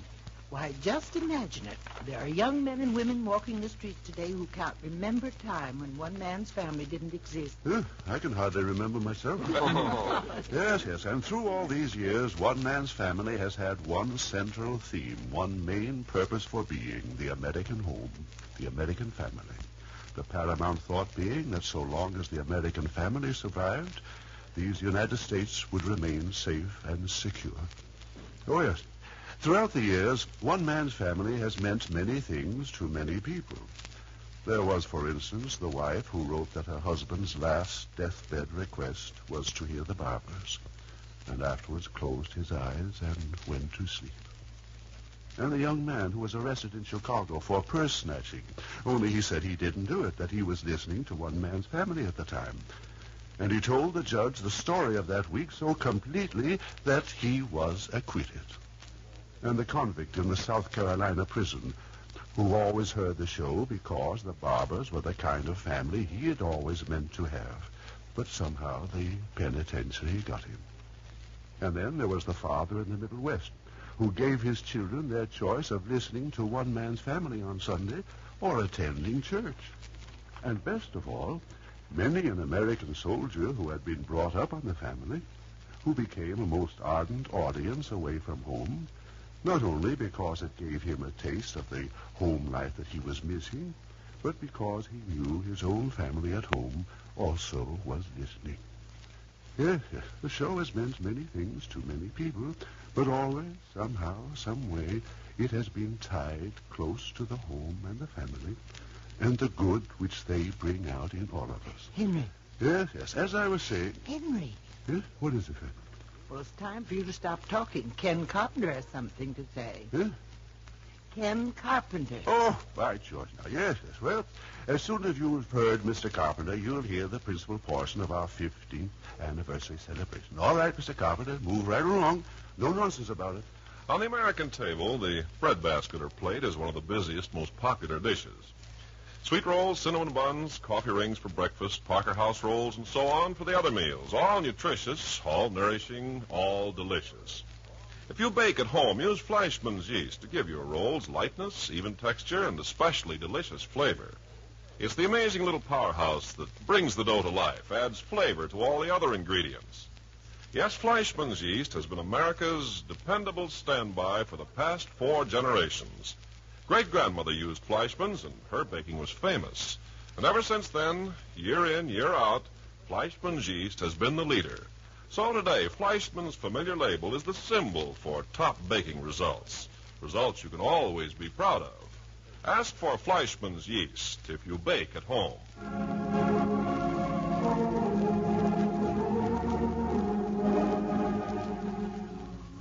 Now I'm going to turn the show over to Paul. Thank you. As we said in the opening today, on the beginning of our 16th year, we are rededicating one man's family to the American home and the American family. For 15 years, this has been our principal theme, as we're going to demonstrate for you in a moment. But first, may I suggest that today, more than any time in your memory or mine, the need for the home and what the home stands for is most vital. That now, if ever, There is need for the moral strength, the unswerving integrity, the basic Christian ethics and tenets, which are the stuff the American home is made of. We hope to prove to you the urgent, crying need for a revitalized family life today. And now, to go far back into the pages of one man's family. This is what we said on April the 6th, 1934. Clifford, please. In these United States, we pride ourselves that all men are born free and equal, that there is no royal family set apart from the rest of us. I think this is a mistake. I think there's a touch of royalty in every conservative, firmly established American home. I believe the children of these homes are born to the purple. They have behind them glory and honor and dignity and tradition. Just as surely as empires were molded by the will of kings, so this nation is molded by the will of the American family. And just as surely as empires crumbled under the touch of dissolute, degenerate monarchs, so this nation will fall away with the corruption of the American family. Reserve, a bit of something to think about. You know, I can remember Dad saying that to us way back there, just as plain as though it was yesterday. 1934. Goodness, Cliff, you and I weren't dry behind the ears yet. You couldn't have told us that then. How true, how true. Goodness, we were young. You were young. What does that make me? Bottle baby, no doubt. Well, that's what we said in 34. And now, here is what we said in 1936. Mom, will you do the honors? All ready, Paul? Here, Mom, put on your glasses. Oh, goodness. Where's that copy you gave me, Paul? Right in your hands, Mother. Of course. Now, Paul. Yes. This is what we said in 1936. Marriage is the gateway through which a man or woman obtains personal experience in the field of human relations. Parenthood is the opportunity for putting that experience to practical use. Parents should not say, we shall have children because it is our God-given right, but rather we shall have children because we are able to give them intelligent, physical, mental, and moral training. Mother love may be beautiful, but mother love combined with intelligent discipline is the force which turns children into normal human beings and good citizens. Misdirected and misguided offspring results in one of civilization's most appalling wastes and expensive problems. For an undisciplined, unprincipled child grows into a useless citizen, another human life wasted, another burden for civilization to bear. Good citizens are necessary to civilization, but good parents are obligatory if civilization is to continue. Exactly. You still agree to that, huh, Dad? More than ever. Oh, yes. What a waste of time and effort and pain and worry to go to all the trouble of conceiving and bringing a child into the world only to abandon him to indolence, dishonor, and disreputable habits. And yet I think I'm going to be able to bring you proof that this is exactly what a large portion of our parents are doing. Oh, no, Paul. Well, don't rush me. We'll get to that presently. Just now, Claudia, you're going to read us what we said about family life in June of 1937. What Dad said. Huh? See if you remember saying this 10 years ago. Ooh. In this day, with gods of finance and the gods of power tumbling in a shower of unutterable chaos on every side, and with the very foundation of nations trembling on the brink, it is only natural that each of us should be looking for something firm, something staunch, something honest to which we can cling, something that neither fire, nor flood, nor earthquake, nor avarice, nor greed, nor war, nor the rumor of war, can shake from its deep-rooted foundation. What is that something? In these United States, we have the American family. So long as the American family shall live, with its wholesomeness, with its ideals, and its basic principles of discipline and citizenship, we have little to fear. But once let the family life of America lose its own self-respect, and the fate descending on Germany and Italy will be a small catastrophe indeed, compared to the bitterness, the affliction, and the desolation which shall encompass us. Therefore, when we bring you the saga of the Barber family, we do more than tell a story. We pay tribute to the American family way of living, and we hope, in some small extent, extol its virtue and unveil its weaknesses. You remember saying that, Dan? Huh? I don't remember, but I'll be very happy to take the credit for it. He said it's all right. The sort of thing he was always preaching to you children. With excellent results, I'd say. Yes, I guess some of it soaked in. Yes, yes. There were times, however, when I felt as if I was pouring water on a duck's back. Well, now we come to the year 1940. The year before the war. The year before we got into it. Oh, yeah, sure. Hazel, will you read us what we had to say about family life in 1940? Yes, Paul. Mother Nature, who is an elemental old lady and interested only in fundamentals, requires of the human organism but three functions: to be born, to reproduce its kind, and to die. That is all any of us need to do to satisfy the laws of nature. But somewhere along the rugged pathway which represents the evolution of man, this superior creation of nature picked up a spark of fire, a spark burning so fierce and hot that with each advancing generation it has increased in its intensity. A spark so burning with promise, so glowing with hope, that it has driven the human race far beyond nature's elemental requirements of birth, reproduction, and death. It has made man stand straight and look toward heaven. It has made him think. It has stirred his imagination and given him glimpses of greatness and genius. It has made him consider his kind, cultivate humanity, understand the value of beauty and love and goodness. And greatest of all, it gave him the power of conceiving and creating the family home as we know it today, the greatest, the most important of all man's creations. That is, the home. I say that's an excellent thought. Man's greatest achievement, the home. That's okay. I want you to notice the difference between what Hazel just read out of 1940 and what I'm going to ask Nicky to read out of 1941. There's a sort of calmness and sense of security in Hazel's words. Now listen to what Nicky reads just a year later. Please, Nicky. Right on. Today, the American family as a unit of society is more precious, more deserving of care and cultivation, and at the same time in more danger than at any other period in our national history. For we can promise you that out of the welter of strife and disorder in which the world is now engaged is coming great change. Practically nothing will be the same.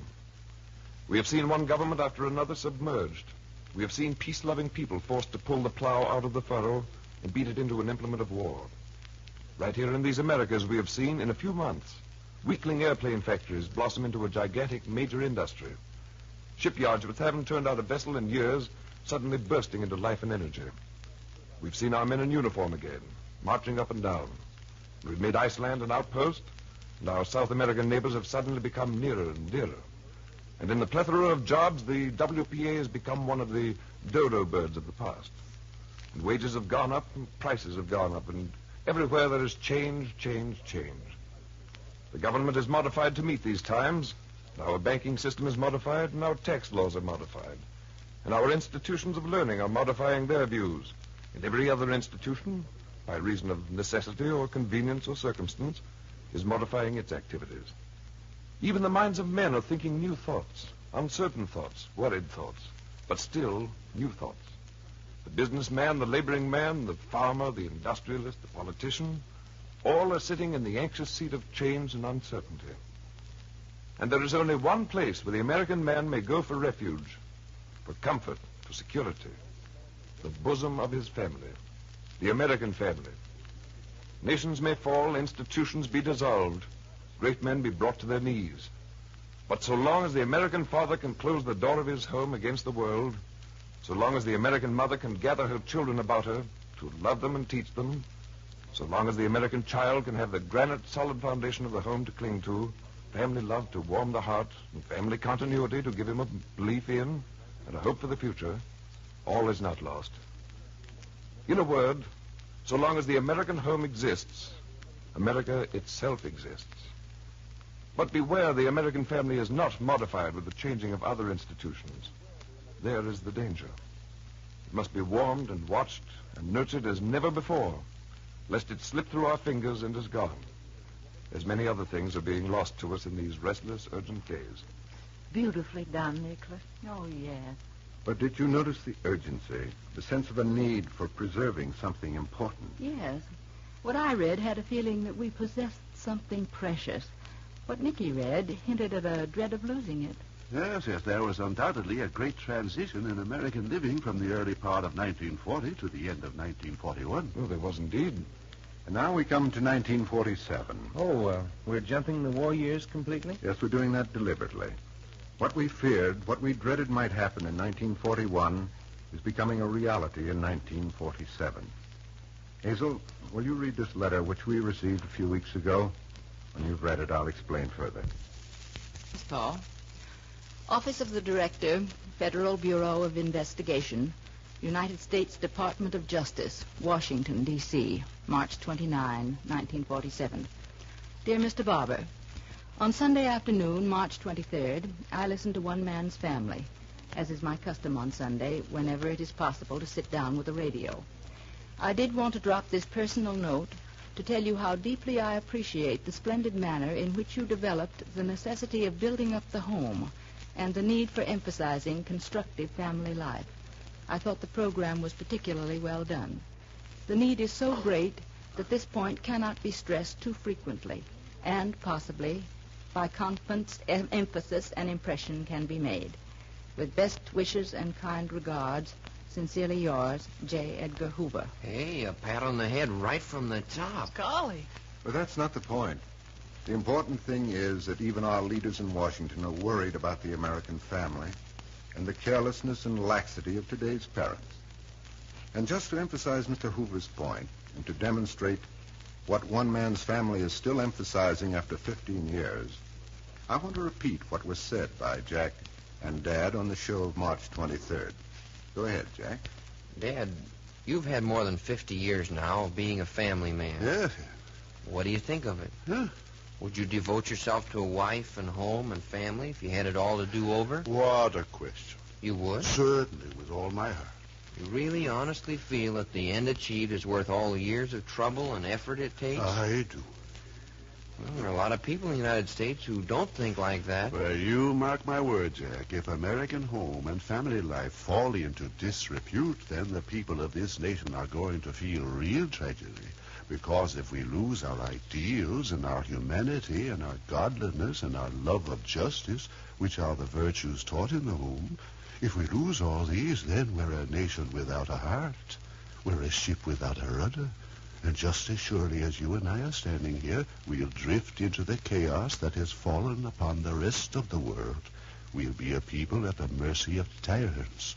In one generation, we'll be an ignorant, drifting, helpless people. A nation at cross purposes. A lost nation, ready to be swallowed up by the first outside power to come along. Dad, you really feel the American home and family is that important? The American home is the backbone of this nation. The American family is the lifeblood of American democracy, the seed of our way of life. If we let that seed die, if we kill the divine spark, then we've killed America. Well, when you come to think of it, that's one of the first things Hitler did in Germany. Broke up families, made a mockery of marriage and home ties, put a prize on license and illegitimacy. Yes, I'll never believe that the great body of America will give way to any such business. And I quite agree with you, Henry. We'll never fall to such a level. Of course not. Naturally. Are you also sure about that? Hey, of course. Huh?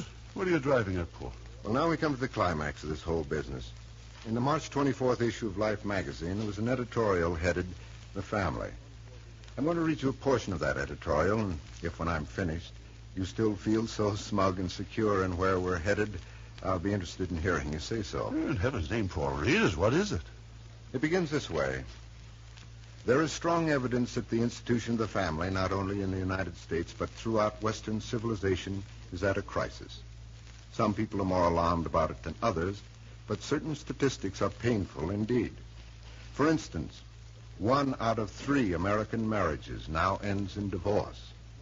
John Haynes Holmes, on a recent radio broadcast, said, "What's wrong with marriage, you ask? Our society is sick. Our social order is going to pieces." And a few days before that, Dr. Carl Zimmerman, Harvard sociologist, told the American Social Hygiene Association, "Evidence indicates that our middle-class family system has reached its maximum demoralization, or will very soon. If left alone, the family system will break up before the end of the century. The family is not a biological necessity. Primitive man thought that birth was a matter of the seasons, and it was not until he became better informed that he assumed responsibility toward his offspring. Once he did so, the family became the basis of human society. And the metabolism of the family has measured the health of Western civilization ever since it began some 3,000 years ago. Professor Zimmerman points out that the Western family has collapsed twice before. In Greece about 300 B.C. and in Rome about 300 A.D. In each case marking the decline of those states. Both times the manifestations were the same. 1, almost universal corruption and disregard of the marriage agreement. 2, vanishing birth rate. 3, denigration of parents. 4, juvenile and adult delinquency. It remained for our own epoch to give the family its first legal kicks in the teeth, when in France in 1791 and Russia in 1917, the familial legal system was temporarily overthrown by revolutionary governments. Nevertheless, the body of Western common law strongly supports the institution of the family. In the frequently cited language of Justice Birdseye of the New York State Supreme Court of 1857, the family is the origin of all society and of all government. The whole frame of government and laws has been said to exist only to protect and support the family. The bad news. Most social scientists are agreed that the family, particularly the American family, needs all the support and protection it can get right now. Some of them point out that our family system is undergoing the Greco-Roman style of dissolution in all its 4 tragic phases. 1, we are witnessing an intercontinental divorce spree, and the all-round champion is the United States, where about 1 urban marriage in 2 goes on the rocks, thus approximating the record hung up by the Bolshevik free lovers prior to Russia's familial reformation of 1936. And nobody knows how many American upper-middle-class families are precariously held together because the partners feel that the Internal Revenue Bureau doesn't leave them enough money to support separate establishments. The morality of this situation is no less extraordinary than the statistics. As Dr. Holmes has truly said, when a woman takes a 4th husband who is finding in her a 5th wife, they have no more to do with marriage than prostitution has to do with chastity. 2, the sociologists draw another parallel between the classical and the current family crisis in the international sit-down strike against motherhood, which has been accelerating since the Industrial Revolution. Here again, the United States is well up front. 44% of our families have no children at all, and 22% have only 1. At this rate, the United States will begin losing population by 1980. 3, sociologists Austin L. Porterfield and H. Ellenson Sally find the old sex moral so broken among all ages and classes that it is becoming increasingly difficult to define sex delinquency, and perhaps meaningless to try to do so, except in certain types of behavior involving cruelty and exploitation. 4, if parents are showing less respect for children, children in the classic mode are showing less for parents and everybody else. J. Edgar Hoover's number 1 job is protecting our atomic secrets. Number 2 is curbing juvenile crime. The recent batch of laws requiring premarital health inspection and cooling off periods prior to marriage licensing are nothing more than a recognition by the state of the decline of parental control. Why? As social scientists see it, the chief enemies of the Western family are the selfishness and brutality of our age. They see these qualities arising in part from our family degeneration and then returning to further the family's destruction. To some sociologists, incidentally, the wholesome family means a permanent pair of parents and at least 3 children. As an institution, of course, the family needs no defense. It is the traditional seat of humanitarianism in the human race, the center of all important informal child education and personality development. The wealth of nations does not consist in natural resources, but in the character of the people. No one can seriously deny that the family is the basic cell responsible for the production of those people and that character. Every remedy proposed for rescuing the family today was grasped at in one way or another by the Augustine Caesars in their attempt to restore the Roman family in the last 2 centuries of the empire. They may work now. They didn't work then. But if the sociologists offer us dubious hope, we can look elsewhere. The problem is moral as well as social. And what we have that the Greeks and Romans didn't have is a universal moral code, the most important of whose codicils is the definition of right and wrong, familial, no less than personal. The strongest foundation of Christian society and the Christian family is a Christian conscience and a Christian heart. Huh? Why, if that's all we've got left, then it's time we all got down on our knees and prayed. Sure, yes. Is it any wonder that we've made the home and the family our theme for 15 years? And we'd better continue to do so now and so long as we're able. We are dedicated and rededicated to its world without end. Amen.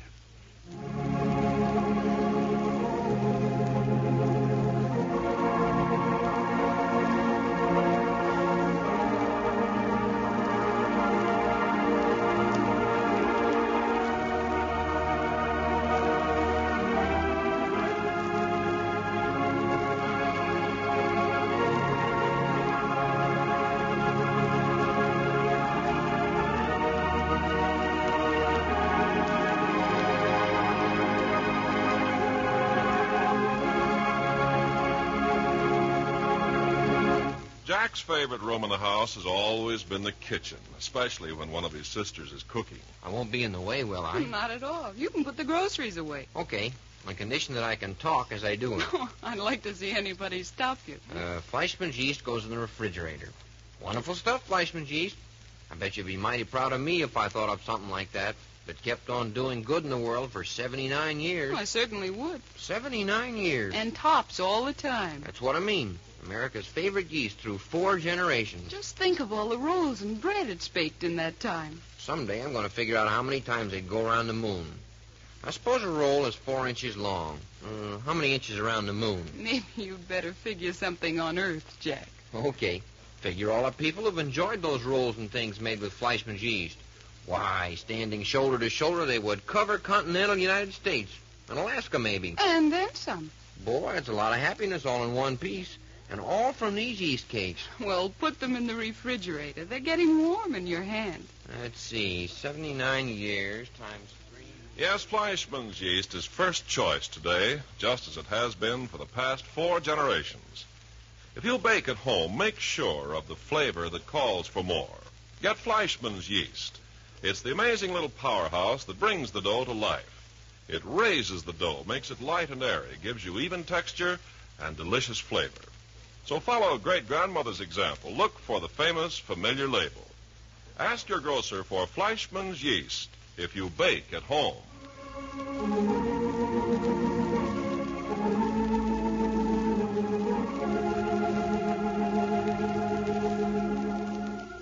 You've just heard Chapter 5, Book 62 of One Man's Family, written and produced under the direction of Carlton E. Morse for the makers of Fleischmann's yeast and Royal Puddings. Chapter 6, entitled This Business of Nicolette Moore, will come to you next week at this same hour.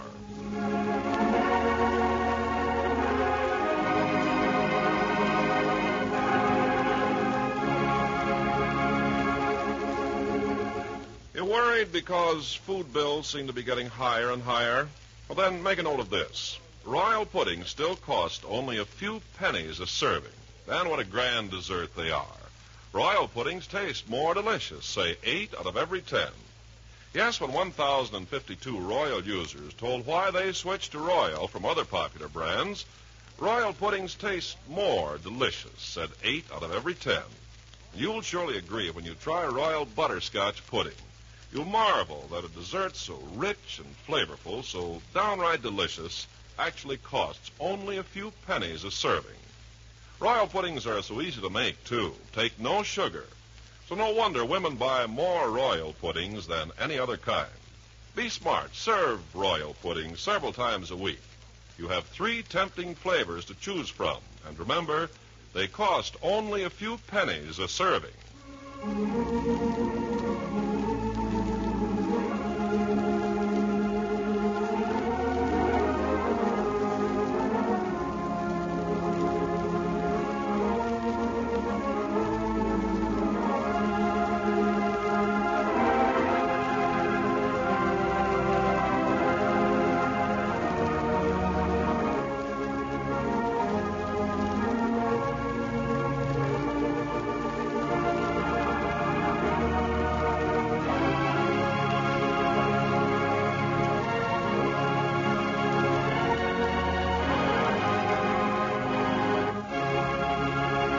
One Man's Family comes to you from California.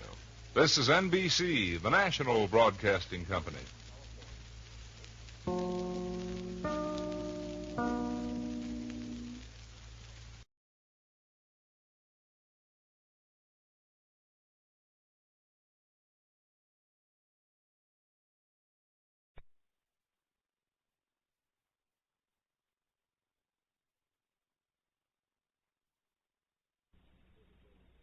The Theater Guild on the Air dramatization.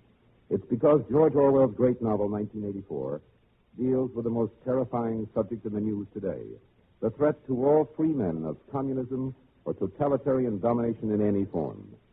In fiction, Orwell creates for us a picture of what life might be should the totalitarian forces succeed with their plan to become the Earth's masters. It is fiction that projects into a kind of prophetic reporting of the future. It is our blessing that we can see it so, and thus alert ourselves. We now raise the curtain on 1984, adapted by S. Mark Smith, directed by Homer Fickett.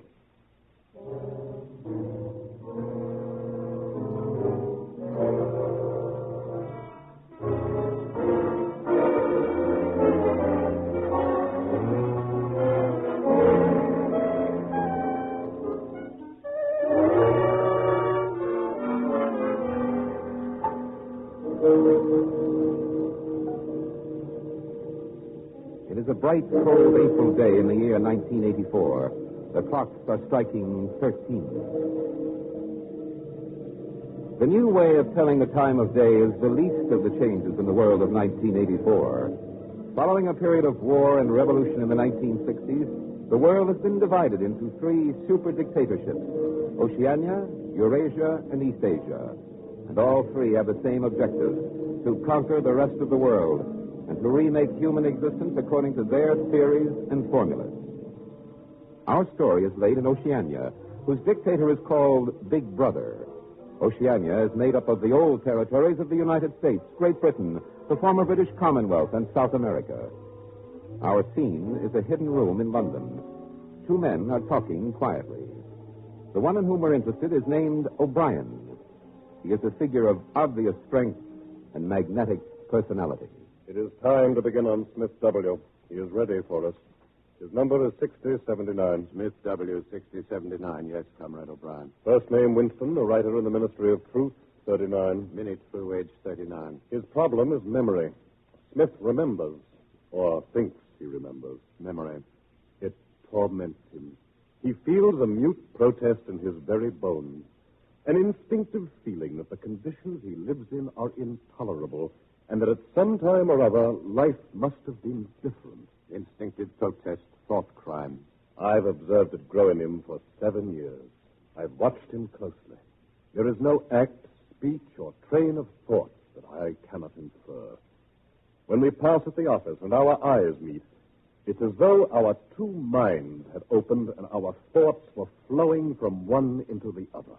He's aware of it? Yes. It frightens him sometimes. Nevertheless, he believes in this link of understanding between us. It encourages him to believe that others beside himself are enemies of the party, and that an underground opposition may actually exist. He knows, of course, that you're a member of the inner party. Of course. All the same, I know he is ready for us. He feels that I am someone he could talk to if we weren't being watched. Smith W., a writer, Mini-True Records Department. In the government of Oceania, the party rules through 4 ministries which execute its orders. The 4 are truth, which concerns itself with propaganda, peace, which is concerned with war, love, which is the secret police, the penal system, and the labor camps, and plenty, which is responsible for rationing and the control of production. In Newspeak, which is the official or purged form of the English language, the ministries are called Minitrue, Minipax, Minilove, and Miniplenty. An important function of Minitrue is to prove by documentary evidence that the party is never wrong.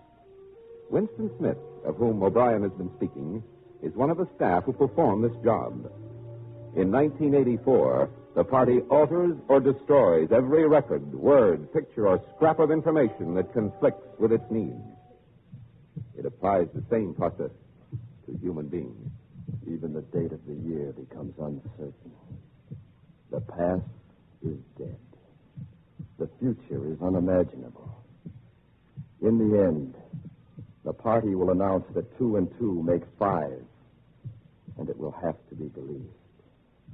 You wander in the forest on the bottom of the sea, and always there are the eyes watching you, enveloping you. But if the party can thrust its hand into the past and say of this or that event, it never happened, that surely is more terrifying than mere torture or death. The truth is true. I must hold on to that. Water is wet. Objects unsupported fall to earth by the force of gravity. Do you hear this, O'Brien? I address it to you. The solid world exists, and its laws do not change.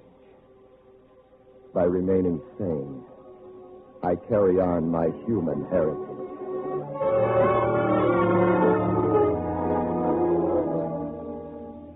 It's Smith. Was he married, Comrade O'Brien? He was 9-10 years ago. After 15 months, they applied for a separation. The usual reason, Comrade O'Brien? Yes, there were no children. Lately, he has noticed a girl at the ministry. He doesn't know her name, and they don't work in the same section. Yet she keeps turning up around him for no reason. He feels that in some way she's dangerous to him. He even thinks she may be an agent of the 4th Police. But she's young, pretty, dark-haired.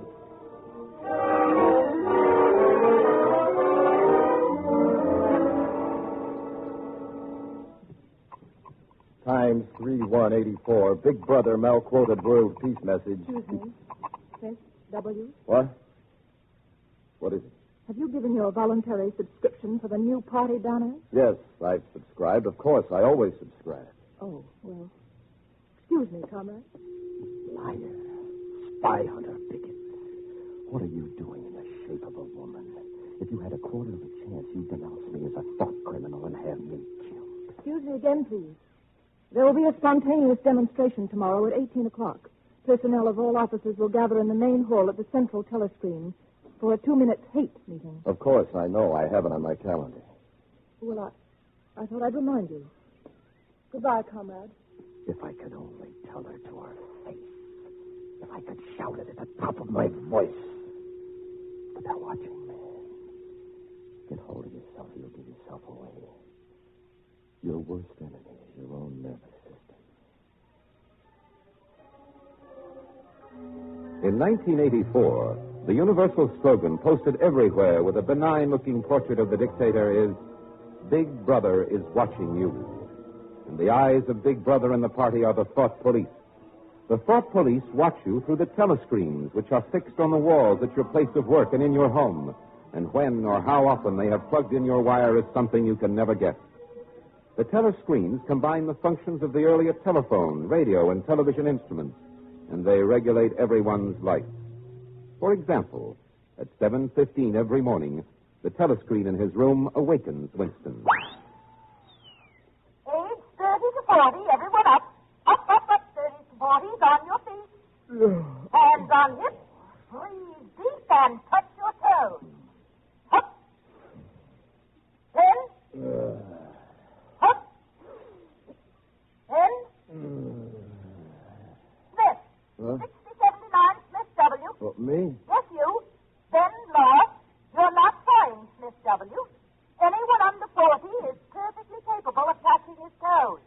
Don't you see me? I touch mine and I'm 43.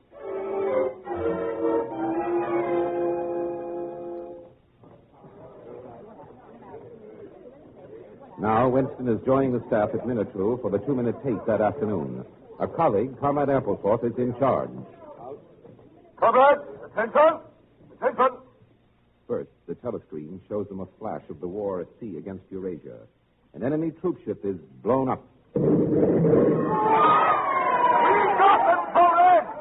We've blown up the gangster degenerates. Machine gun the lifeboats. Don't let them get away. Attention! Attention! You have just seen the foreign enemy. But who is the enemy at home? Who is the traitor hiding among us, guiding his spies and saboteurs, poisoners and stranglers? What? The telescreen fades in the features of the alleged leader of a mysterious underground conspiracy against the party. Goldstein! Goldstein! Wait! Wait! From the eternal menace of Eurasia abroad and Goldstein at home, deliver us, protect us, enfold us in your light. Show us your face. Big brother. My savior! Attention, please. 2 minutes up. Here is an announcement from the Ministry of Plenty. Beginning next week, the chocolate ration will be reduced from 30 grams to 20. That is all. Dismissed. Wasn't it stimulating? I feel ever so gratified, replenished. Oh, yes, comrade, it's always ever so inspiring. She again. She was behind me all the time. Everywhere it's she, and I've got to stop her. No matter how. Anyway, my girl, you heard me hating with the rest. Yes, I hated. I hated you. And I know why now. Why you obsess me. Because in spite of everything, I see your eyes and your hair and your mouth. Because I want to hold you, not kill you.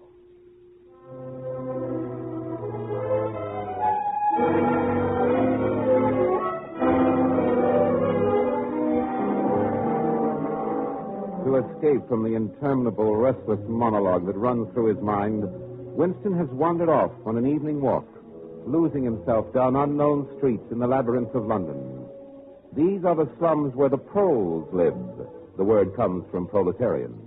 In 1984, proles are about 85% of the population. Coming out of his reverie, Winston is reminded that he has no business in the slums. A dim, old shop attracts his attention as an inconspicuous place to get his bearings. Anyone here? Oh. Good evening, sir. Did you want to look around? Well, I Not didn't much want any... to offer you, I'm afraid. Just selling off a few odds and ends. Winston has wandered into a pocket of the past. An old antique shop somehow preserved in this corner of the slum. He is curiously stirred by the few relics on the shelves. For instance, this diary. Open it. There's been no paper made like that for 50 years, I dare say. Oh, and I've some prints of old London in a room upstairs. That's another item that's disappeared nowadays.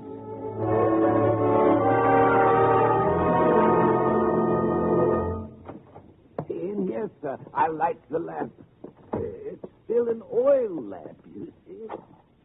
There we are. Why, there's no telescreen. Oh, I never saw the need of one of those things. Besides, a lot of old houses down here were never was. We lived up in this room till my wife died. I've slept downstairs since. I remember a room like this. I was very small. I looked at the fire and I saw wonder. I once thought I might rent this room, but there were no takers. Now, if you happen to be interested, this print on the wall is an old church. Ever see it? Yes, I believe I have. It's a ruin now. That's right. It was bombed. I don't remember when. The frame is fixed to the wall, but I could unscrew it for you, I dare say. Oh, no, that's all right. I never knew it had been a church. St. Clement's Dane, its name was. Oranges and lemons, say the bells of St. Clement. You owe me 3 farthings, say the bells of St. Martin. What's that? A rhyme we had when I was a little boy. How it goes on, I don't remember. But it ended up, here comes a candle to light you to bed. Here comes a chopper to chop off your head. Oh. I'd let that print go for $4 if you wanted it. Once it would have fetched £8. And £8 was, well, I can't work it out, but it was a lot of money. Well, Mr. Charrington, sir. I am interested in that old notebook, Mr. Charrington. That diary.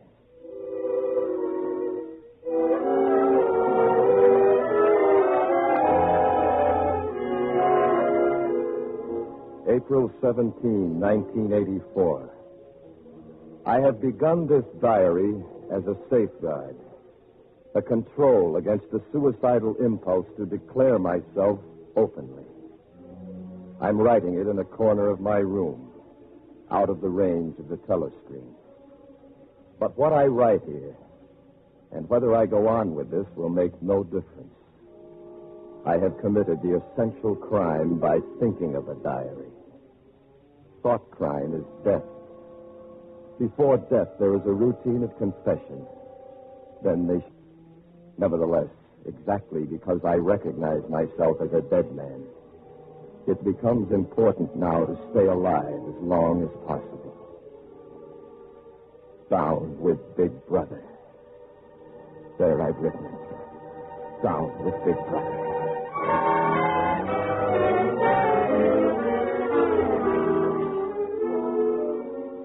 April 20. Today at lunch in the cafeteria, Ampleforth talked about the future of newspeak. Ampleforth is passionately devoted to the destruction of words. Take thought crime, Winston. I promise you that we shall make thought crime literally impossible, because there will be no words to express it.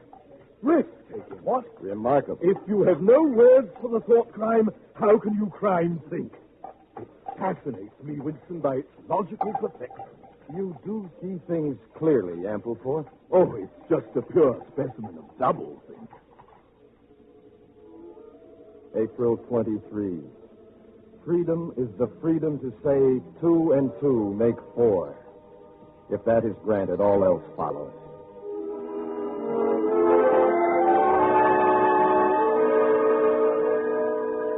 April 24. Last night in a dream, everything was light. The slanting rays of the evening sun fell on a brook in a field beyond a wood. I felt a great freedom. I asked, where am I? This is the golden country. The dark-haired girl at the office came across the field, and her arms opened wide to me in a gesture of infinite grace and splendor. I ran to meet her, when suddenly the light vanished. A wall of darkness arose, and I was in my old nightmare of the unendurable thing that waits for me behind that wall. In panic, I escaped down a pitch-dark corridor, and there I heard a voice, quiet and casual. I am with you. I know precisely what you are feeling. But don't worry. We shall meet again. We shall meet in the place where there is no darkness. I've never known why I have this belief in O'Brien, but it doesn't matter. His voice had said, we shall meet in the place where there is no darkness. And whatever that may signify, I believe that in some way or another, it will come true.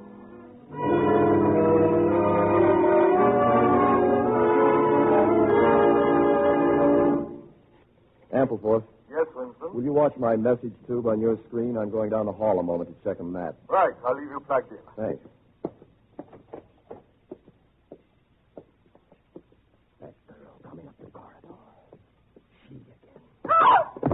Watch out. Hey, what's the matter? You hurt? I stumbled. Well, let me help you up. Thanks. You're quite pale and you're trembling. You sure you're all right? Oh, quite sure. Quick, take this note. Keep your hand over it and go away. Winston, back already? Oh, ample force. Shall I tug you out now? Yes, thank you. Right.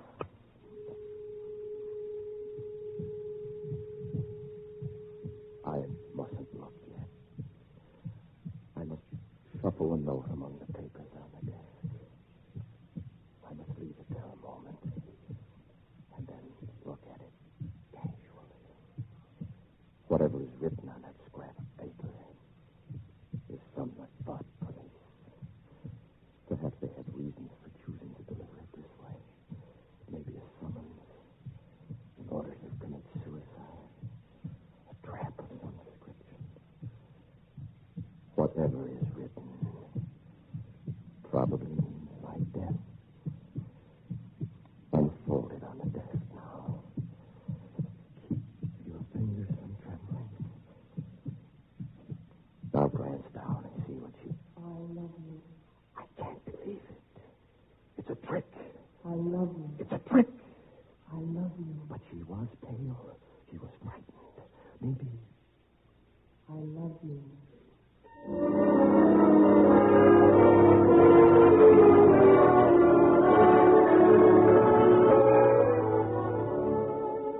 It is Sunday afternoon the following week. For days, Winston had been in a kind of fever that he might lose the girl if he didn't act quickly. But how could he arrange the meeting? Then one evening, at a rally where the mob was roaring and the telescreens blaring, she appeared at his side and whispered a few directions.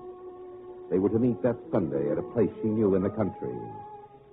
Winston takes a lane through a lonely wood and waits for her. Don't talk. Follow me. Here we are. Do you like it? What's your name? Julia. I didn't want to say anything there in the lane in case there's a microphone hidden. I don't suppose there is, but there could be. I know we're all right in this spot. Would you believe that until this moment I never knew what color your eyes were? They're brown. And the lashes are thick and dark. How old are you? 26. Well, now that you see me in broad daylight, can you still bear to look at me? Yes. Easily. I'm 39 years old. I've had an unsuccessful marriage. What could you possibly see in a man like me? It was something in your face. I thought I'd take a chance. I'm good at spotting people who don't belong. As soon as I saw you, I knew you were against them. And you're against them, too? I hate them. You thought I was a good party member. Banners, processions, cold showers, always dressed in party overalls. Yes, Julia. Well, actually, I am that sort of girl to look at. Always yell with the crowd, that's what I say. The only way to be safe. And you want to be safe? Doesn't everyone? Listen to that fellow up there. He just sings it away for nothing. Please himself. It's the golden country. Almost. The golden country? A dream, a landscape I've imagined. I just can't believe this. No, don't stand up. Don't go out into that field. You might be seen. Julia. Yes? You've made me feel very proud. It's a pride in myself I've never had before. Your mouth is beautiful. It's too wide. And your waist is soft, just as I thought. I've never held anything as sweet to me. Oh, my darling. Listen, Julia. I love you. Do you understand that? You can't have pure love when no emotion is pure and everything's mixed up nowadays with fear and hatred. But while we live, Julia, I love you.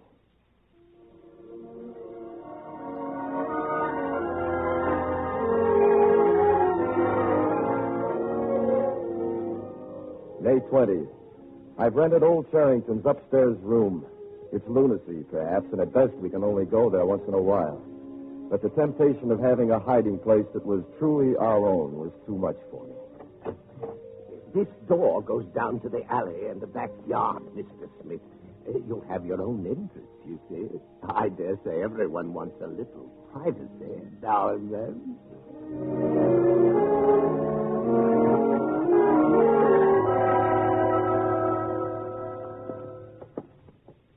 You can turn around now, Winston. Look. Julia, you put on makeup. Smith, a perfume. Oh, good. In this room, I'm going to be a woman, not a party comrade. Yes, do that, Julia. The instincts they can't control are the forces that can tear the party to pieces. You make things too complicated, Winston. When you're in love, you're happy inside, aren't you? And if you're happy inside, why get excited about Big Brother and the party and all the rest? All this politics and yelling and marching up and down is simply energy gone sour because there is no love.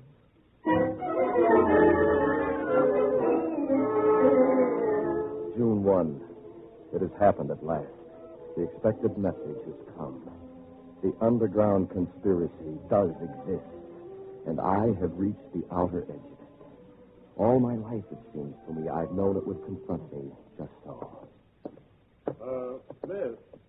Oh, good afternoon, Comrade O'Brien. Smith, I noticed you take a scholarly interest in Newspeak. Well, it's just in the course of the work. I have an early edition of a Newspeak dictionary that would interest you, I should think. You might pick it up at my flat sometime. At your flat? It's the old 4th edition. Very rare, you remember. Here, I'll give you my address.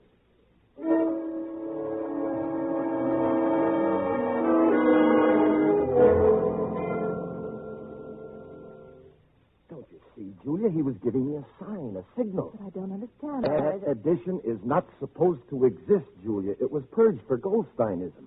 O'Brien's remark was an obvious code message. Well, to tell you the truth, these tales about Goldstein and his underground always struck me as rubbish.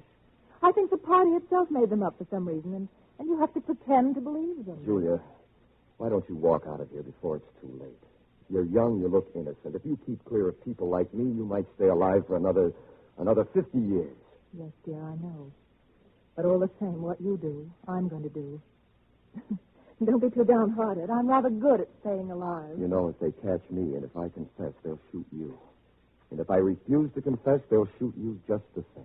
They can make you say anything. They torture you. Still, suppose you do say what they want. They can't make you believe it. With all their cleverness, they can't get inside you. No. If they could make me stop loving you, that would be the real betrayal.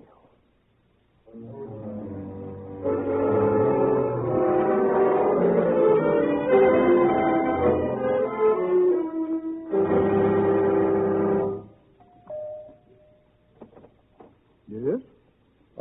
My name is Smith. I was invited here. This young lady's with me. Come in. Excuse me. God, that's Winston Price. They have everything. We've done it, Julia. In here, please. I'm a vast strategic maneuver Martin, that we're now bring witnessing something on to the drink, Malabar please. front. Yes, sir. Directly inspired by the genius of Big Brother, may well bring the war to... The telescreen. You can turn it off. Yes. It's neither sending or receiving now. The inner party has that privilege. Sit down, please. Well, shall I say it, or will you? I can speak? That thing is really turned off? Everything is turned off. We're alone. I can speak freely? Well, surely that's plain to you. Why else do you suppose I took the risk of inviting you here?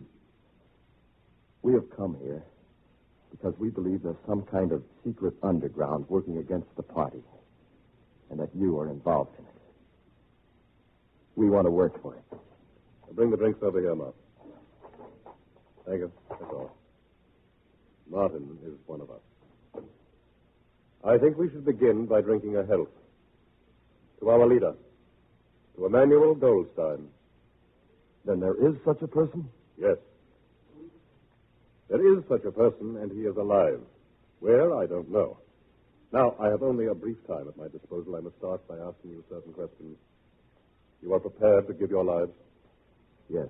You are prepared to do anything which is likely to cause demoralization and weaken the power of the party? to cheat, to forge, to blackmail, to kill, to commit acts of sabotage? Yes. You are prepared to commit suicide if and when we order you to do so? Yes. You are prepared, the two of you, to separate and never see one another again? No. You did well to tell me, comrade. We have to know everything. You feel as she does, Winston? Yes. Good. Then it is settled. Later, you will receive a book to read. Goldstein's book. There will be instructions on how to return it. You have a hiding place, of course. Yes, a room. It is important to change one's hiding place frequently. Now, please clear your minds of any romanticism. When you receive orders, they will be directly from me, although you will not come to this flat again. You will work alone with nothing to sustain you except the cause, the idea. Your only true life is in the future, in which you will take part as handfuls of dust, splinters of bones. We shall only meet again, if we do meet again. In the place where there is no darkness? In the place where there is no darkness.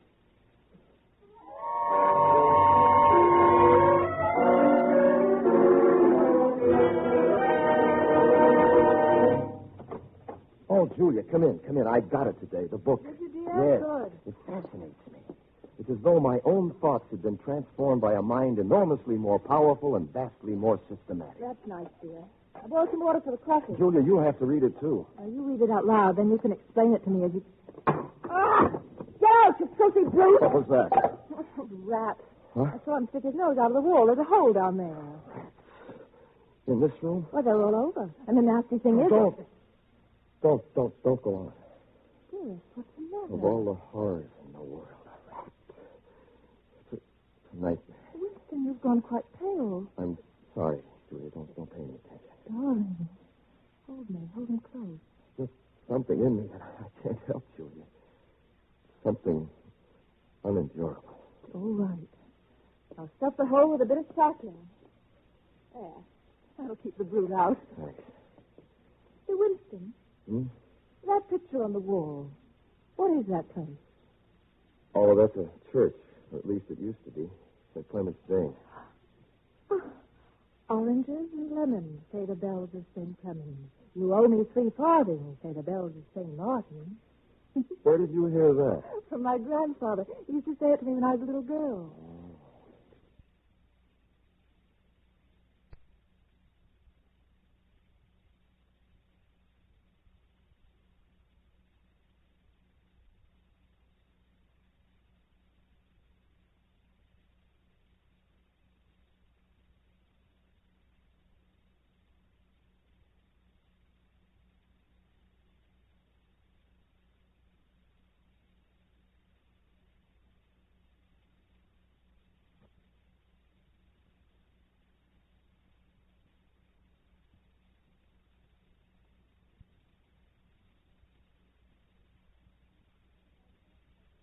From my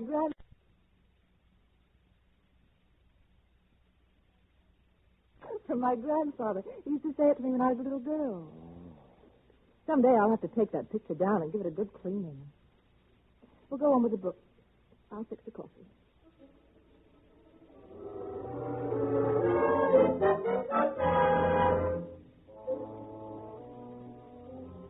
And now he comes to doublethink, Julia. Oh, this part is absolutely... Julia. Yes, my love. Just looking into the fireplace. Go on, dear. You read so well. Yes. Applied to a party member, doublethink means a loyal willingness to believe that black is white when party discipline demands this. But it further means the ability to know that black is white and to forget that one has ever believed the contrary. Yes, that's exactly right. He makes me understand how. But what I don't understand is why. Yes, dear, of course. Go on. Thus, if human equality is to be forever averted, if power is to be retained indefinitely by the party, then the prevailing mental condition must be controlled insanity, which they regard as sanity. Now, here we reach the central secret that first led the masters of the party to the seizure of power. this motive really consists of... Julia, you awake? Oh, should I drop off? Oh, darling. Well, never mind. We'll let it go at that for this evening. It's late. We should leave here soon. No, not yet. You do enjoy this place, don't you? You dozed, I read a book, we've been alone, and it's been safe. People lived that way once. It's grown colder. One of these days, a race of conscious beings will come again to take our place. Theirs is the future. But to share it in our day is death. Oh, stop that, Winston. Don't say that. Here. This is my hand. Take it. Hold it. This is me. I'm real. I'm alive. Don't you like that? It's all my life to me, Julia. Still in this day, we are the dead. You are the dead. Winston. You are the dead. It was behind the picture. A telescreen. It was behind the picture. Remain exactly where you are. Make no movement until you are ordered. The house is surrounded. The house is surrounded. And while we're on the subject, here comes a candle to light you to bed. Here comes a chopper to chop off your head. Charrington. Yes, Charrington.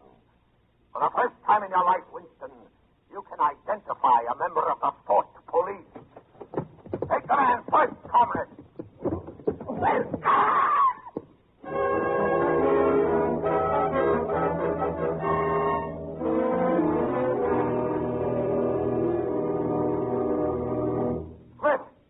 Smith, W69. Take your hands down from your face. No faces covered in the cell. If only the pain would stop. That's how you can wish your pain that it would stop. When did they arrest me? How many days have they beaten me? But if I could save Julia by doubling my own pain, would I do it? They never turned the lights out. No darkness. Oh, Brian. They've got you, too. They got me a long time ago. But don't worry, Winston. You're in my keeping. For 7 years, I watched over you. I read your inner thoughts. I studied the sickness in your mind, your insanity. I shall save you. I shall make you perfect. I shall make you sane.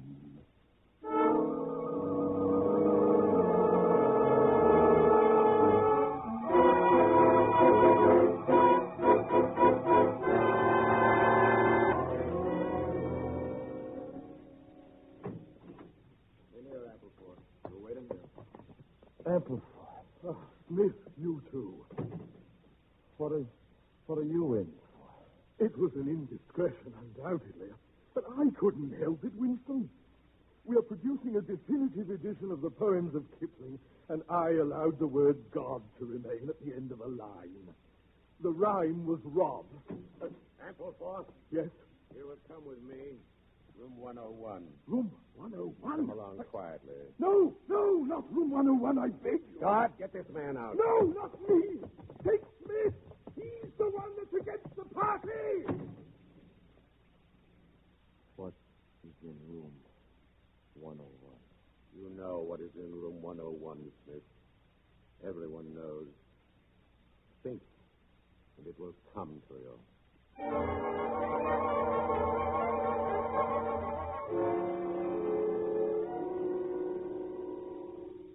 Winston. Wake up, Winston. Huh? O'Brien. Don't try to move. You are strapped down. We've taken you from your cell. Is this your room 101? No. You will be told if you go to room 101. Everyone is told. Now look above you, Winston. You see the dial? Yes. The numbers run up to 100. My hand controls the lever. If I move it, a wave of pain will flood your body. For example, this is forte. You will remember then that throughout our conversation, I have it in my power to inflict pain on you at any moment and to whatever degree I choose. Do you understand that? I enjoy talking to you, Winston. Your mind resembles my own, except that you happen to be mentally deranged. It is impossible to see reality, Winston, except by looking through the eyes of the party.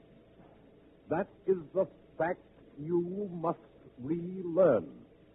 It is impossible to think except with the party. How can you control the mind? Thought is involuntary. Do you remember writing in your diary, freedom is the freedom to say that 2 and 2 make 4? I have one hand on the lever of the dial. Here is my other hand. How many fingers am I holding up? 4. And if the party says it is not 4, but 5, how many? 4. The dial is at 55. How many fingers, Winston? At 60. How many fingers, Winston? 4. What can I say? Stop. But there are 5. No, that's no use. You're lying. You still think there are 4. 4, 5, anything you like. I can't see 5. I see 5 if I could. Only stop it there. Stop it there. That's better. You see now that it is, at any rate, possible. Here, this syringe in your arm will ease this. No doubt, as you lie there, you're wondering why we go to the trouble of interrogating you, since you believe we intend to destroy you. Why bother to torture? Because it is intolerable to us that an erroneous thought should exist anywhere in the world. All persons whom we bring to this place are washed clean, Winston. The execution of their sentences is relatively unimportant. By the time we have finished with them, there is nothing left in them but sorrow for what they have done and love for Big Brother. It is touching to see how they love Big Brother.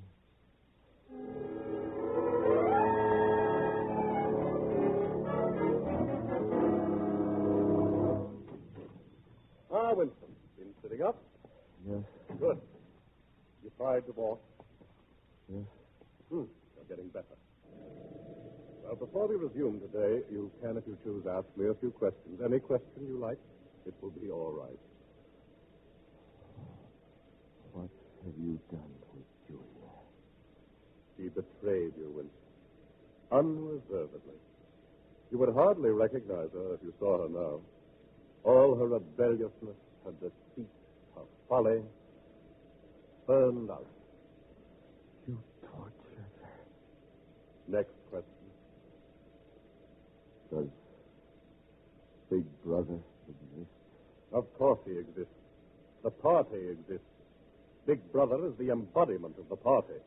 Does he exist in the same way that I exist?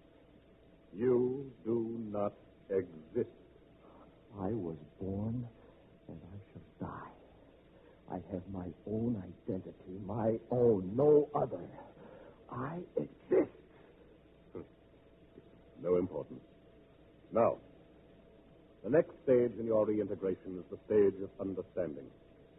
Do you remember Goldstein's book? You said it told you how, but it didn't tell you why. You've read the book? I wrote it. That is to say, I collaborated in writing it. No book is produced individually. But to return to this question of how and why. You have been learning how the party maintains itself in power. Now tell me, what is our motive? Why should we want power? Go on, speak. You are ruling over us. what you believe is the good of... That was stupid, Winston. I will tell you the answer to my question. The party seeks power entirely for its own sake. We are interested solely in power. Pure power. Power is not a means. It is an end. The object of persecution is persecution. The object of torture is torture. The object of power is power. Do you begin to understand me? You can't do it. You can't succeed. You can't rule the world by fear and hatred and cruelty. You are talking with a part of your brain that we have not cured. Something will defeat you. Something, I don't know. Life, maybe the spirit of man. Something, I Winston, don't know. How does one man assert absolute power over another? Think. By making him suffer. Exactly. By making him suffer. Obedience is not enough.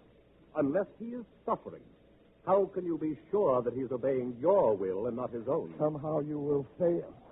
There is some principle that you cannot overcome. With pure power, we are omnipotent. Never forget that, Winston. Always and forever, we know the intoxication of power constantly increasing. Always and forever, the thrill of victory, the thrill of trampling over a victim who is helpless.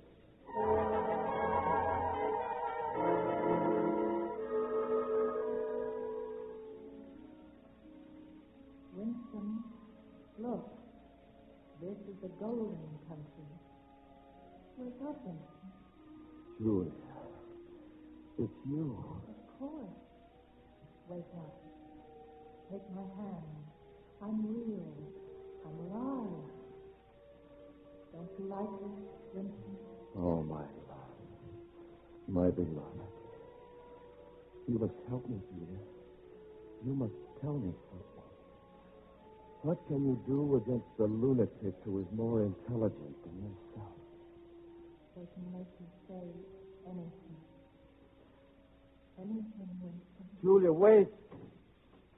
Get up, Winston. What? Wake up. Oh. You were dreaming. Stand up. Look me in the face. Intellectually, Winston, you were making progress. I was pleased with you. But I find you have had feelings that you thought to hide from me. That was foolish. What do you want? Tell me, Winston, what are your true feelings toward Big Brother? Remember, I'm always able to detect a lie. I hate him. Then the time has come for you to take the final step. You must love Big Brother. We're going to room 101.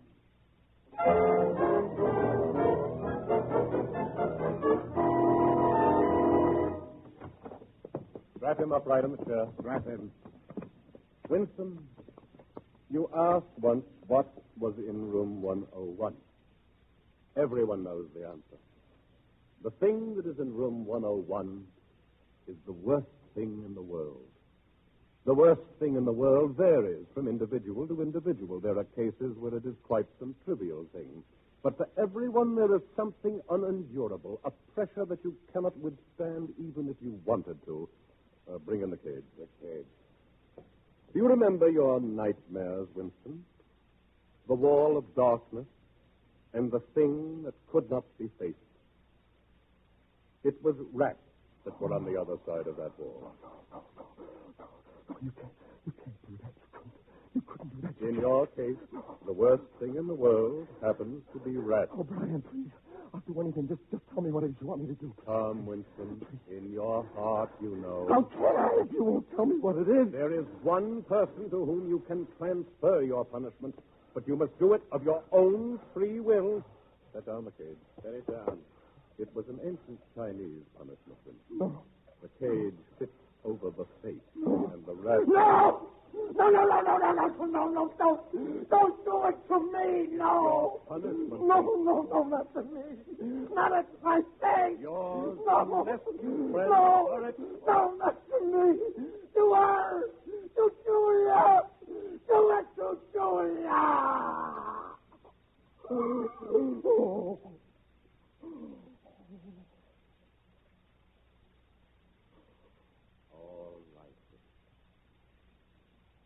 have purged your heart. Now, your heart is pure.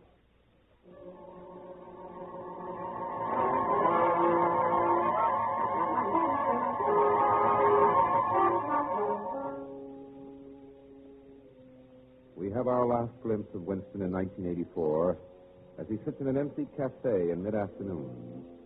Since his release from prison, Winston has a job of sorts at the ministry, but no one pays much attention to him.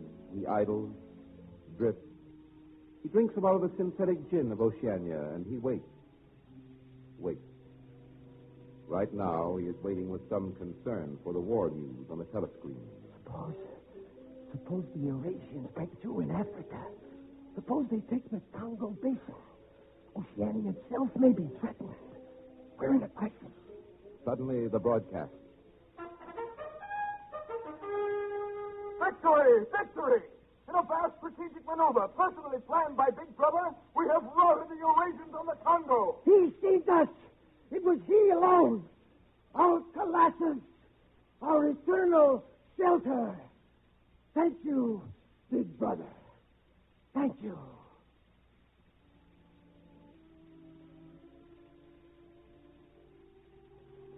Winston has won a final victory over himself. He loves Big Brother.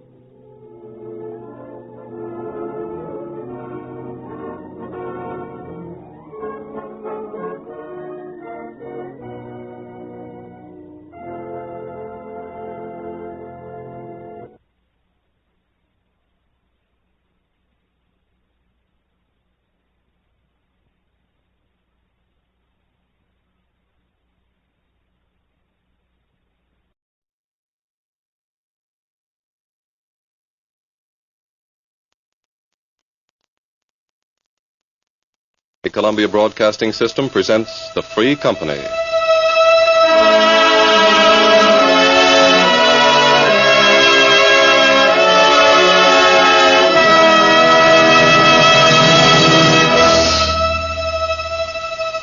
For what avail the plow or sail or land or life if freedom fail?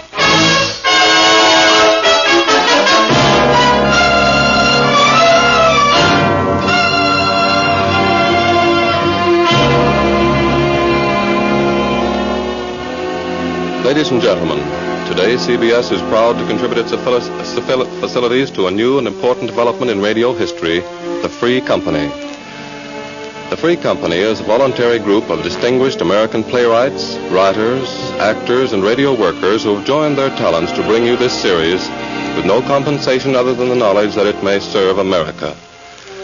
With James Boyd as national chairman, Robert E. Sherwood, chairman of the Writers' Committee, and Burgess Meredith, chairman of the Actors Division, the Free Company will present original radio plays written by its members, Maxwell Anderson, Sherwood Anderson, Stephen Vincent Benet, James Boyd, George M. Cohan, Mark Conley, Noel Green, Erway, Archibald MacLeish, Orson Welles, Elmer Rice, William Saroyan, and Robert E. Sherwood, 9 of them Pulitzer Prize winners.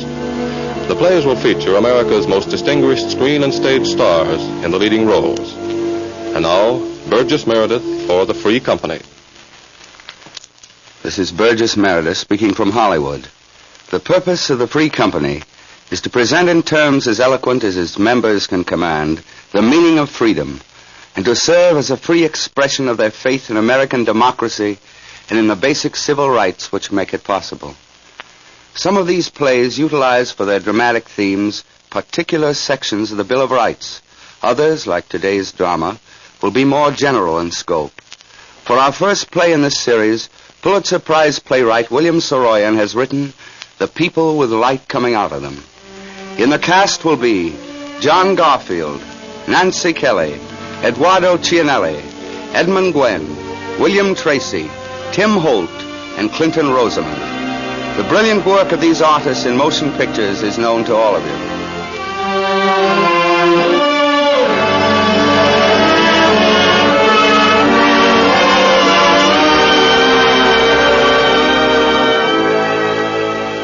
When we asked William Saroyan to join the Free Company, Bill said... Well, sure. I'm fond of freedom, crazy about company. What do I do? Write us a play. Okay, when? Now? Right now? Right now. Good. What do you want this play to be about? About the United States of America. My favorite subject. About why you like America. Why? You might as well ask me why I like to breathe.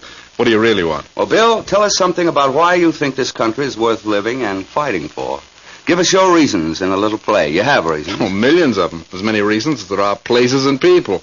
Take California, for instance, or Texas, or New York. Take San Francisco, or Peoria. Or take any place. Rockville Center, Freeport, Merrick, Belmore, Wantagh, Seaford, Massapequa, Amityville, Lindenhurst, and Babylon. Wait a minute. Can't you sort of break that down a little? Sure. We'll make it local. Now, look, we'll take one city block, any place, one American row of houses. Okay, now, there it is. Now, we'll take one American.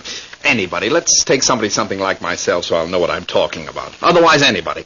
Instead of being a writer, let's say this fellow's a painter. He looks at things carefully and then paints what he sees in them. Okay, now, there's one street and there's this young painter. He's standing on the corner. What corner? This American corner. Mm-hmm. Now, give me a typewriter and I'll go to work. Sure, here you are. Now, you sit right down. Thanks.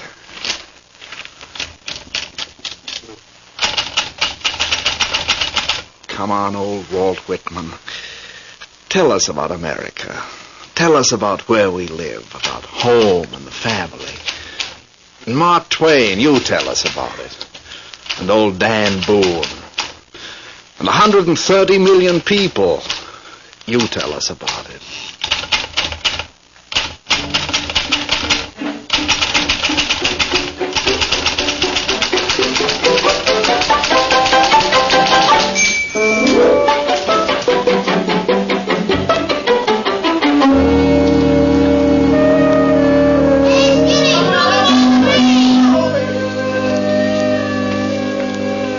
This is a good block. I'll tell you who lives in this block. Well, in the flat below me is the old husband and the wife and their granddaughter. The old man's retired.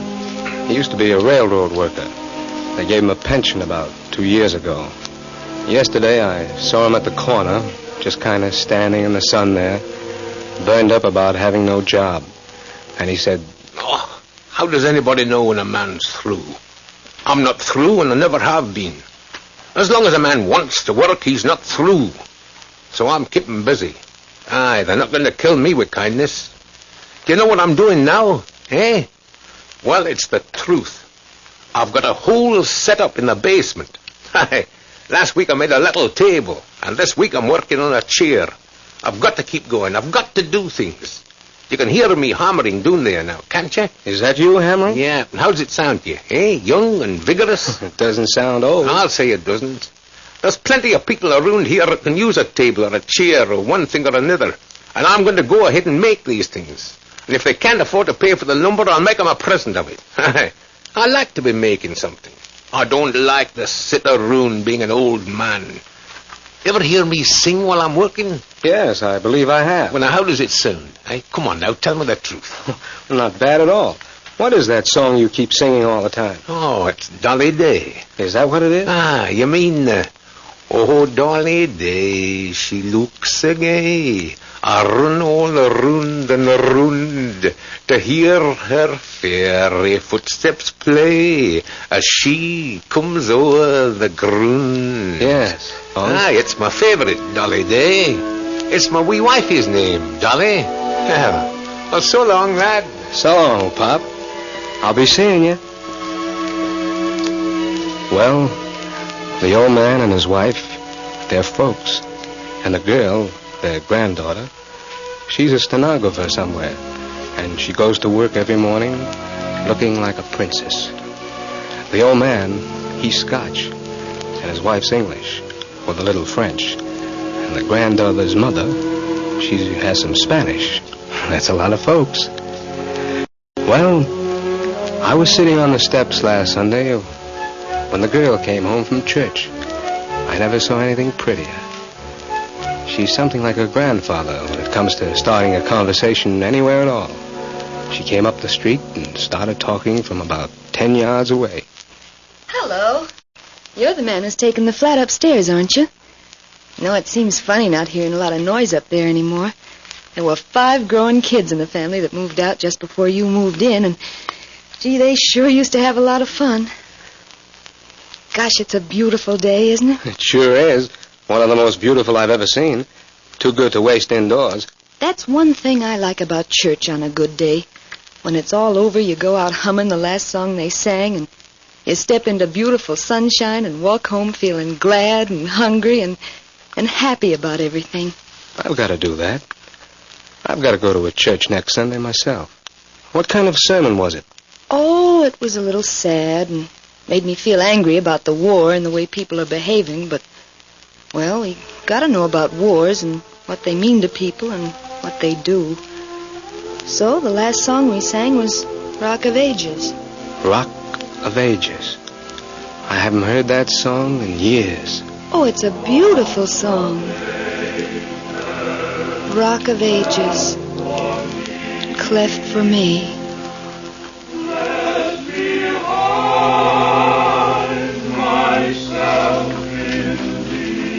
It's good for people to feel that something is solid for them to hang on to. People sing songs like that all over the world, I guess.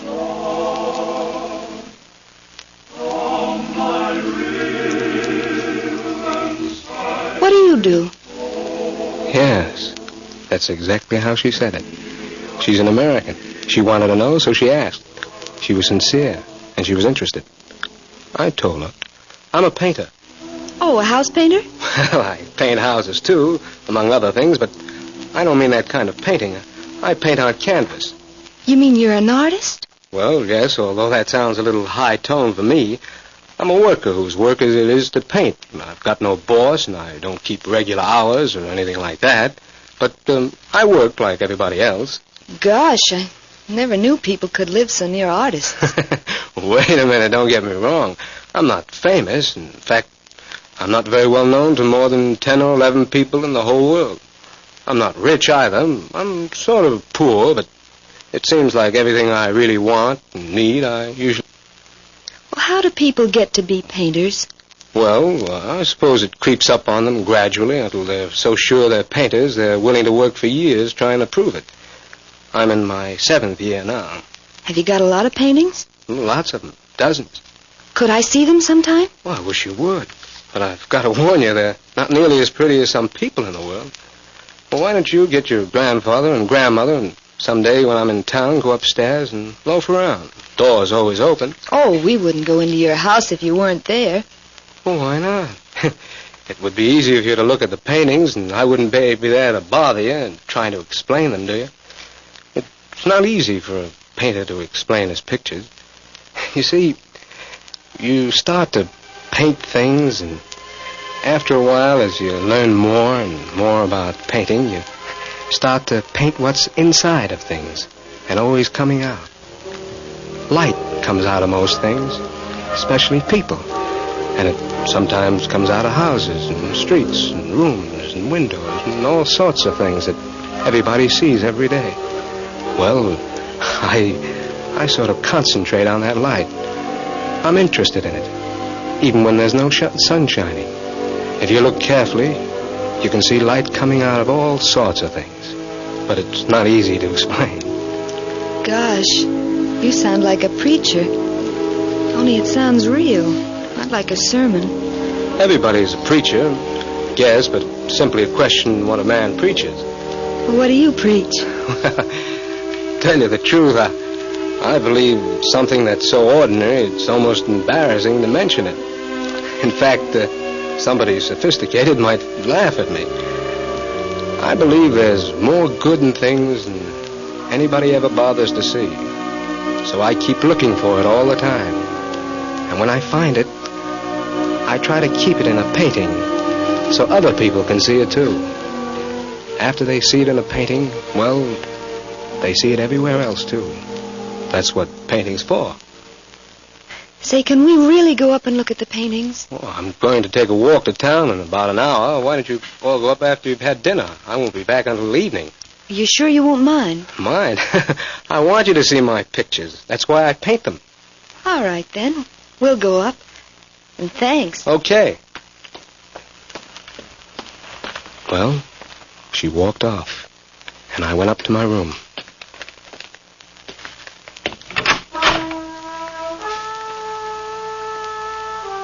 hear that? That's Mike Ogagawa. He lives across the street. He's 16. His father runs that cleaning and pressing place. Mike delivers for his father. I've been here only 2 weeks, and I know practically everybody in this block.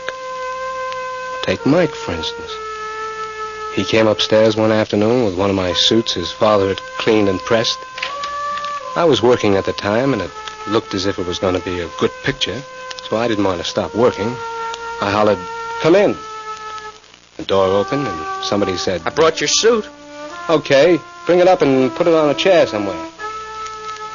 I went right on working. I guess I must have worked at least 40 minutes more before I stopped. The picture wasn't finished, and I didn't feel like doing any more work for a while. Wait till morning and go back to it fresh. Well, I lit a cigarette, inhaled, and yawned, and stretched. Hello, who are you? Mike. Hiya, my name is Jim Smith. Pleased to meet you. How long have you been here? Ever since I brought your suit. Oh, I'm sorry. How much is it? Oh, it's all paid for. You paid my father the day you brought it in. Don't you remember? Then why? I wanted to see you make the picture. I never saw a man paint a picture before.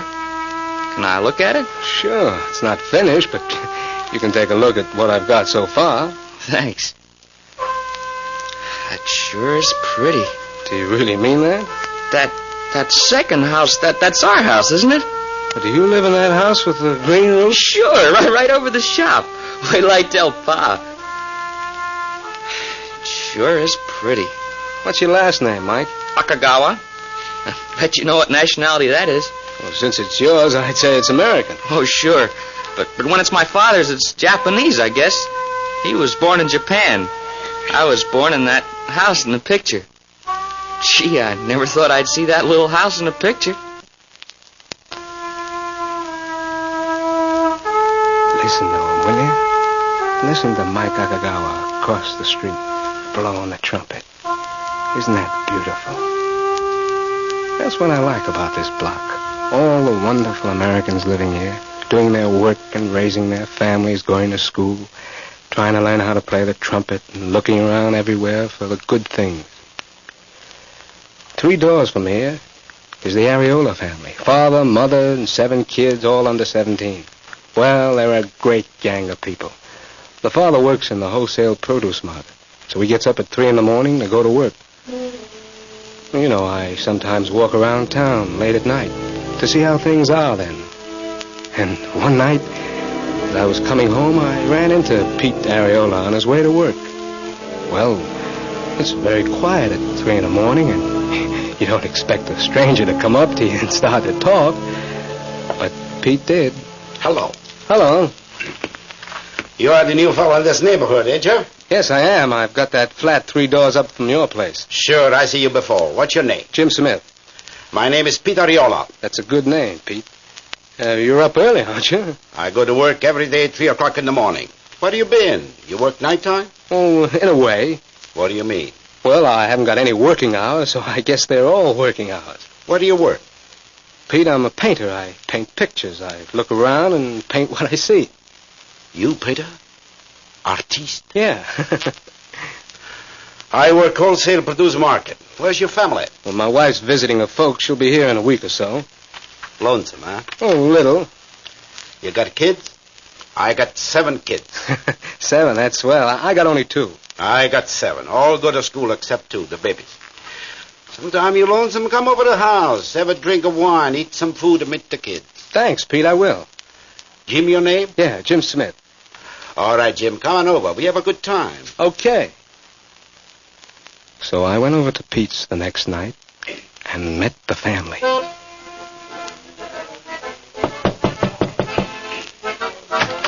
Hello, Jim Smith. Come in.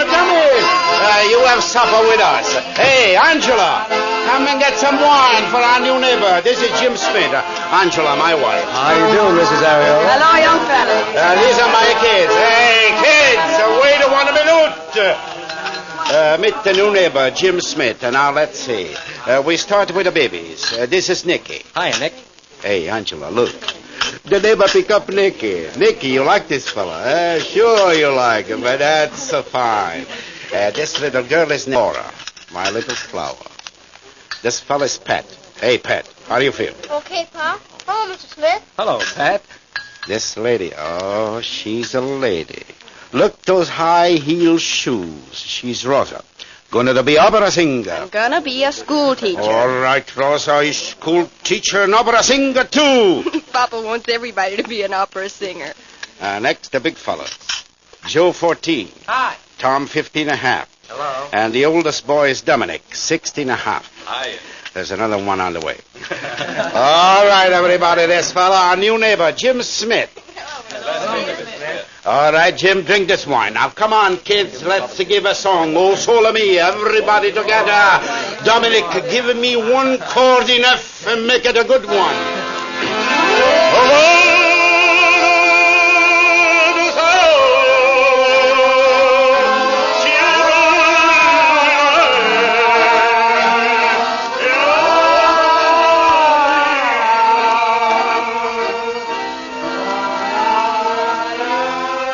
Well, we all sang, and I sang as loud as anybody else. We drank and had supper together and talked, and before I left that house, I knew how important a part of America it is. What a fine American Pete is, and his wife, and all the kids. They've all been up to my place for a visit. Now and then the oldest boy, Dominic, comes up alone and talks. Everybody I've met on this block so far has had something to talk about. Dominic, for instance, wants to know if he ought to go to college like his father wants him to, or if he ought to get out and go to work down at the wholesale produce market and help out with the family expenses. Well, I don't say anything. I just listen. And after 2 or 3 visits, Dominic answers all his own questions. He gets up and he says, "Well, thanks a lot, Mr. Smith. Thanks for telling me. That's what I'll do. I'll go to college and work both. I guess there's time for everything. If a fellow makes up his mind to find the time. I can work during summer vacation. And I can work Saturdays. I'd work Sundays, too, but we're Catholics, and Ma'd get sore if I didn't go to church Sunday. Well, I'll be seeing you. Gee, that sure is a swell picture."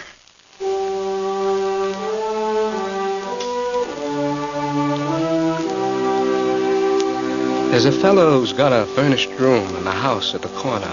He's a doctor at the hospital up the hill.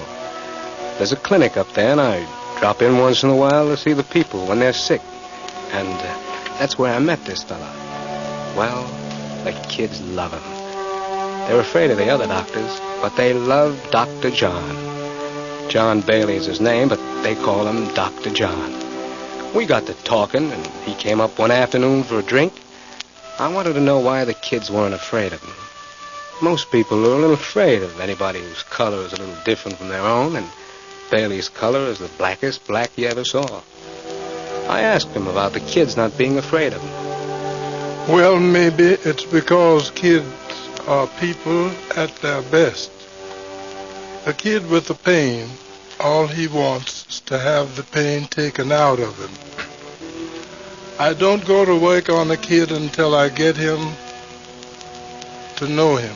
We talk a little while, and the first thing I know, they forget I'm a doctor. They even forget I'm colored. And then I know I can go to work. The greater part of pain is feeling hopeless about it. And I never feel hopeless about anything. Kids find out about that, and they stop being afraid of pain, too. Well, by that time, more than half of it's gone, and what's left of it is on its way out. I laugh a good deal, too, because laughter's just about as strong as sunlight as a healing force.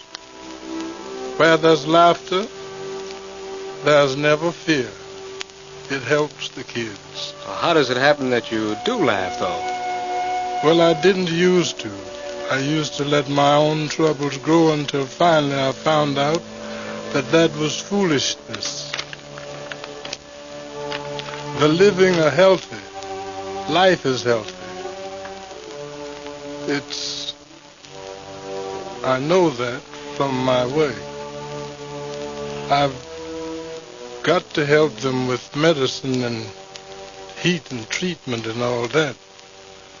But what really heals them is their own faith. Mind if I have another drink? Go ahead. Pour me one, too.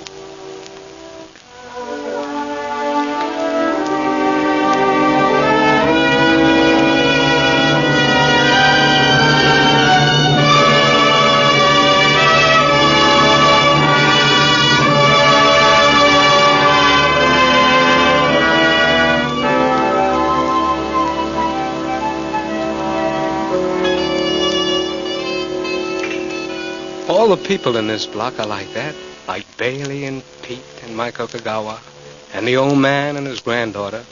But this block's no different from any other block in any other town in America. People are like that all over the place.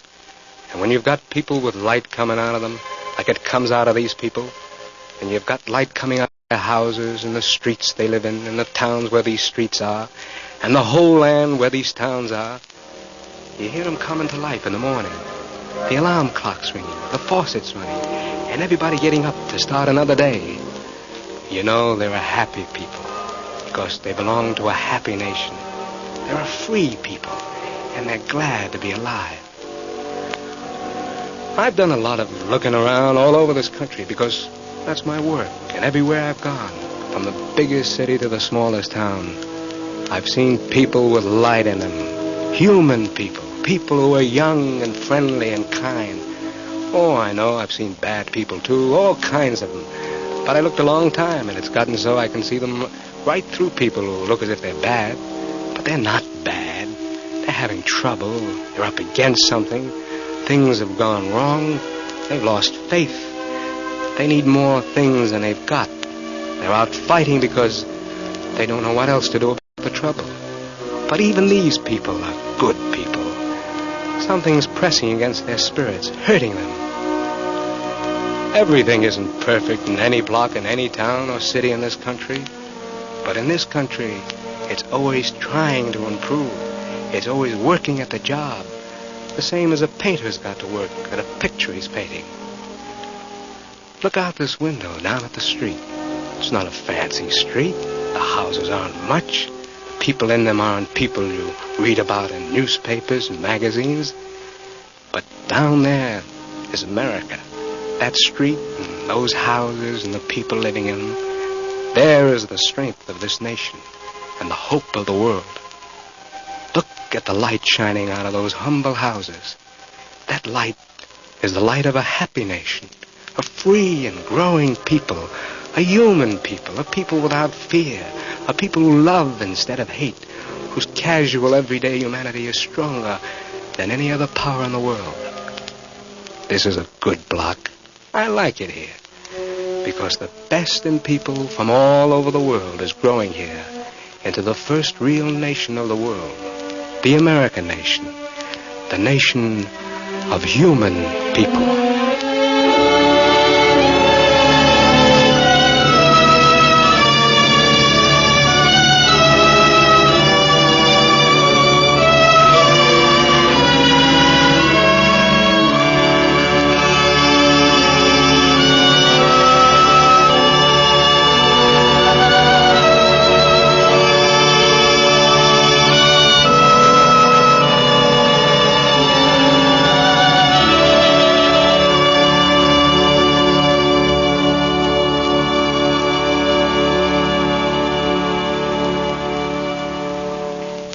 Burgess Meredith speaking. Thank you, William Saroyan. In many countries, the light of humanity flickers and dies, snuffed out by faceless men, by men who have no light in themselves and who therefore deny the existence of light anywhere. Our nation was formulated by men who cherish the light that comes from people. The meaning of our freedom is this: not here in our land. Darkness can never win.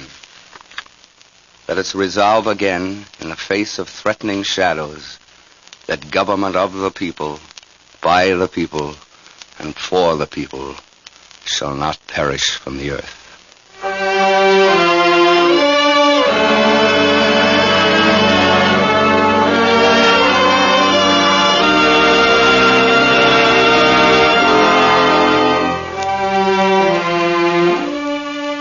John Garfield, whom you will see soon in Warner Brothers as Seawolf, Nancy Kelly will be remembered for her work in Jesse James, Eduardo Cianelli, who played the unforgettable Trock in RKO's Winter Set, Edmund Gwend, whose performance as the murderer in Foreign Correspondent received high acclaim, William Tracy, who played the delightful fresh kid in MGM's A Little Shop Around the Corner, and was now appearing in Daryl Zanuck's Tobacco Road, Tim Holt, who is starring in RKO's The Fargo Kid, and Clinton Rosamond, who is appearing in MGM's forthcoming Blossoms in the Dust, have joined the Free Company in presenting the first in a series of broadcasts, William Saroyan's original radio play, The People with Light Coming Out of Them. Lee Stevens composed and conducted an original music score, Charles Vanda produced.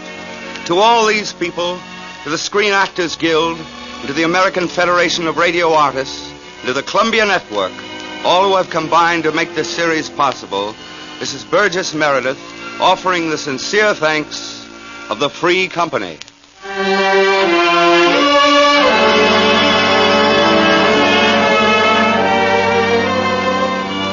All those who enjoyed Mr. Saroyan's play, The People with Light Coming Out of Them, will be glad to know that a complete copy of the broadcast in printed form has been made available for distribution to all our listeners.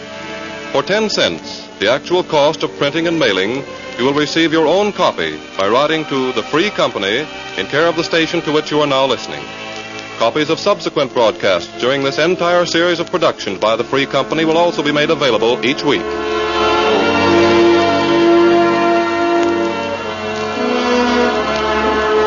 Next week at this same time, the Free Company will present a play by the Pulitzer Prize winner Mark Connolly titled The Mole on Lincoln's Cheek. The Free Company series is directed by Irving Reese. This is the Columbia Broadcasting System.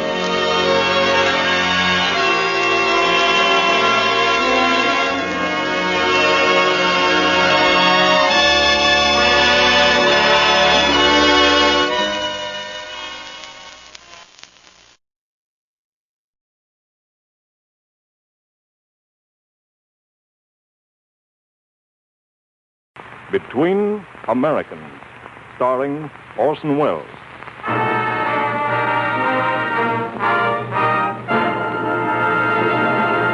The Gulf Screen Guild Theater.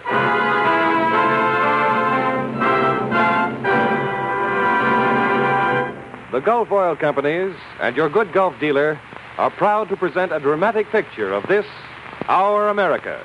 Here is your host, Roger Pryor, to tell you about it.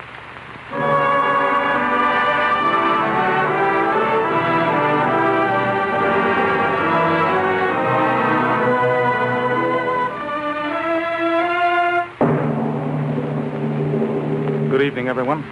We welcome you tonight to one of the most timely programs ever heard on the Gulf Screen Guild Theater. Our production of Norman Corwin's script, Between Americans, starring Orson Welles. Broadcast at any time, we believe this program would make every American's heart beat a little faster. Make him hold his head just a little higher. But since the tragic and foreboding news that came today, this program, Between Americans, now becomes an American odyssey. In just a moment, our story will begin. But first, here's Bud Heaston. Right. And here's an easy way to change from a pessimist into an optimist. If you're wondering now how long you may have to keep your present car, and wondering, too, if it will last, if it will stay in good condition, just look on the bright side of the picture. Remember, when you give the wearing parts of your car good protection, that helps it stay young and act young a long, long time. So give your automobile the modern method of lubrication, Gulflex registered lubrication. Here's why. First, expert Gulflex operator works from a master chart of your model car, thus protects each wearing point in the chassis and body. Second, the Gulflex man uses not just 1 or 2 greases, but 6 special lubricants, especially developed by lubrication authorities. And third, here's proof of how good these lubricants are. In recent tests by Gulf engineers, Gulflex chassis lubricant, for instance, stayed in the shackles 30% better and lubricated nearly 100% longer than the average of competitive products tested. So get Gulflex registered lubrication, a much better than usual grease job at no extra cost. Remember, too, that your good Gulf dealer is also ready with splendid motor oils and gasolines, such as Gulf No-Nox gasoline, the extra value gasoline that has been especially designed to stop harmful pounding and hammering inside your engine. Make it a habit to stop regularly at your neighborhood Good Gulf dealers, your headquarters for making your car last longer. And now, Oscar Bradley's music introduces Orson Welles, who will talk Between Americans.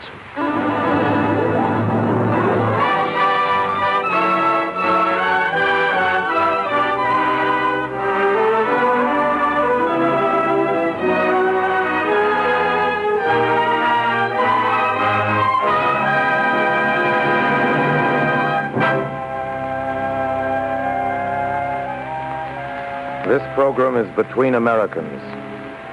That's where the title comes in. We hope you like it, but you don't have to. At any rate, nobody's going to make you stick around and listen to it. That's one of the advantages of being an American.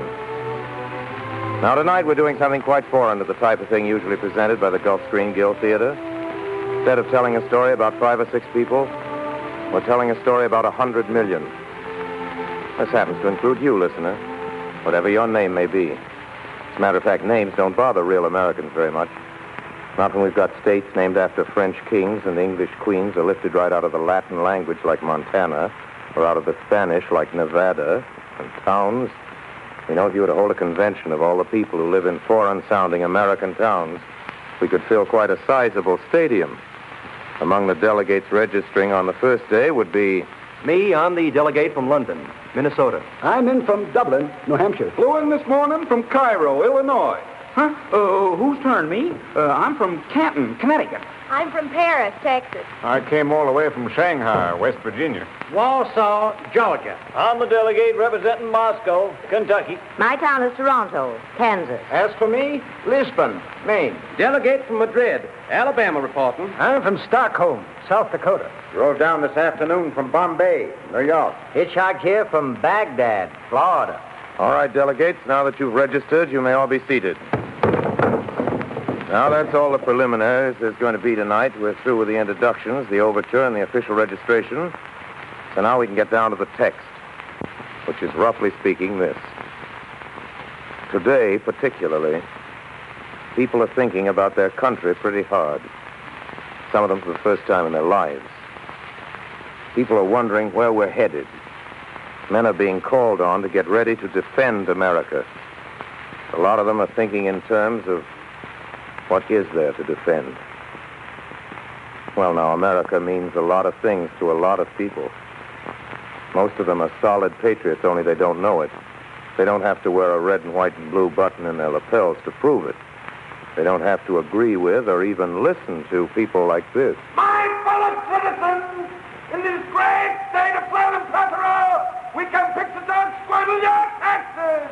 Our great country is cribbly bolted on and can wackle tablewicks, and your land and I will Harrington forever. We got a good hunch most people prefer the quiet kind of speaker, like the fellow who got up on a platform in a Pennsylvania town one day and said, "The world will little note, nor long remember what we say here." That was the Gettysburg Address he was referring to. As a matter of fact, he didn't get such good reviews the next morning. Take, for example, the write-up he got in the Harrisburg Patriot. We pass over the silly remarks of the president. For the credit of the nation, we are willing that they shall no more be repeated and thought of. If you think that's bad, listen to what the Chicago Times had to say. The cheek of every American must tingle with shame as he reads the silly, flat, and dishwatery utterances of the man who has to be pointed out to intelligent foreigners as the President of the United States. Of course, the rival paper in Chicago took the opposite point of view. Rival papers often do. The remarks of President Lincoln will live among the annals of man. That paper gave it 4 stars, and they were right. The Gettysburg Address did survive. But that business of calling a president a ham is really something to be proud of. I mean, the right to print a piece saying a president makes us sound like dishwater. Nobody dragged the editors off to jail, even if they were wrong. That's important. Comes under the heading of free press. As soon as anybody starts gagging the press, any press, Watch out. Americans don't like that. And by the way, we got a nerve to be calling ourselves Americans all the time when we're really only United Staters. We're a little selfish about that. It's America down there in Chile, too. All the way down the spine of the Andes. If any of you folks are hearing this down around Mexico or Honduras or Salvador or Argentina, or even if you're an Eskimo in the Arctic, we hope you'll overlook our calling ourselves Americans as though we were the only ones in the hemisphere. We do that just because it's so much easier to say than anything else, and also because it sounds so good. By the way, before we leave the subject, what about the original Americans? The Indians? There's a forgotten race for you. How about the Indian on the nickel and the buffalo who roamed the back of the great American jit? Seems a shame. No two ways about it. We have forgotten those 100% Americans who went down to quarantine to meet the Mayflower. We don't see them around in person very much these days. But their ghosts are still with us. Maybe the red men are forgotten. Maybe not. But between you and us, it's said that near Boonesboro, Kentucky, on certain nights in November, by the light of the waning moon, some very peculiar ghost meetings go on in the woods south of the river. Also in certain parts of the Alleghenies, between the hours of sundown and the coming of the morning mist. Yes. If you happen to be listening to this in a car, driving along Highway 99 in Wyoming, that man you passed walking down the road a few miles back wasn't a man at all.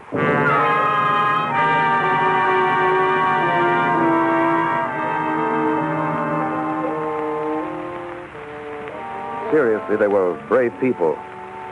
The Indians fought a losing fight against great odds. Wanted nothing more than to keep their land and their way of life. Fighting the fight so many people of all races have had to fight since.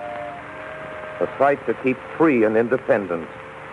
The fight to stop men from the outside who want to civilize somebody their way. You ever asked yourself what America means to you? Does it mean 1776? Columbia, the gem of the ocean? Big business? The Bill of Rights? Uncle Sam?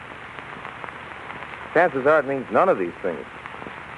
Chances are it means something very personal to each of you. Something close to your heart which you'd miss like the very blazes if you were stranded abroad. Might have nothing at all to do with quotes from Madison or acts of Congress. It might be just the feeling about the crisp autumns in New England and the smell of burning leaves. It might be the memory of the way they smooth off the infield between the games of a doubleheader. It might be a thing as small as your little finger. You ever been abroad and run out of American cigarettes? Hey, speak English, mister? No, senor. Solo hablo español. Well, anyway, do you carry cigarettes? Ah, cigarrillos. Sí, tenemos bastante aquí. No, I just want cigarettes. Here, I'll take these. How much? 20 centavos. Here, keep the change. Hey, got a light there, senor? Sí, como no, senor. Un momento. Hey, what is this? Soft, cold soup? Tastes like an old shoe. Here, you can smoke the rest of them. Phooey. There you are. America might mean a tight-packed cigarette, which tastes good. Might mean the way a hot dog man slaps mustard on a Frank. Might mean going with your wife to the movie on bank night. Or taking your girl to the annual barn dance and social at Tuckerman's Barn. Plenty of you listeners know what I'm talking about.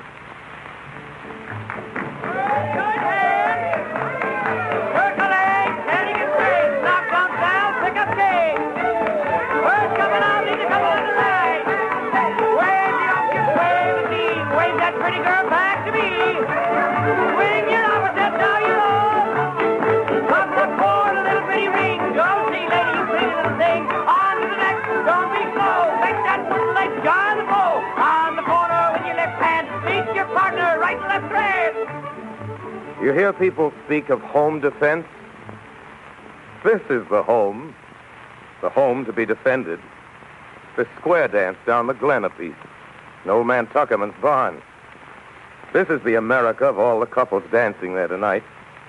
That's what the nation means to Butch and Fred and Jenny and Elvira. And this is America to all the boys and girls from Malvern County and their folks at home waiting for them. What do you suppose America means to that auto repair man in the grease-caked dungarees who works in the garage in the corner of Willow and Elm Street?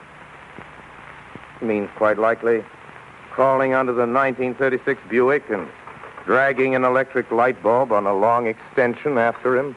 Hey, Joe, hand me that wrench. What wrench? The wrench at your feet. I got to finish this apprentice job. Why don't he sell that jalopy and get a new boat? Hey, you want to talk us out of business? As long as he keeps his car, we get a repair job once in a while.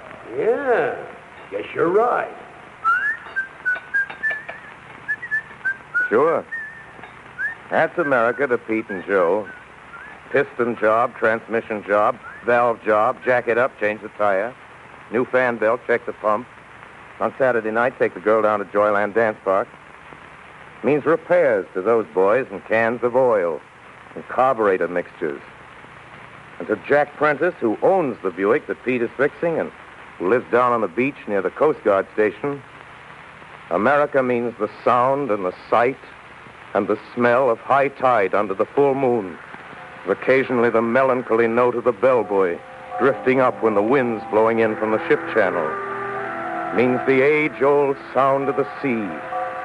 The same sound folks are hearing this very minute up around Penobscot Bay and Winthrop Beach and Chincoteague Inlet down by Calabogue Sound and on Boca Chica and then clean over to the other coast by Guadalupe and Carmel.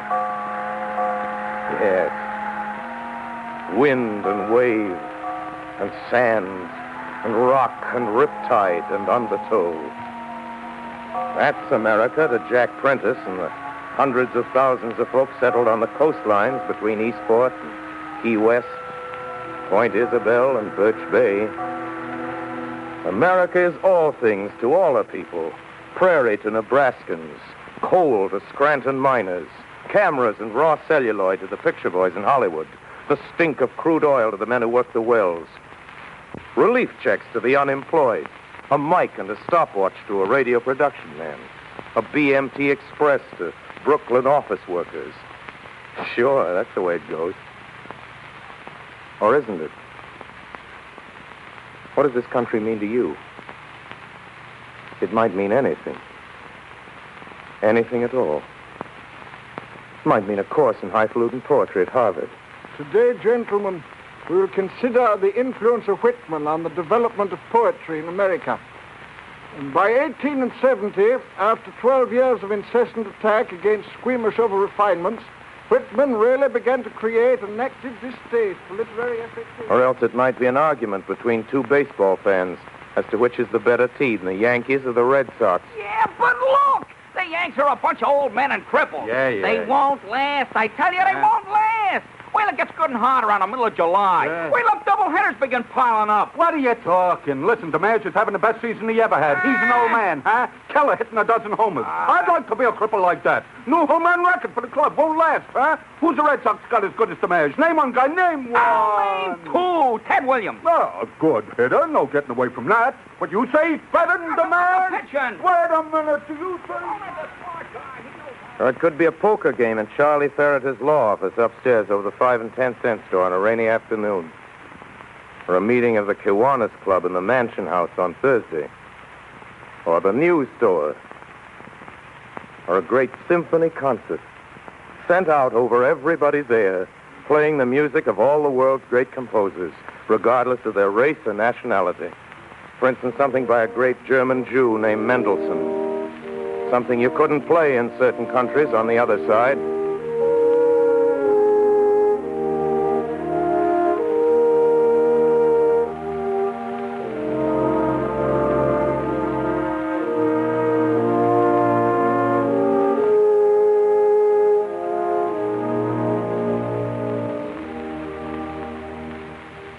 Now let's stop a minute and figure this out. Is it an accident that makes just being a citizen in this comparatively young country so attractive to so many people? to the world's greatest skater from Norway, to the world's greatest mathematician from Germany, to the world's greatest orchestra conductor from Italy?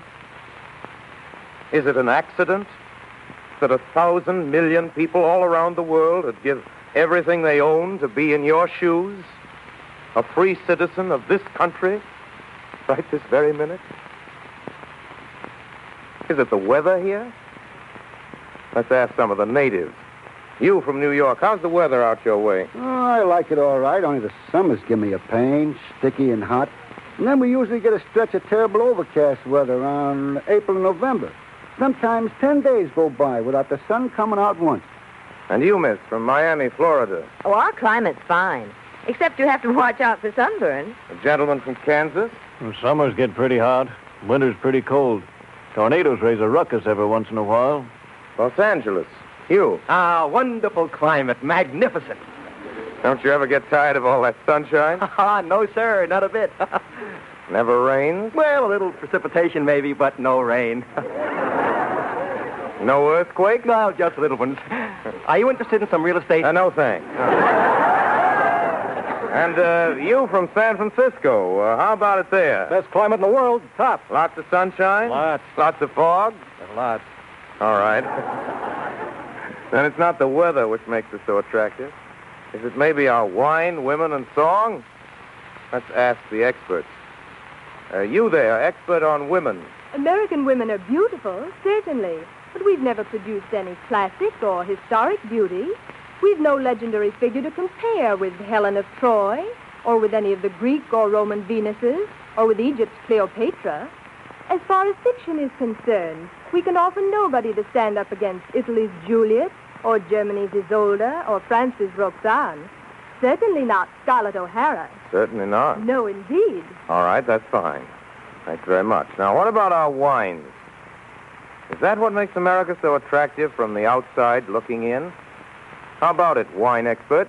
American wines are excellent, but then, of course, meaning no offense, have you ever heard of French champagne, Burgundy, Liebfraumilch? All right, thank you. Thank you. Can it be our song? Maestro. America can well be proud of its composers and of its wealth of folk music. But the fact of the matter is that we have yet to produce a single world-great symphony, whereas Finland has produced 7, Germany and Austria, 100, the Russians about 12, the French 2 or 3, England 2 or 3, Bohemia... Not song, then. Neither wine, women, nor song. So what is it, then?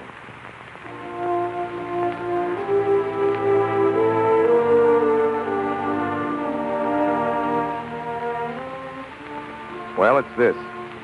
Come right down to it.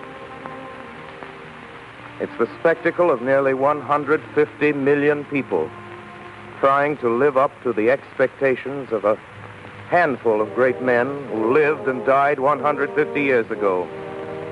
Men who were so fed up with the kind of government they'd been getting, they sat down and wrote a new constitution for themselves and their children.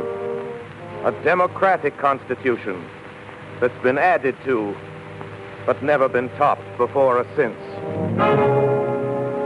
Congress shall make no law respecting an establishment of religion or prohibiting the free exercise thereof. Or abridging the freedom of speech or of the press. Or the right of the people peaceably to assemble and petition the government for a redress of grievances. No person shall be deprived of life, liberty, or property without due process of law. The right of trial by jury shall be preserved. Excessive bail shall not be required, nor excessive fines imposed, nor cruel and unusual punishments inflicted. Neither slavery nor involuntary servitude shall exist within the United States or any place subject to their jurisdiction. The right of the citizens of the United States to vote shall not be denied or abridged by the United States or by any state on account of race, color, or previous condition of servitude. Or on account of sex.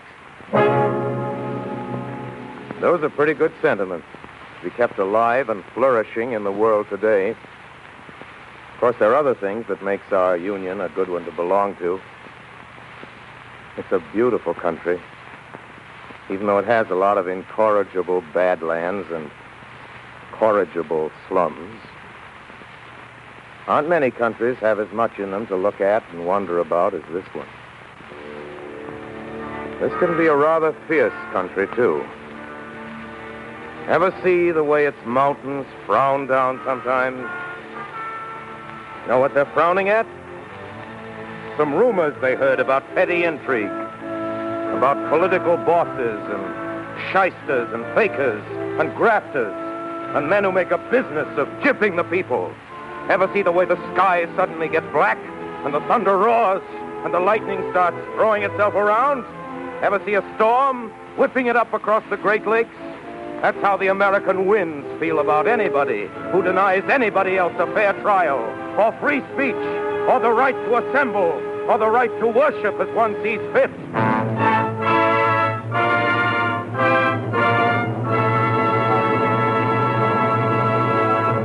Well then, in the final analysis, there can be no analysis.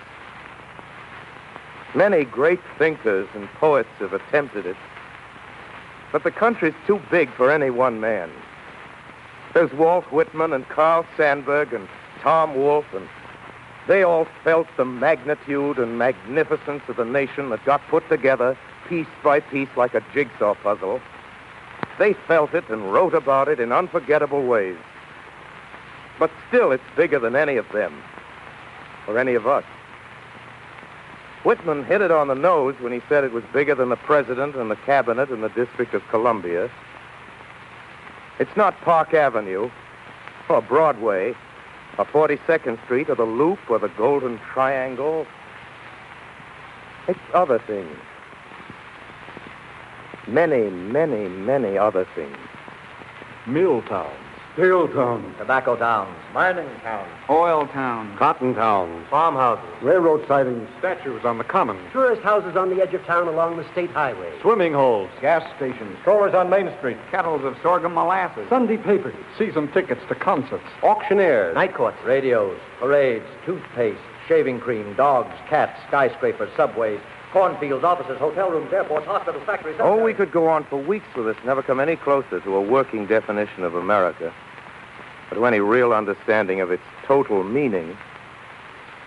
Look, how can you add up all the red and yellow neon signs, the smell of all the eggs and bacon frying in the morning, the bargain specials, the lessons learned, the cows let in from pasture, the mileage clocked up on automobile speedometers, the rainfall and the snowfall, and the wind drifts?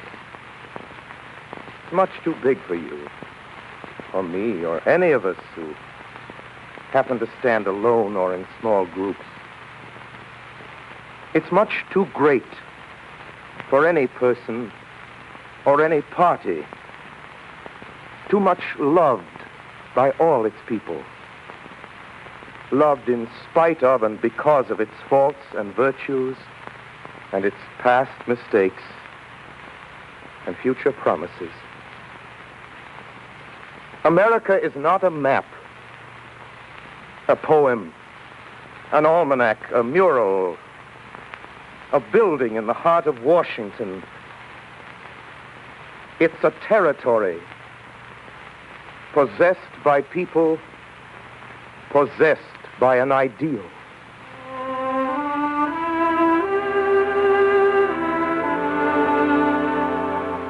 Well, that's all, listeners. Just wanted to talk between Americans for a half hour of a Sunday evening. No big finish here. No brass section bringing down the curtain. Just a little music to follow a friendly little chat. Good night, Americans.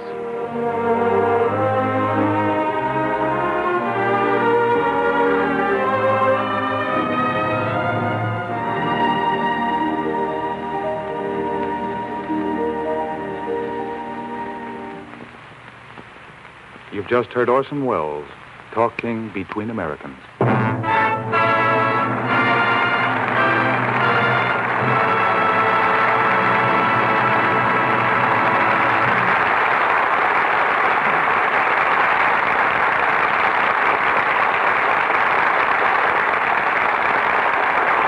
Ladies and gentlemen, Orson Welles has just spoken to you as one American to another. And incidentally, do you remember when Orson mentioned the hundreds of thousands of Americans working in those oil towns and gas stations? Well, those Americans make up a great industry that's a vital part of America, the oil industry. There are about 400,000 gasoline dealers helping traffic flow along the highways, making possible business trips, visits to your friends, the stores and movies, pleasant rides in the country. That's only part of the oil industry's contribution to making the American way of life the grand thing it is. And to keep it that way, to safeguard our way of life, well, the industry's helping there, too. It's supplying fuels and lubricants for factories busy turning out materials for our defense. In addition, the oil industry is supplying all the gas and oil needs of the Army, the Navy, and the Air Force. And for the vastly augmented Air Force planned in the future, Gulf and other oil companies are building enough 100-octane aviation fuel plants to take care of the increased demand. That's only a glimpse of what the oil industry, of which Gulf is a part, means today to the American people and the American way of life.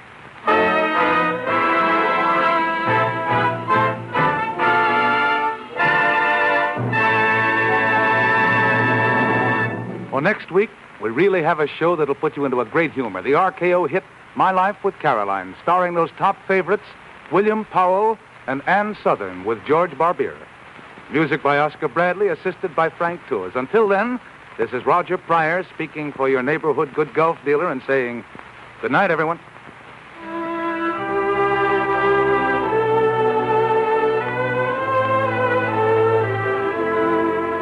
Orson Welles appeared tonight through the courtesy of Lady Esther and is currently making the magnificent Ambersons at RKO. Don't forget our date next week when the Gulf Screen Guild Theater brings you William Powell, Ann Sothern, and George Barbier in My Life with Caroline.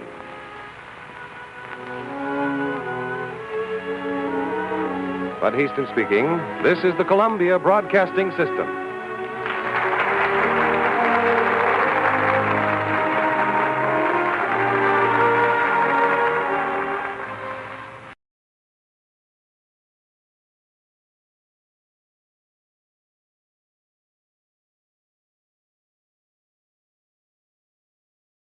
We hold these truths.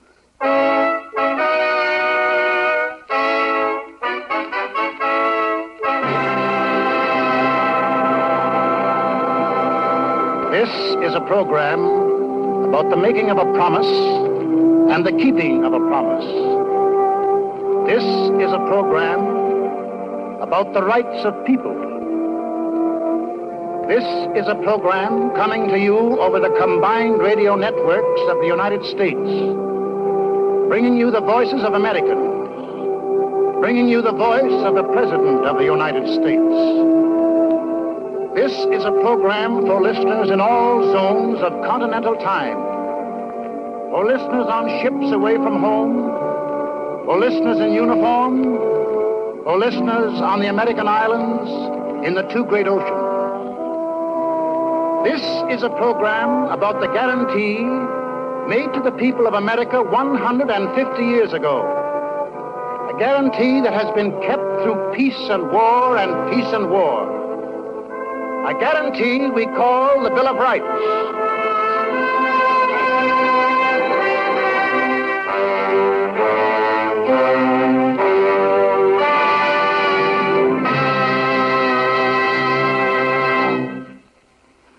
My name is Barrymore.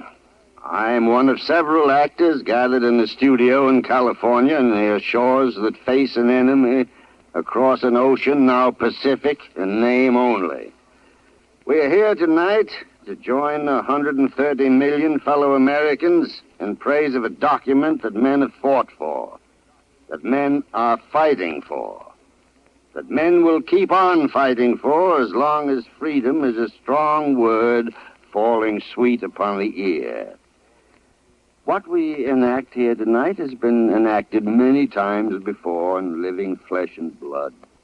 The people we portray have walked the world. The drama is an ancient one, the endless one, the struggle for men's rights to live their lives out peacefully and profitably in a decent world. It may be many of us people here are known to many of you people there.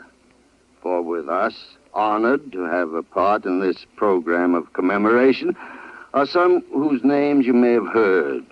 Such names as Edward Arnold, Walter Brennan, Bob Burns, Norman Corwin, Bernard Herrmann, Walter Houston, Marjorie Main, Edward G. Robinson, Corporal James Stewart, loaned to us for this occasion by the Army Air Corps, Rudy Valley, and Orson Welles. In New York City, waiting to join us is Dr. Leopold Stokowski in the Symphony Orchestra. In Washington, the highest name in the land, the President of the United States, Commander-in-Chief of the Army and the Navy, Mr. Roosevelt.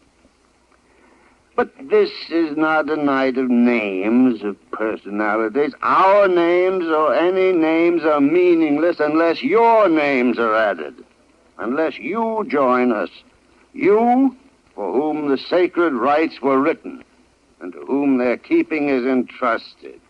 You, the guardians of what has been bequeathed to you by millions like yourselves, and by the toil of centuries as dark and menacing as this we live in. You, the people of the Federated States. 150 years is not long in the reckoning of a hill, but to a man it's long enough.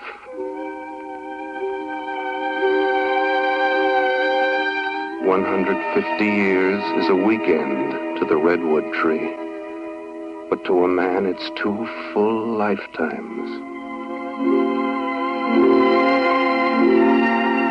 150 years is a twinkle to a star, but to a man it's time enough to teach 6 generations what the meaning is of liberty, how to use it, when to fight for it.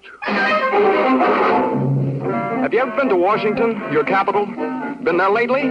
Well, let me tell you, it's a place of buildings and of boom and bustle, of the fever of emergency, of workers working overtime, of windows lighted late into the night. It's a handsome city, proud of its sturdy name, proud of the men who stopped there and made decisions, proud of its domes and lawns and monuments. Of course, Washington is like some other cities you've seen. It has streetcars, haberdasheries, newsstands, coffee shops, and slums. At busy intersections, there are neon traffic signs which, when the light's against you, say, "Don't walk." And when the light changes, walk. It's a tourist city, which is proper when you think how much of history a busy guide can cover in a day, and when you realize that the District of Columbia belongs to all the people of the states. The tourists know that here their voices have been heard from clear back home, that here their votes are put to work. The tourists go to see the sights they've seen in 1,000 pictures of, sights so famous and familiar that they're thrilled to find they look, well, they look just like they thought they'd look. Washington Monument, for example, or the Lincoln Memorial, where the seated and relaxed Abe Lincoln sits between 2 mighty murals of plain words, his own words. With firmness in the right, as God gives us to see the right, let us strive on to finish the work we are in, to do all which may achieve and cherish a just and lasting peace among ourselves and with all nations. The city moves on busily outside the monument. The tourist goes to see the Capitol, the White House, the museums, sees all about him statues and inscriptions with more sayings than he's ever seen in his life before. They're wise sayings, profound sayings. At Union Station, for example. A man must carry knowledge with him if he would bring home knowledge. Samuel Johnson. The Archives Building. What is past is prologue. The Supreme Court. Justice, the guardian of liberty. But one of the best is in the Library of Congress. The noblest motive is the public good. Virgil.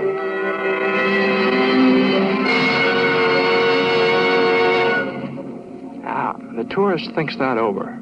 The noblest motive is the public good. And with this in mind, he climbs the marble stairs inside the library to come at length upon a case containing a handwritten document. The engrossed original of the Constitution of the United States of America.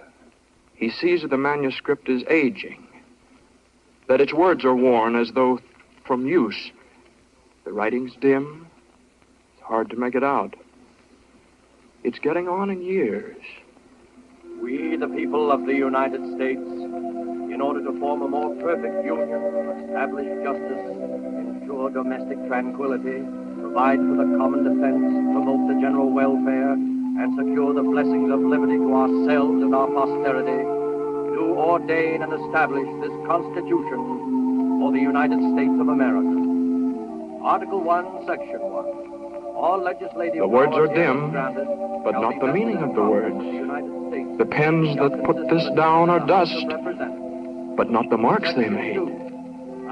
There was a time when this was shining parchment, when the text was easier to read, when the ink was not yet dry. Suppose that we, stopped here in modern Washington before this shrine, were to return, go back a little north by east in time and space to one bright afternoon in Philadelphia. That fine fall day when deputies from 12 free states subscribed their names to a new blueprint of a new society. Our Lord, 1787, and of the independence of the United States the 12th, in witness whereof we have hereunto subscribed our names, George Washington, President, and Deputy from Virginia. Now, gentlemen, we are ready for your signatures by geographical progression north to south. The deputies from New Hampshire will please sign first. John Langdon. John Langdon. Nicholas Gilman. Nicholas Gilman. The delegates from Massachusetts. Good-looking men, these. They're mostly lawyers. 2 or 3 of them surgeons. Rufus King. The gentleman from Connecticut, please. William Samuel. Broome there. Broome of Delaware. He did surveying for a while. Roger Sherman. And now our representative of Sherman, New York. who just signed. He was a shoemaker before he studied law. The gentleman from New Jersey. That's Washington calling the delegation. David Brearley. David Brearley. The gentleman from... The man behind Ben Franklin is Alexander Hamilton. Ben's getting old now, 81. Hey, he slept off and on throughout the whole convention, but when it was important to be awake, he was awake all right, and active. Pinckney. Charles Coatsworth Pinckney. The gentleman... There have been men assembled in a room before, William... but never to a greater purpose. Now, gentlemen, the others. Well... Abraham Baldwin. Here comes the last to sign now. William Jackson, Secretary.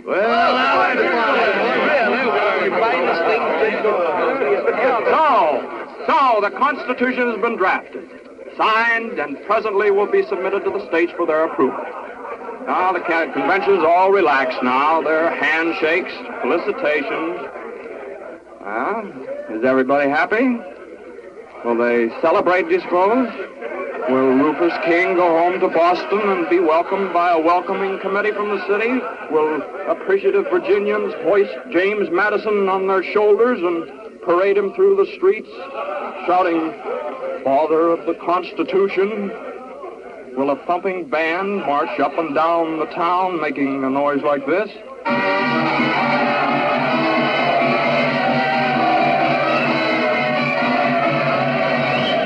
No. There will be no band.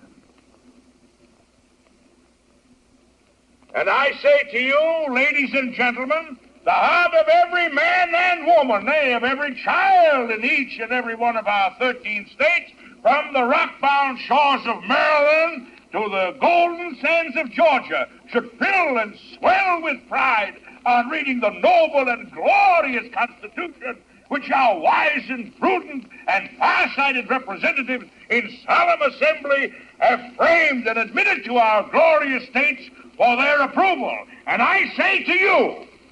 No. There will be no speeches. There will be no celebration. No confetti from the windows. fireworks saluting cannon, roses strewn beneath the coaches of the delegates. Instead, suspicion. Suspicion by the very men who fought the long fight so that there could be a constitution drawn for the emancipated states. The farmers and the clerks and the hackmen and the artisans and the grease-grimed blacksmiths in their shops. These men who only lately put away their guns and powder in a good dry place. These men who won a war of freedom, but who know that freedom must be guarded to be kept. And they're suspicious.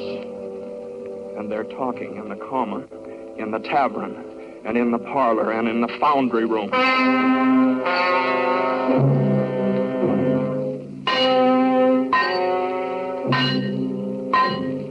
Mm-hmm. All right, what else does it say? Well, that covers it. That's the whole thing. Constitution. I don't like it. Why? Come here with me. Come over at the door. See that spire? Yes? That's a church I go to. Well, what about it? I like it. I'm a God-fearing man. I want to keep on going there. Well? Don't want anybody telling me I have to pray his way. Well, who'd think of doing that? It's been done. Happened often. You ever hear of state religion? Yes. Bad. I don't like it.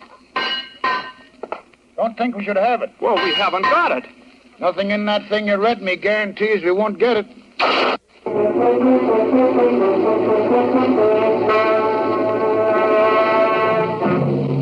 Say, this here Constitution gives us order and authority, huh? Yeah? But we had order and authority under King George before the Revolution. Shucks, the Romans had order and authority under Nero, too. Only the wrong kind and too much of it. Oh, yes, but surely you can trust the men who... No, it ain't that I don't trust the men who wrote the Constitution.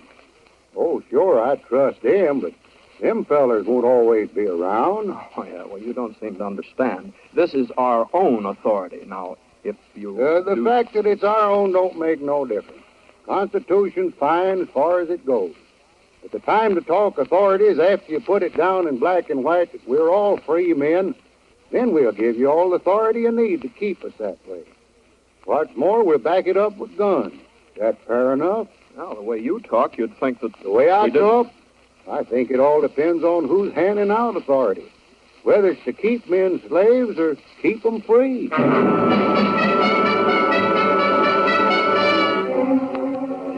Didn't think it was necessary. The English thought it was necessary 100 years ago. They've got a Bill of Rights. Where's ours? Well, maybe they'll get around to that. Maybe they'll amend the Constitution later. How do we know they will? Well, maybe they're planning some... I don't like this maybe business. When my husband Robert got killed at Trenton, there was no maybe about it. He got killed. He knew what he was fighting for, and he was glad to die for it. Now the fighting's over. I want to see it.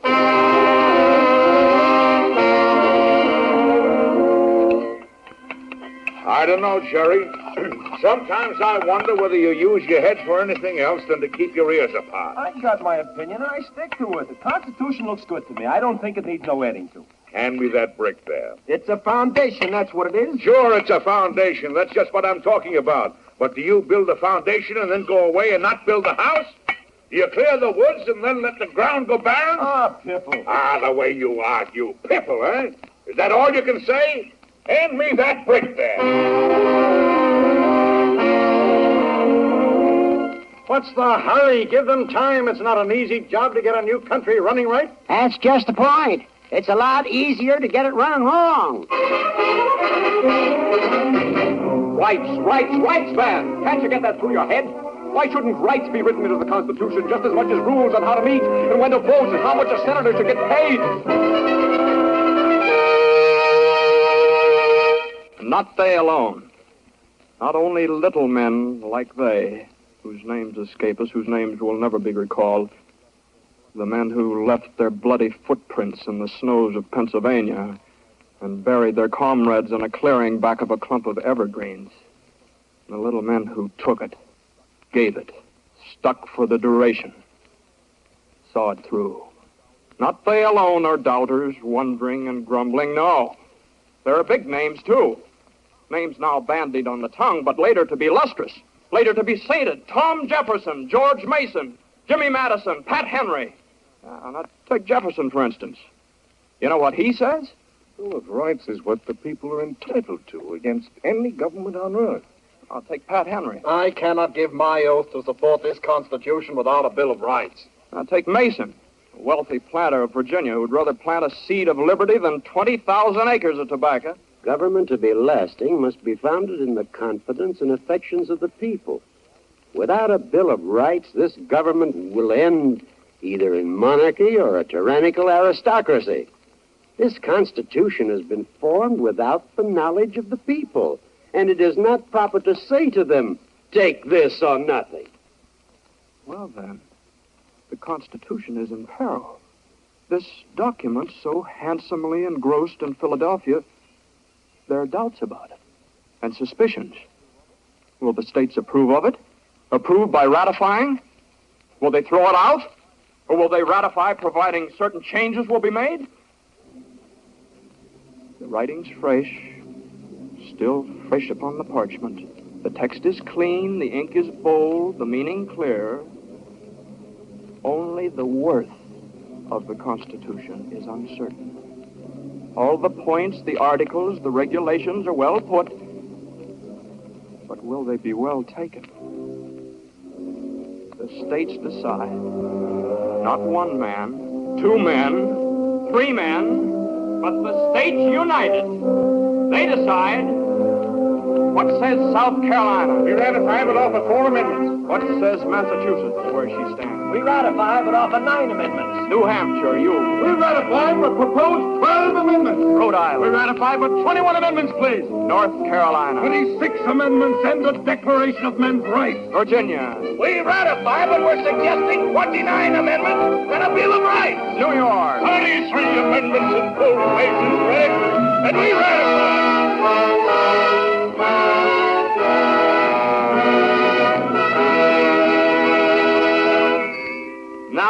Now, Congress may begin.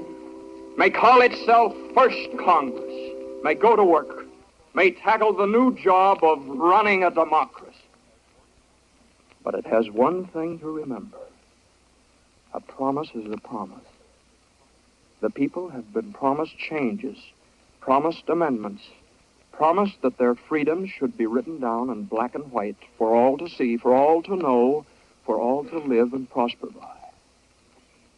Well, it'll take time. No quorum to begin with. Bad roads, New York City hard to get to. There's some indifference, too. So, well, days go by, no quorum. Month of March goes by, no quorum. Well, patience. Good things grow slowly. Good things don't come running when you whistle to them. Good things are always fought for, worked for, grown. The acorn to the oak is not an overnight procedure, you know. God himself took several days to make the earth. But one day they begin. They sit down in a drafty hall in New York City and they go to work. At first they're busy with 100 other things, but Madison, he keeps after them. He's a stickler for this Bill of Rights. Madison remembers what the people want. And by this time, carpenters are making changes in Federal Hall, adding more room. Now, the place has got to be enlarged. The government's growing, you know. And the representatives, all 55 of them, they work through the noise. They're making some additions of their own. They're working on the Bill of Rights.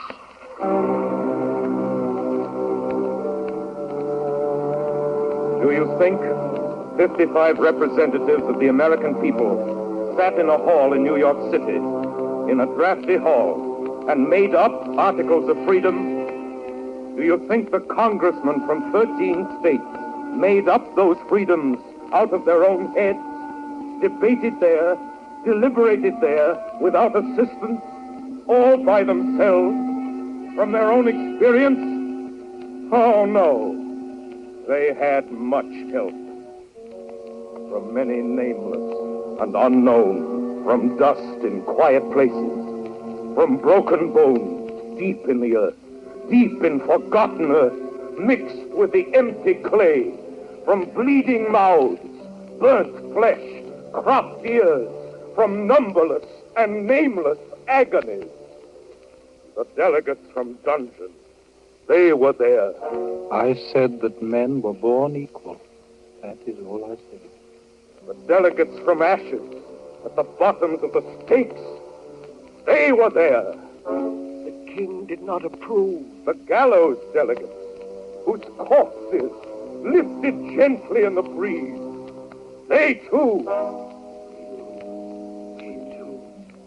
The exiled wanderers, the Christians killed for being Christians, Jews for being Jews, the Quakers hanged in Boston town. They made a quorum also. Present. We are present. The murdered men, the lopped off hands, the shattered limbs, the red welts where the whiplash bit into the back. Must you know what they said? Must you know how they argued? Must you be told the evidence? The silent testimony of the raised? Must it be told verbatim? Listen then! That was an argument for an amendment. That was a speech in favor of an article of freedom. That praised the passage of a Bill of Rights. How much of all this must be told to be believed? Must it be drawn on diagrams? X marks the spot where decency was last observed. The dotted line shows how the victim staggered. The arrow points to blood. The headsman, he was there in Federal Hall. The man who turned the ratchets on the rack. He sat in the assembly too. Nero was there. Caligula, King Philip, Torquemada, Cotton Mather, all the tyrants and the martyrs who had gone before. Sat quietly, unseen among the representatives. Read from their memoirs, expert testimonies, found their ways into the records and between the lines. All the long and bloody history of fanaticism, murder in the name of God, torture in the name of love, crucifixion in the name of safety to the crown. My God, my God. He too sat in the Congress. The mild man with the scars in his hands and feet where the spikes went through. He was a consultant in the business at hand. Had he not died because the rulers of a realm denied free speech? Was he not nailed up on a cross between two thieves because his preachments were considered treason? He, the Son of God, was he not executed over an issue of the rights of man? Make no mistake about it. He was there.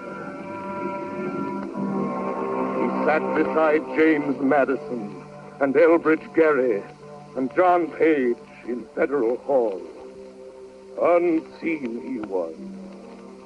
The men of Congress were collaborated with.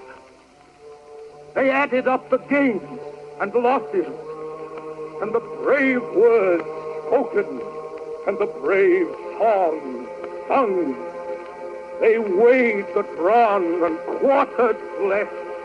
They took into account the hemlock and the crucifix, the faggot and garrote. And then they framed amendments to the Constitution out of the agonies, out of the crisscross scars of all the human race. They made a Bill of Rights for their own people, for a new, a willful, and a hopeful nation. Made a Bill of Rights stand against the enemies within, connivers, fakers, those who lust for power, those who make of their authority an insolence.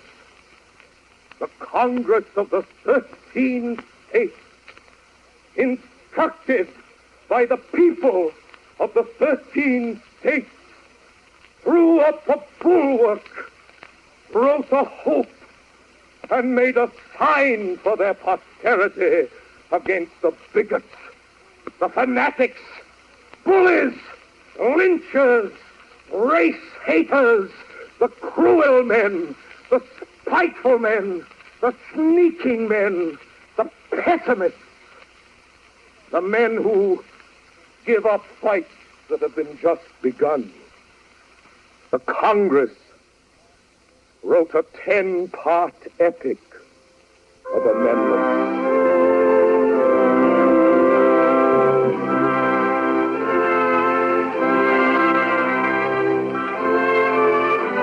Amendment 1. Congress shall make no law regarding an establishment of religion, or prohibiting the free exercise thereof, or abridging the freedom of speech, or of the press, or of the right of the people peaceably to assemble, and to petition the government for a redress of grievances. Mr. Speaker. Mr. Redburn. I move this amendment be accepted in its present form without qualification. These are the voices of Virginians. We are debating Congress's amendment on this mild December afternoon, this 15th of December, 1791, debating in the State Assembly in the capital at Richmond. Only one more state is needed now to ratify. Just one more state and the amendment becomes law. The victory is close at hand. Virginia likes these articles. Virginia, the home of Washington and Jefferson, of Madison and Mason. Virginia has fought to win these rights for many years, has waited for this day. This is December the 15th, 1791. Virginia will ratify the Bill of Rights today, and freedom will take hold, take root, begin to burgeon in the rich earth of America. Today, the 15th of December.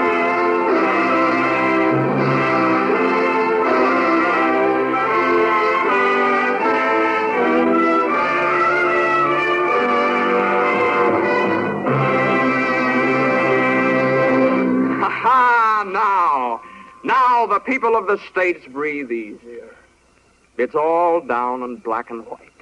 A contract. It's a deal between the future and themselves. Americans don't make a promise lightly, or take it that way either. A promise made by honest men to other honest men is like a hand clasp and a vow. Meant to be understood. Meant to be remembered. Oh, look about the country now. Suspicion thaws like frost beneath the frank diplomacy of spring. The people read the new amendment slowly, pleasurefully, as they'd read a letter from a son just set up in business who'd written home to tell how he was making good. Oh, well, now that's more like it. Yes, sir, that's more like it. Got your sleeve in the soup, dear. What's more like what? Listen to this. Amendment 2. A well-regulated militia being necessary to the security of a free state, the right of the people to keep and bear arms shall not be infringed. That mean you can keep your gun? That means if somebody gets into office and turns sour on the people that put him there, why, he can't vex us with a standing army the way George did before the war. No, sir, we people of the states, if we got arms, nobody's going to order us to do things the majority of the country ain't voted for. Not without a fight. Better eat that soup before it gets cold. Shouldn't read when you eat anyways. Put down the paper. Oh, all right. That's a good law, ain't it, Jasper? Yep.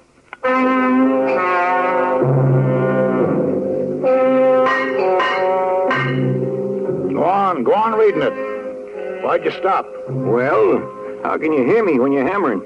Concentration. Go on. Amendment 3. No soldier shall in time of peace be quartered in any house without the consent of the owner, nor in time of war, but in a manner to be prescribed by law. Gives me elbow grease just hearing things like that. Makes the old hammer handle easier. The way this sounds, you'd think we was expecting another war. In a time of war, this says. Why, I thought we'd just been all through that a little while ago. Why, the more these amendments make us free, the more they'll be hated by those who don't want freedom because it spoils their game. Think nobody's going to try and break us up because we're united and agreed? Some people are just ornery that way. Wouldn't surprise me none if we had to fight more wars. Why, you mean to say we're maybe going to have to fight all over again to keep our independence? Well, I hope it don't get to be a habit. I hope it does. Pretty good habit to get into, fighting for your rights. Always somebody waiting for a chance to steal valuables. And if freedom ain't a valuable, I don't know what is. Yeah, well. Go on, read some more. Amendment 4. The rights of the people to be secure in their persons, homes, papers, and effects against unreasonable searches and seizures shall not be violated, and no warrant shall issue but upon probable cause supported by oath and affirmation, and particularly describing the place to be searched and the person or things to be seized.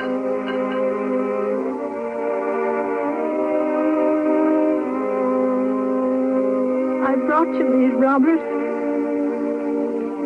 I grew them myself inside the house. Don't smell much, but they're awful pretty. Everything's going on about the same at the house. Except I'm a year older since I was here last.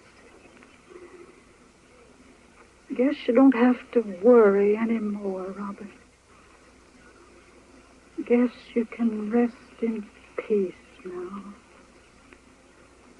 Looks like it's going to be all right.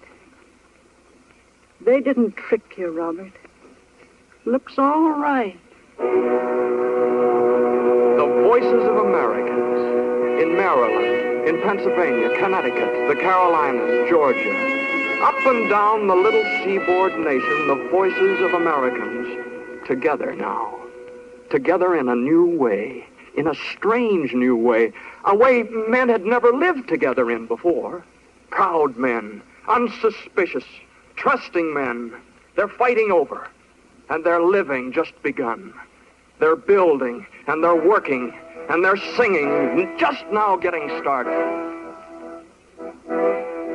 Here strangers from 1,000 shores, compelled by tyranny to roam, shall find amid abundant stores a nobler and a happier home. Rejoice, Columbia's sons, rejoice. To tyrants never bend the knee, but join with heart and soul and voice for Jefferson and liberty. Here art shall live. Does the song make good its promise? Does this folk tune hold a truth? Shall strangers from 1,000 shores be compelled by tyrannies to roam? Shall they find here, amidst abundant stores, a nobler and happier home? 150 years from this beginning, how much of what is said and of what is sung and what is written down shall still be good? This parchment of the Bill of Rights, with the word resolved so plainly written on it, how long will it endure? Is it a passport to a greater day? Will future generations read it, sanction it, and pass on it? Will children's children live by it, work by it, and profit by it? Look it over. Look it over. It is new. The parchment shines. The text is easy reading. The words are not yet worn with trial and experience. The writing's fresh, the meaning's clear. The parchment gleams in the December sunlight like a burnished shield upraised against oppression. Amendment 5. No person shall be held to answer for a capital or otherwise infamous crime unless on a presentment or indictment of a grand jury. Nor shall any person be subject for the same offense to be twice put in jeopardy of life and limb. Nor shall he be compelled in any criminal case to be a witness against himself, nor be deprived of life, liberty, or property without due process of law.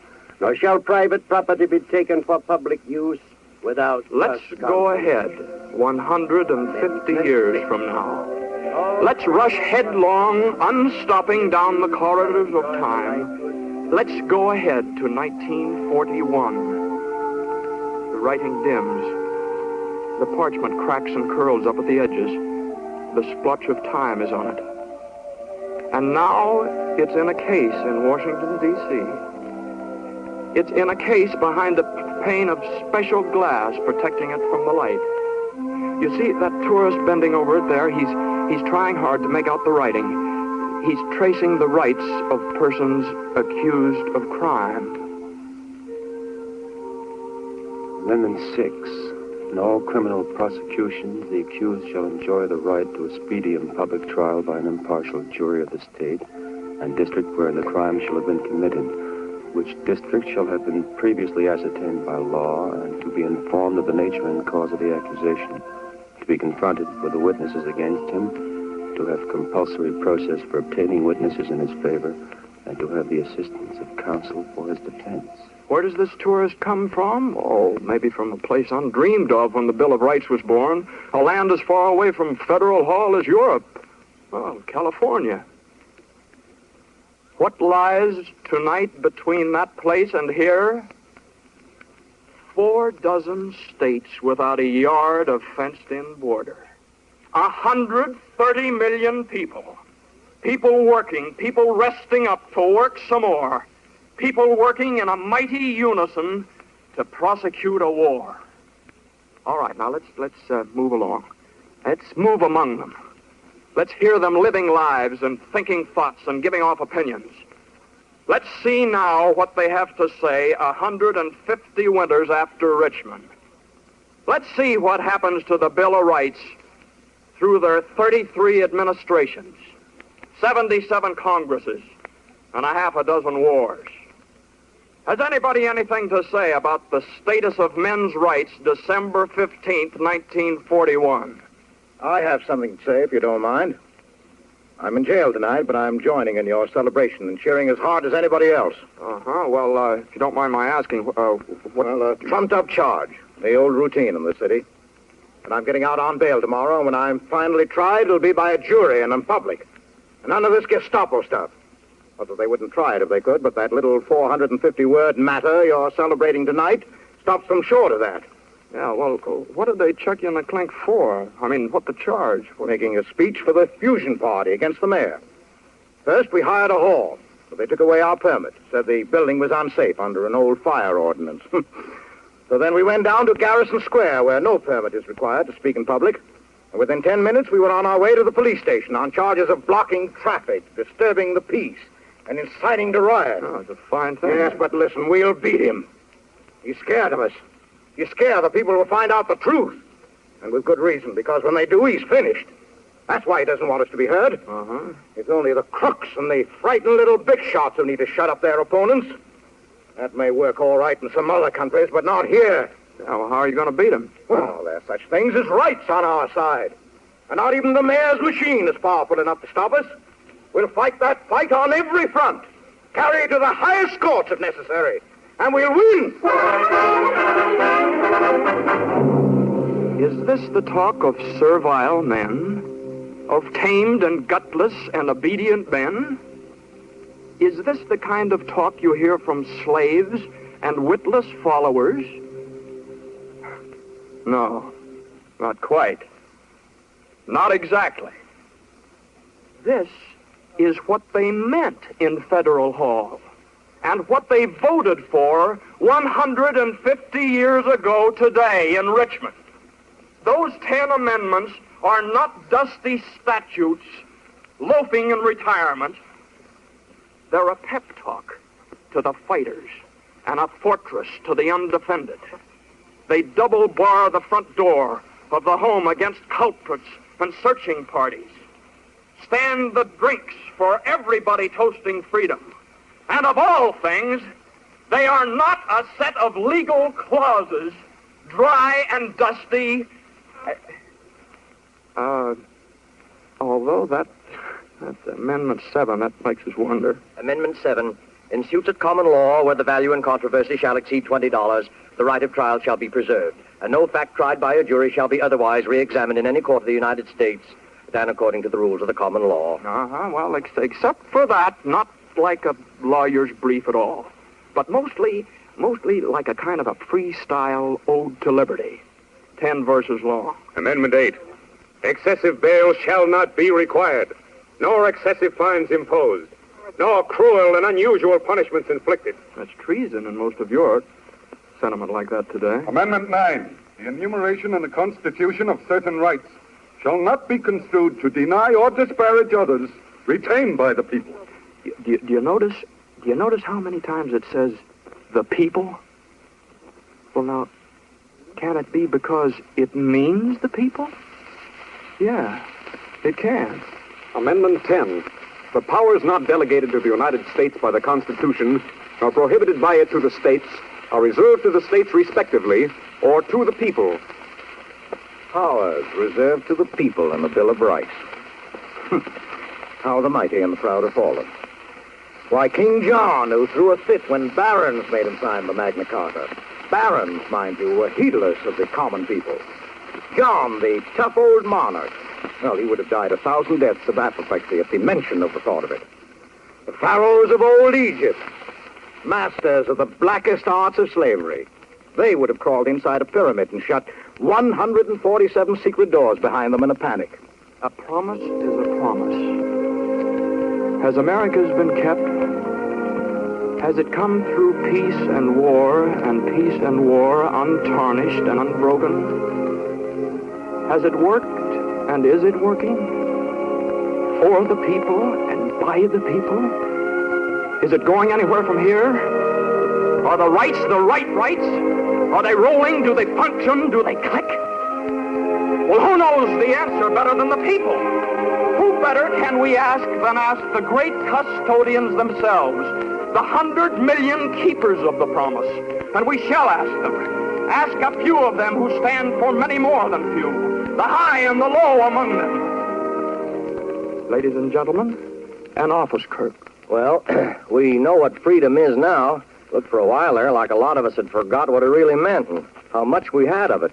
But the news that kept piling in from the four corners of the earth, that reminded us all right. Ladies and gentlemen, an editor. There have been attacks on the freedom of the press and strangleholds of various sorts, but they've been broken every time. And today a man is free to start a paper, run it as he pleases, differ from the next man, all he wants. That would make it seem to me, for one, that our rights have come down undamaged. Ladies and gentlemen, a worshiper. I go to the church of my choice. When I don't wish to go, I don't go. Ladies and gentlemen, an auto worker. We got the right to organize. We got the right to bargain collectively. Those are good rights, and we're proud of them. We're better workers on account of them. Ladies and gentlemen, a manufacturer. There is nothing in any law which forbids us to forget class differences and work together to strengthen the sinews of our country. Ladies and gentlemen, an Okie. I got a right if I'm hungry and out of work, which I has been, to go looking for work anywhere in the country. The big court says nobody can't stop me from looking. Dang it, that's my right. Ladies and gentlemen, a mother. I might be afraid to bring a child into the world, but not to bring a citizen into the population of the United States. Yes. And from men beneath the rocking spars of fishing boats in Gloucester, from the vast tenancy of busy cities, roaring with the million mingled sounds of work, from towns spread thinly through the Appalachians, from the assembly lines, the forge's spitting flame, the night shifts in the mines, the great flat counties of the prairie states.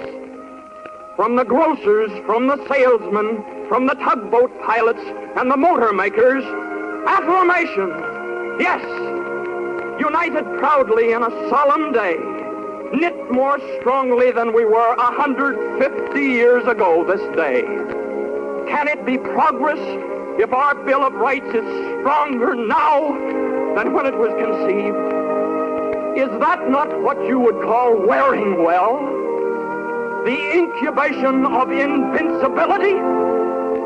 Is not our Bill of Rights more cherished now than ever? The blood more zealous to preserve it whole? Americans shall answer, for they alone they know the answer. The people of America, from the east, from west, from north, from south.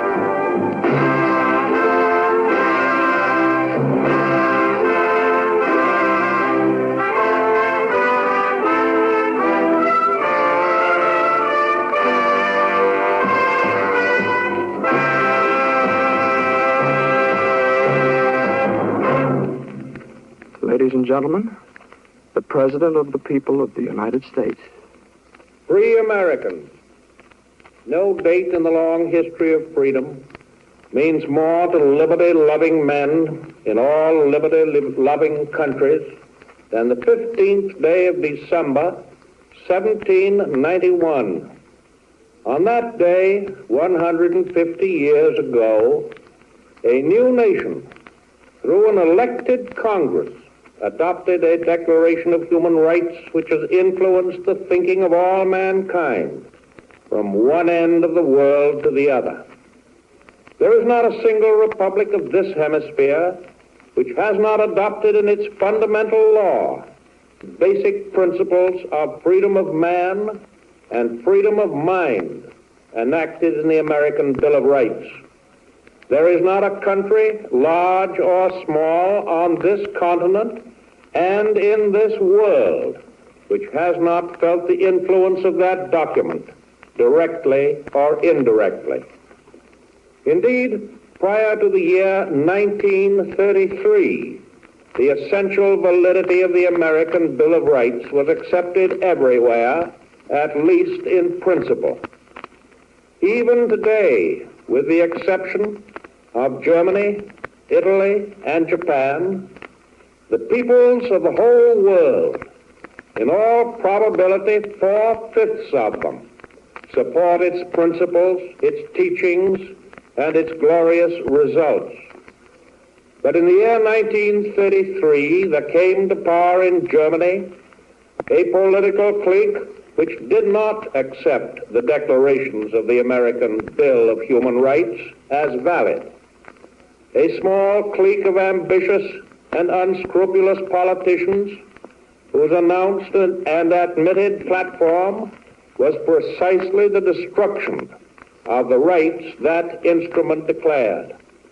Indeed, the entire program and goal of these political and moral tigers was nothing more than the overthrow throughout the earth of the great revolution of human liberty, of which our American Bill of Rights is the mother charter.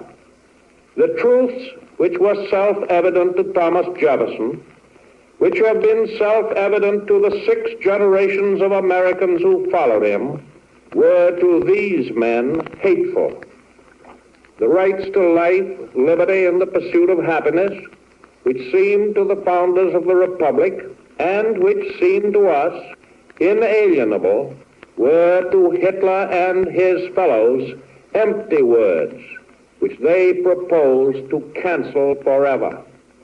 The propositions they advanced to take the place of Jefferson's inalienable rights were these: that the individual human being has no rights whatever in himself and by virtue of his humanity, that the individual human being has no right to a soul of his own, or a mind of his own, or a tongue of his own, or a trade of his own, or even to live where he pleases, or to marry the woman he loves. That his only duty is the duty of obedience, not to his God, not to his conscience, but to Adolf Hitler, and that his only value is his value not as a man, but as a unit of the Nazi state. To Hitler, the ideal of the people as we conceive it, the free, self-governing, and responsible people, is incomprehensible. The people to Hitler are the masses, and the highest human idealism is, in his own words, that a man should wish to become a dust particle of the order of force which is to shape his universe. To Hitler, the government as we conceive it is an impossible conception. The government to him is not the servant and the instrument of the people, but their absolute master and the dictator of their very act. To Hitler, the church as we conceive it is a monstrosity to be destroyed by every means at his command. The Nazi church is to be the national church, a pagan church, absolutely and exclusively in the service of but one doctrine, one race, one nation. To Hitler, the freedom of men to think as they please, and speak as they please, and worship as they please, is of all things imaginable most hateful and most desperately to be feared. The issue of our time, the issue of the war in which we are engaged, is the issue forced upon the decent, self-respecting peoples of the earth by the aggressive dogmas of this attempted revival of barbarism. This proposed return to tyranny, this effort to impose again upon the peoples of the world doctrines of absolute obedience, of dictatorial rule, of the suppression of truth, of the oppression of conscience, which the free nations of the earth have long ago rejected. What we face is nothing more nor less than an attempt to overthrow and to cancel out the great upsurge of human liberty, of which the American Bill of Rights is the fundamental document, to force the peoples of the earth, and among them the peoples of this continent and this nation, to accept again the absolute authority and despotic rule from which the courage and the resolution and the sacrifices of their ancestors liberated them many, many years ago. It is an attempt which could succeed only if those who have inherited the gift of liberty had lost the manhood to preserve it. But we Americans know that the determination of this generation of our people, our generation to preserve liberty, is as fixed and certain as the determination of that earlier generation of Americans was to win it.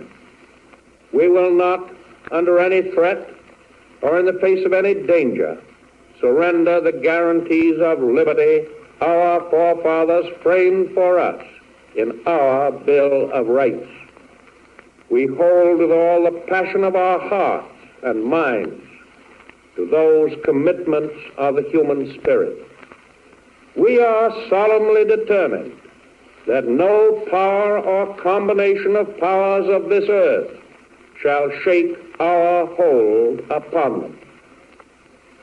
We covenant with each other before all the world that having taken up arms in the defense of liberty, we will not lay them down before liberty is once again secure in the world we live in. For that security we pray. For that security we act, now and evermore. Ladies and gentlemen, you've just heard the President of the United States speaking from the White House in Washington, D.C. Our national anthem.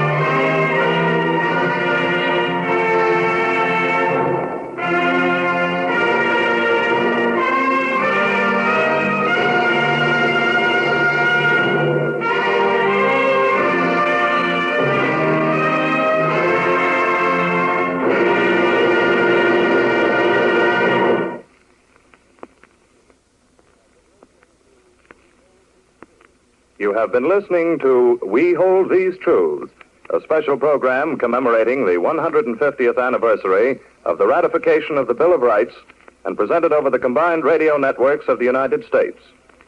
President Franklin Delano Roosevelt spoke from the White House in Washington, D.C.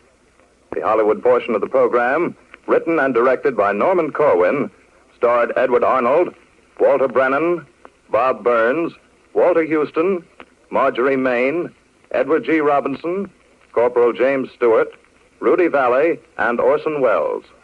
The original music score was composed and conducted by Bernard Herrmann.